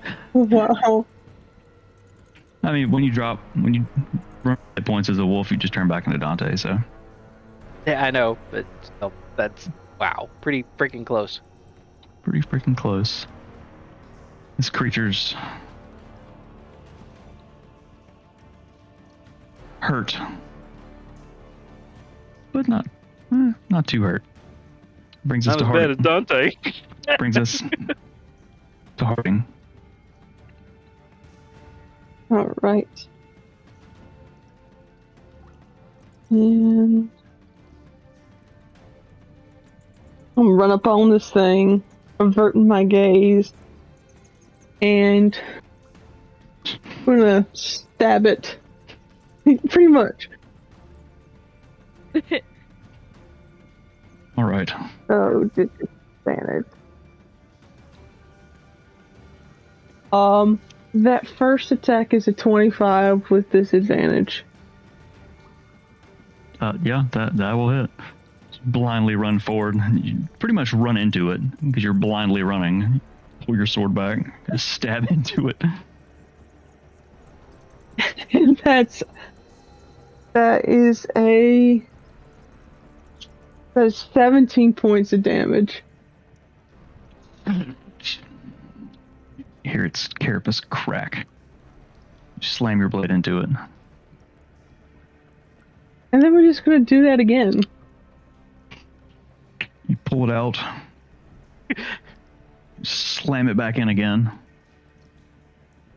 That is an 18 with disadvantage, and I would like to say I rolled a solid 10. Nice. No.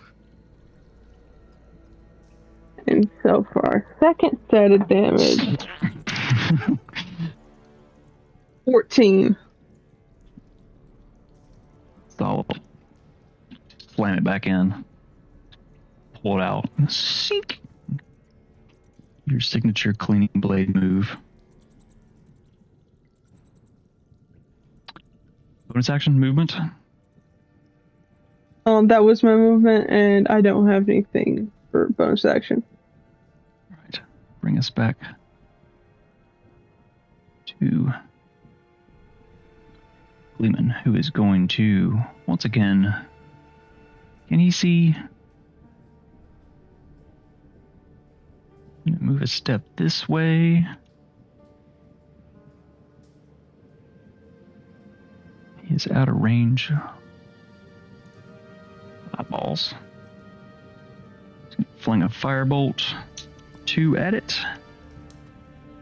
Oop. Both of them fly wide. The orange balls of energy appear. It's not even a disadvantage. And they fly past the creature and crash into the stone wall behind. Put his glasses on. It gets dark. Go home, Uncle. You're drunk. I wish. Same. Oh, Oh boy. That's all he's got. That brings us back to Nim. I'm bringing in old Trusty again, averting my gaze. Blindly.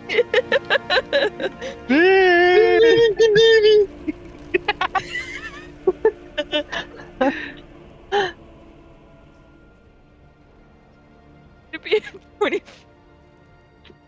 Holy shit, guys. Yeah, that'll hit. That's 6 points of piercing with 6 points of psychic. So how do you want to murder this thing with your dagger? oh thank God. Such a weird thing for you, since you're spellcaster and you're blindly waving your... I think Nim is based on some recent events. Nim's, once she finds where it's at, she's just gonna keep stabbing.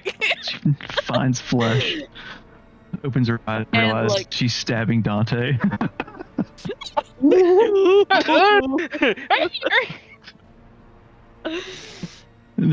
And then 1 HP goes down. and then Right. eventually so it goes from like a front stab where she like spins it and starts Just jamming that thing. You hear the creature. Somebody is letting out some aggression. You kind of hear in its scream the "oh fuck!" Like you flip the knife and keep stabbing, and all of its innards become its outards. It stops screaming and falls to the ground. Holy shit, guys! I stab and fall. Nim's face is like contorted and angry. You're probably also covered in like mud brown Umber Hulk blood. Yeah. Just you stink. You smell like a bug. Yeah, you know those kind of bugs you squish and Waka waka. the insides just smell real bad. Yeah. It's Stink bug? It's well, not necessarily like any bug you squish. It stinks. I mean, even lightning bugs stink when you squish them. It's just unstoppable bug. Waka I waka. see what you did there. Yeah. Waka Squish the bug. waka. Squish the bug. Nim is like heavy breathing. And like her eyes are like I would say that her eyes are kind of slightly glowing from building it, and it's causing psychic damage. And her face is like contorted and angry, heavy breathing, and she just when she stops, she's like staring at this bug, and then and I walk away. That's okay, because Dante's gonna sit there and go, cool, lick his wounds. That should hurt. Poor wolf, man. The Gleeman kind of walks up and steps around, pulling his cloak up and something drags through the guts. Kind of pats Harding on the shoulder as he walks past. Well, Dante as well. He pats Dante and then kind of pats Harding. My ears perk up. You see him reach for his pipe. Then he thinks better of it and he puts it away. It's probably not good to be unleashing this smell like that. He steps up behind him and he puts his hand on your shoulder. Are you okay?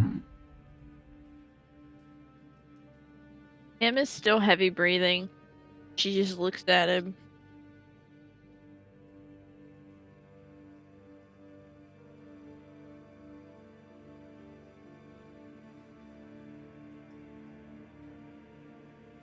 Kind of breaks into a smile. She's fine. I'm fine. Roll We can. Roll deception check. Guys. I'm fine. Everything's fine. I'm fine. This is not fine. I'm not fine at all. Fuck everything. Yeah, deception.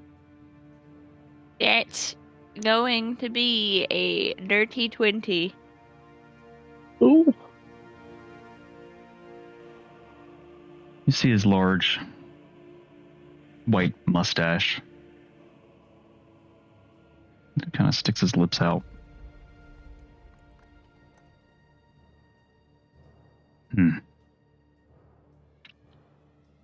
You say so.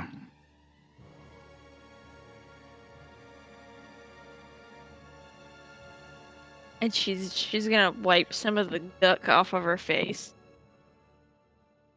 Shall we continue? Yes, let's carry on.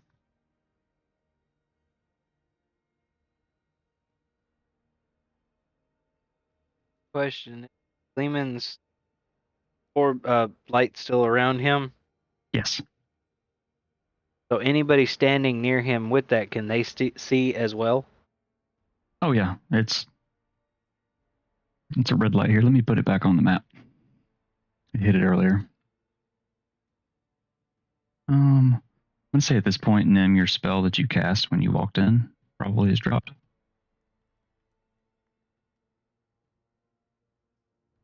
Was it concentration?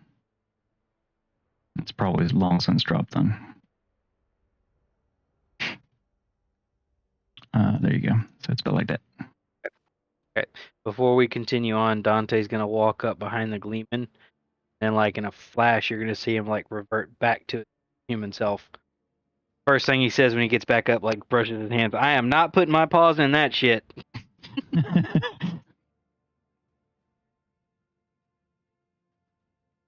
I'm gonna poke at the corpse of the bug with the tip of my sword and go, and just sheath it and follow.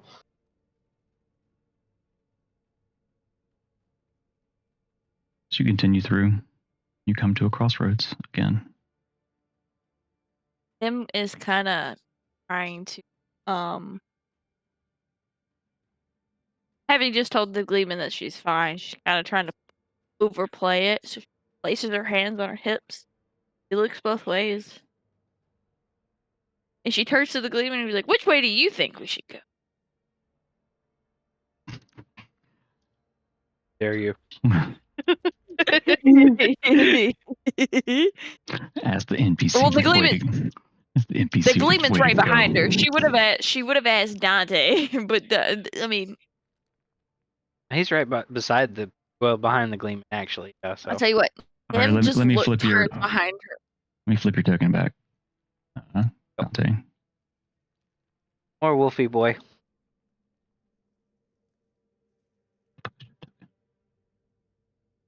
There you are. Boop.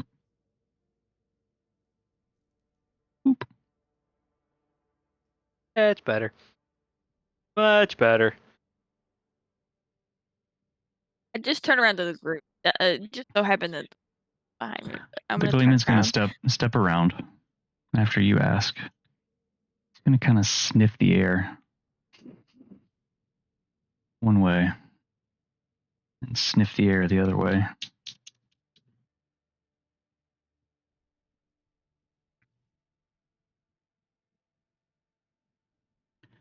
Well, Shallow minds. the air smells worse this way. I imagine we're going towards what's worse. So, I suppose we should go this way.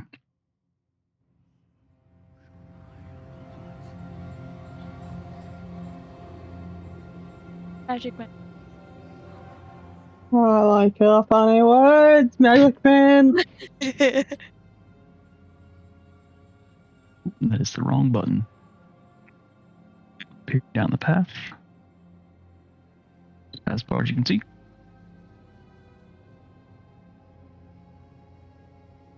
Waiting for.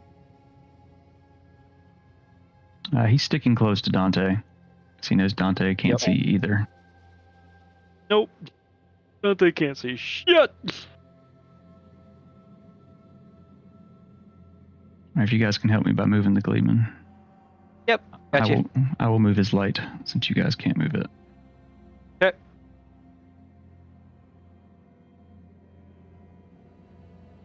Again, you come to a room.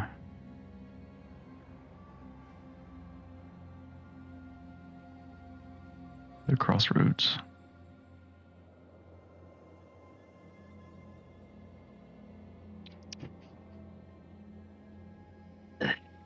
Em's going. All down. Like around the corner. Okay,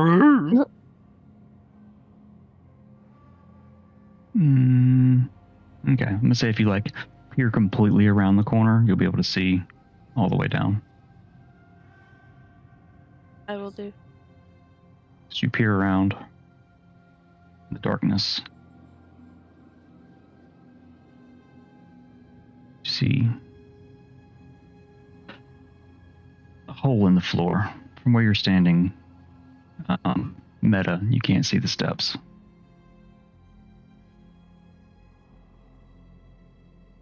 But you can see a hole. Not that way. There's a hole.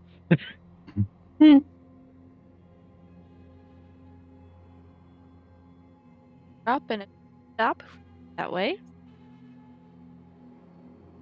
Oh. Way.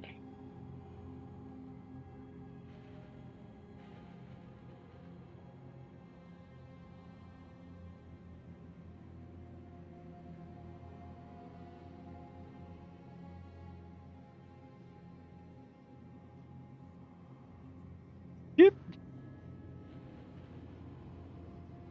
Yep. So, you guys just walking? You trying to be sneaky? I'm trying to be. Sorry, I am too. All right. Anyone who wants to, I'm gonna try. you're gonna try. Anyone who wants to be quiet. Mm-hmm. I mean, it's not gonna matter. You have this red light, but as far as sound goes, Oh. Well, that was my first one for the group. what'd you guys roll? 4, Solid. Solid 10 plus 7, so it'd be 17. 17. I have disadvantage, but I rolled a 16 and a 17. You And guys, it's +1, so 17. you guys are rolling pretty well tonight. We rolled a 15. No, I'm sorry, a 17. So you guys are kind of quiet. Not Nim. It's a group roll. Since you're all moving together, it's kind of an average of all of them. She drops the average a lot, so you're kind of quiet. But every now and then, someone scuffs a foot, or Harding's armor jiggles. The sound of Nim's angst. Nim can't stop sighing.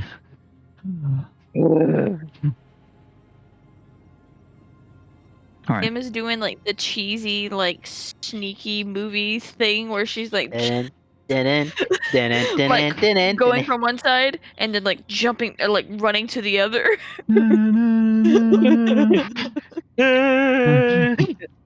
Pulling a Kronk. Oh, he's got his own theme music. Oh, Lord. As you continue forward. Ooh. Whoa. I did it. I finally did it. Everything go dark. It really needs an "Are you sure?" with that, because some of this covering takes a lot of effort. As you, Talk about a jump scare. oh, I can see everything. Everything went bright. Flashbang. All right, so that's where you are. We work the other parts out. To continue forward, you feel your feet hit water.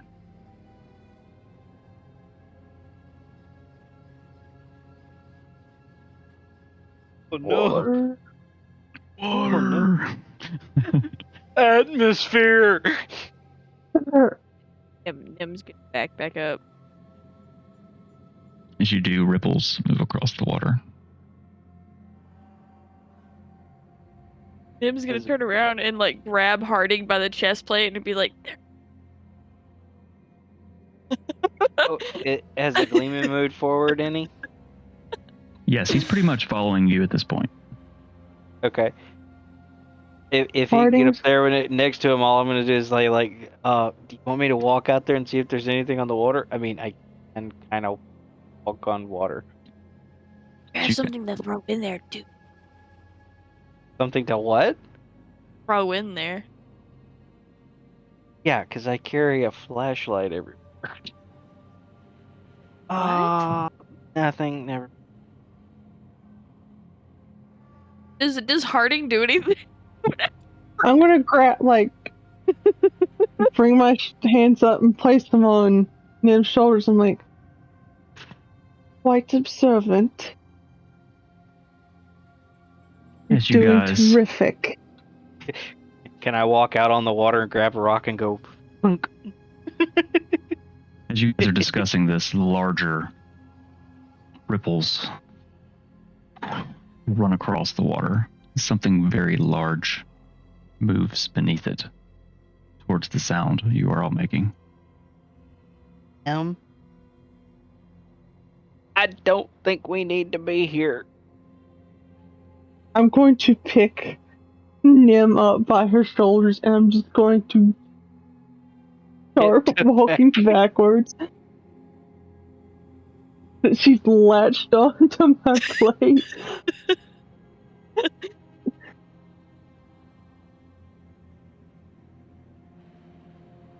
You have 20 seconds to make a move.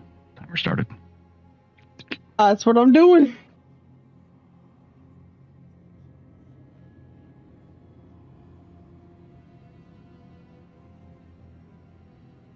Five, four, I'm 3. I'm moving back with them. Yep, we're moving back. Let's go find out what's in the hole. The hole looks better. Any hole is a goal. Got it. Just as you move, as you get back to where you came from, the Gleeman actually pushes past, like, no, fuck that, guys. Oh, hell no! You hear a roar. What is that? Followed by another roar. Followed by 3 more roars, as whatever was under the water is big and angry. It's coming after you. You have a head start. Yeah, no. Nim is grabbing Harding and, and fucking skedaddling. Like, down the hole we go. All right, my first hole jump. Woohoo! As you guys get to the lip of the hole, you notice there are stairs leading down, broken but There are enough stairs to make it. Oh, look, we don't have to jump to our doom. We can actually use stairs. How joyful. Take the first step. From behind you, you hear the roar. Actually, it's 5 roars. As heads, long necks, lunge down this tiny hallway at you, but can't reach you. It can't fit. It's roaring and scrabbling at you. I kind of want to stay and shoot it with an arrow now. If it can't No. get to us. No! Like Nim gets in Nim- front of Nim- Dante and he's like, "Hey, I kind of want to shoot at it." And she grabs him by the neck. No. Nim takes off down the stairs. Harding is following suit. It is full on like Scooby Doo running sound. The Gleeman grabs Hey, Gleeman, Dante do you by the wanna- shoulder. Come on, let's go. No. Buzzkill. Okay, fine. He squeezes your shoulder and he asks, "You don't fuck with a Hydra." And he walks. No. And he walks away. No, you don't fuck. But whatever. Eek.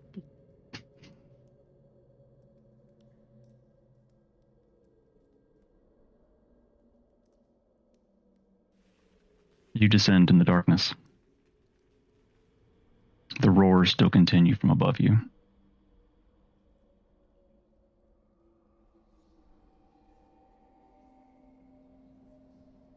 And the map loads. Is the light still on from Lumen? Yes. Okay.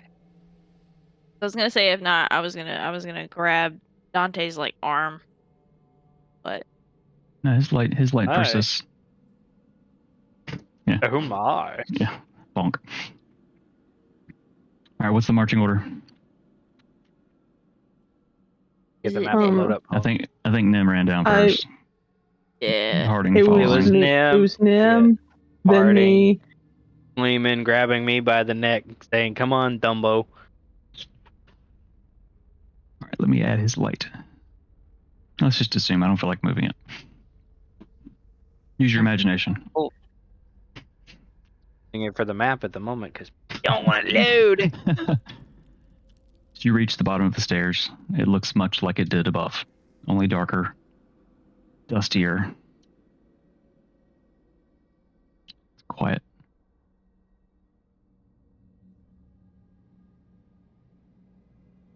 Everyone roll a perception check. Roll some dice.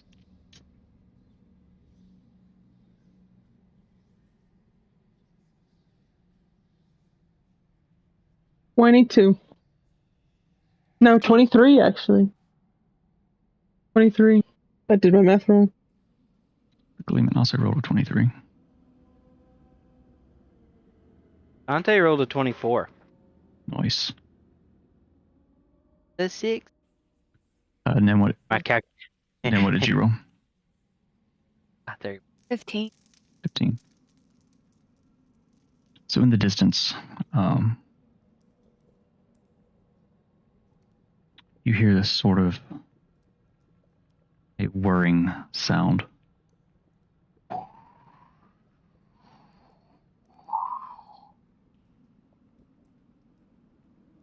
You've heard something similar before.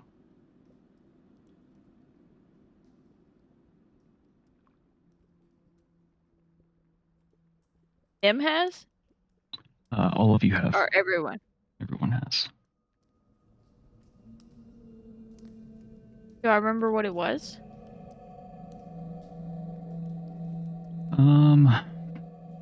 Wasn't that long ago. It was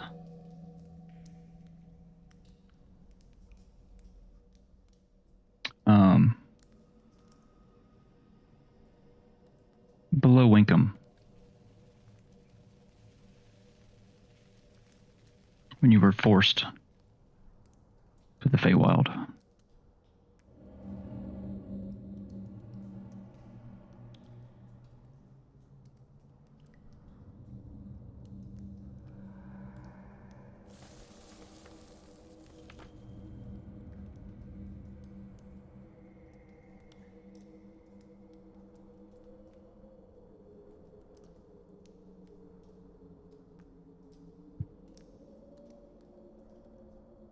down to quiet now.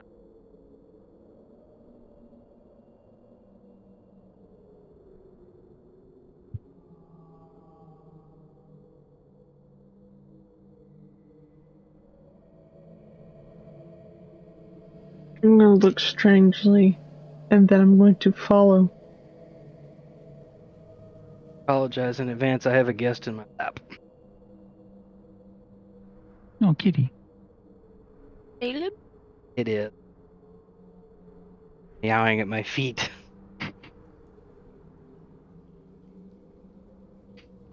Again, you see two paths, one covered in webs. Mm-hmm.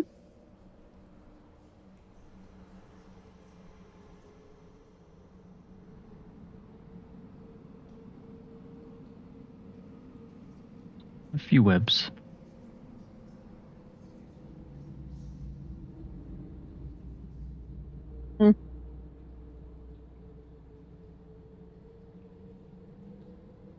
Yes, sorry. Are Had the the grumpy webs old man above in my us lap.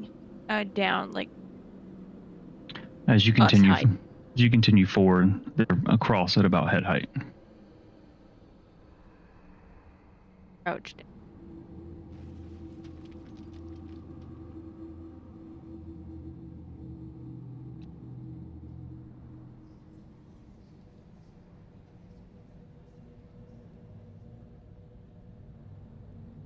Trying to be careful not.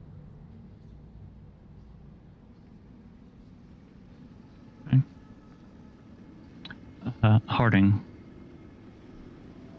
Roll. Shit, what would this be?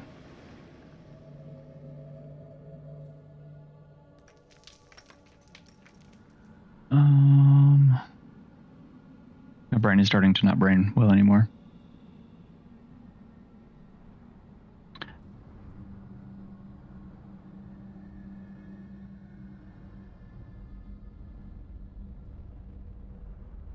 Roll an acrobatics check. Because you are, it's head height to normal people. You are 7 feet tall. I rolled a dirty 20. You bitch. So you almost have to crawl. You're like, kind of like squat walking in your armor, and it's flanking. But you get under the webs without touching them.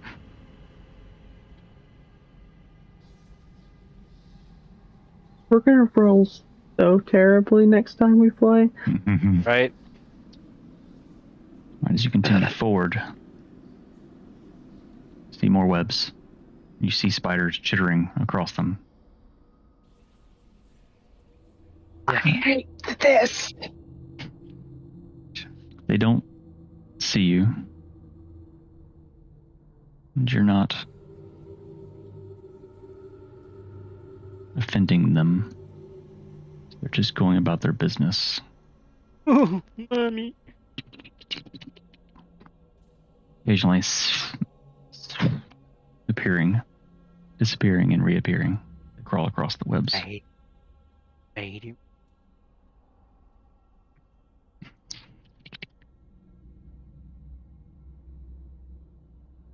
A large room opens before you.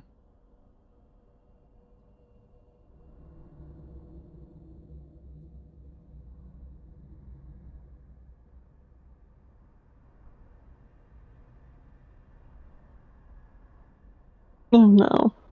As you creep,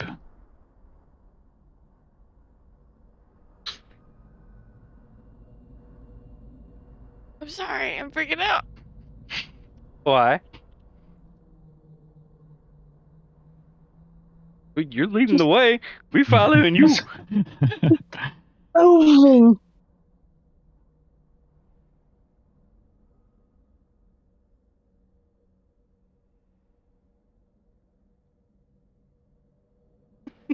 Da-dun, da-dun, da-dun, da-dun, da-dun, da-dun. you're being sneaky, but it's hard. As you enter this room, what's the distance on your dark vision? 60 feet? 120 feet? 60. 60. Okay.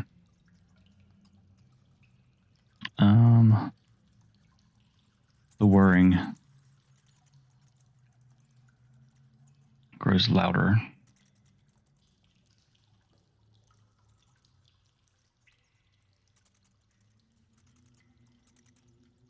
I even know.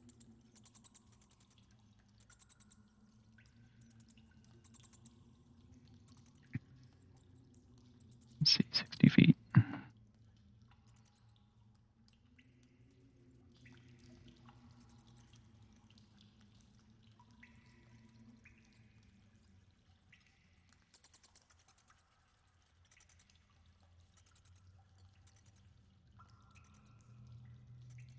So about right there. Nim, you see a swirling black portal.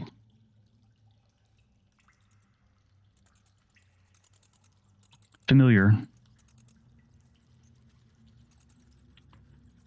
in that looks much like yours with the void tome, but it's more similar to that of the green portal that you went through to the Feywild, and that you returned from the Feywild. Reed opened with the verdant tome.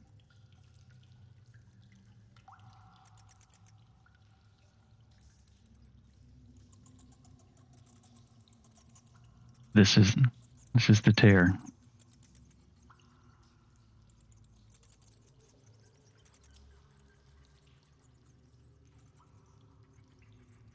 Not gonna say anything. Put a finger over her mouth. Point.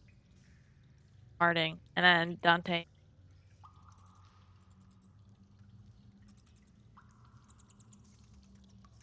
Closer to him. Mm-hmm. I had to stay back. Lehman's my, beacon of light.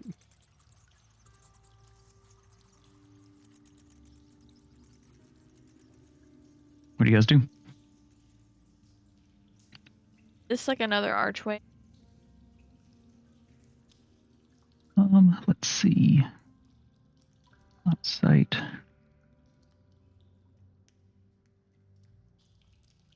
You can kind of see. As you move forward, it's just a little crevasse. Okay, so then you stop right there. That's as far as you can make it, is right here. What are you guys doing? I'm following them, like, what is going on?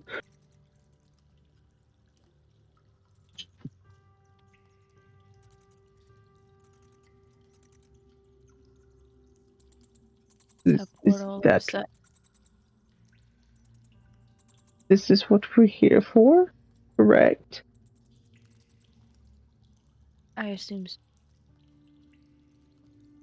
Terrible. Then why not go into it?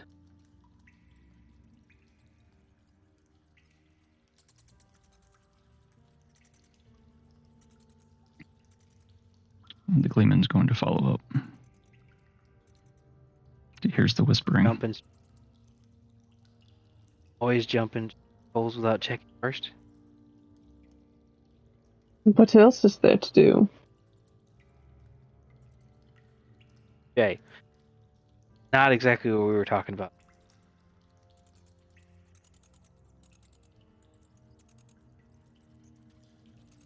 No, he heard you guys whispering, so he walked up to all of you. Oh, okay. So he could hear what you were saying. As you stand there talking, in the dark little crevice, you see long, barbed tentacles. An odd feeling.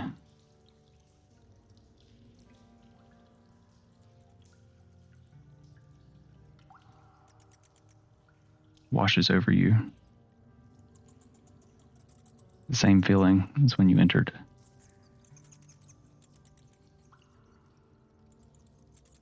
lulling you to a sense of comfort, home.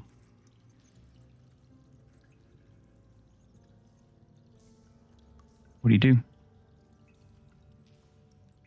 Fight or jump in the hole.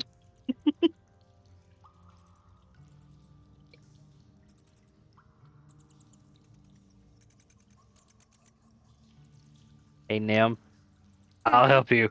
I don't want to stay and fight it, but I take my chances with the hole, wouldn't you? Your only other option is to run. Tentacles Run from a fight? reach Jim's out gonna start closer. sidestepping. Gonna run. Ah, me to it. Swan dive. But before dive wait, in. before Nim dives for it, Dante's gonna come running by. You said you don't want to be leader no more, so I'll help you, and I'll grab and jump. We'll both jump in at the same time. The Gleeman watches all of you run off. He steps casually, looking over his shoulder at the creature. Harding, have you jumped in yet? Yeah. He stops at the edge. He turns and the creature looks at him. Doesn't have any eyes, but it looks at him. It roars. The old man just laughs. Holds up his finger. And a burning bead of fire forms. He points it. As he casts a bowler fireball.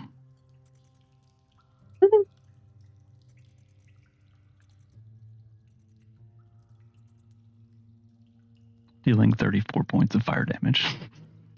Oh shit. So that explodes as you guys are disappearing into the portal. You just see a bright flash of light. You hear the Gleeman laughing. He jumps in after you. You fall to darkness, tumbling.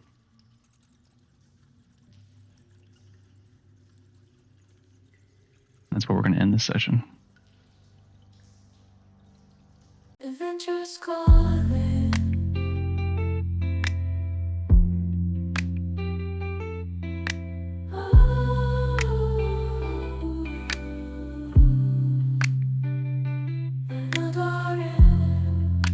Bound by fate, heroes of the realm never hesitate. Through thick and thin.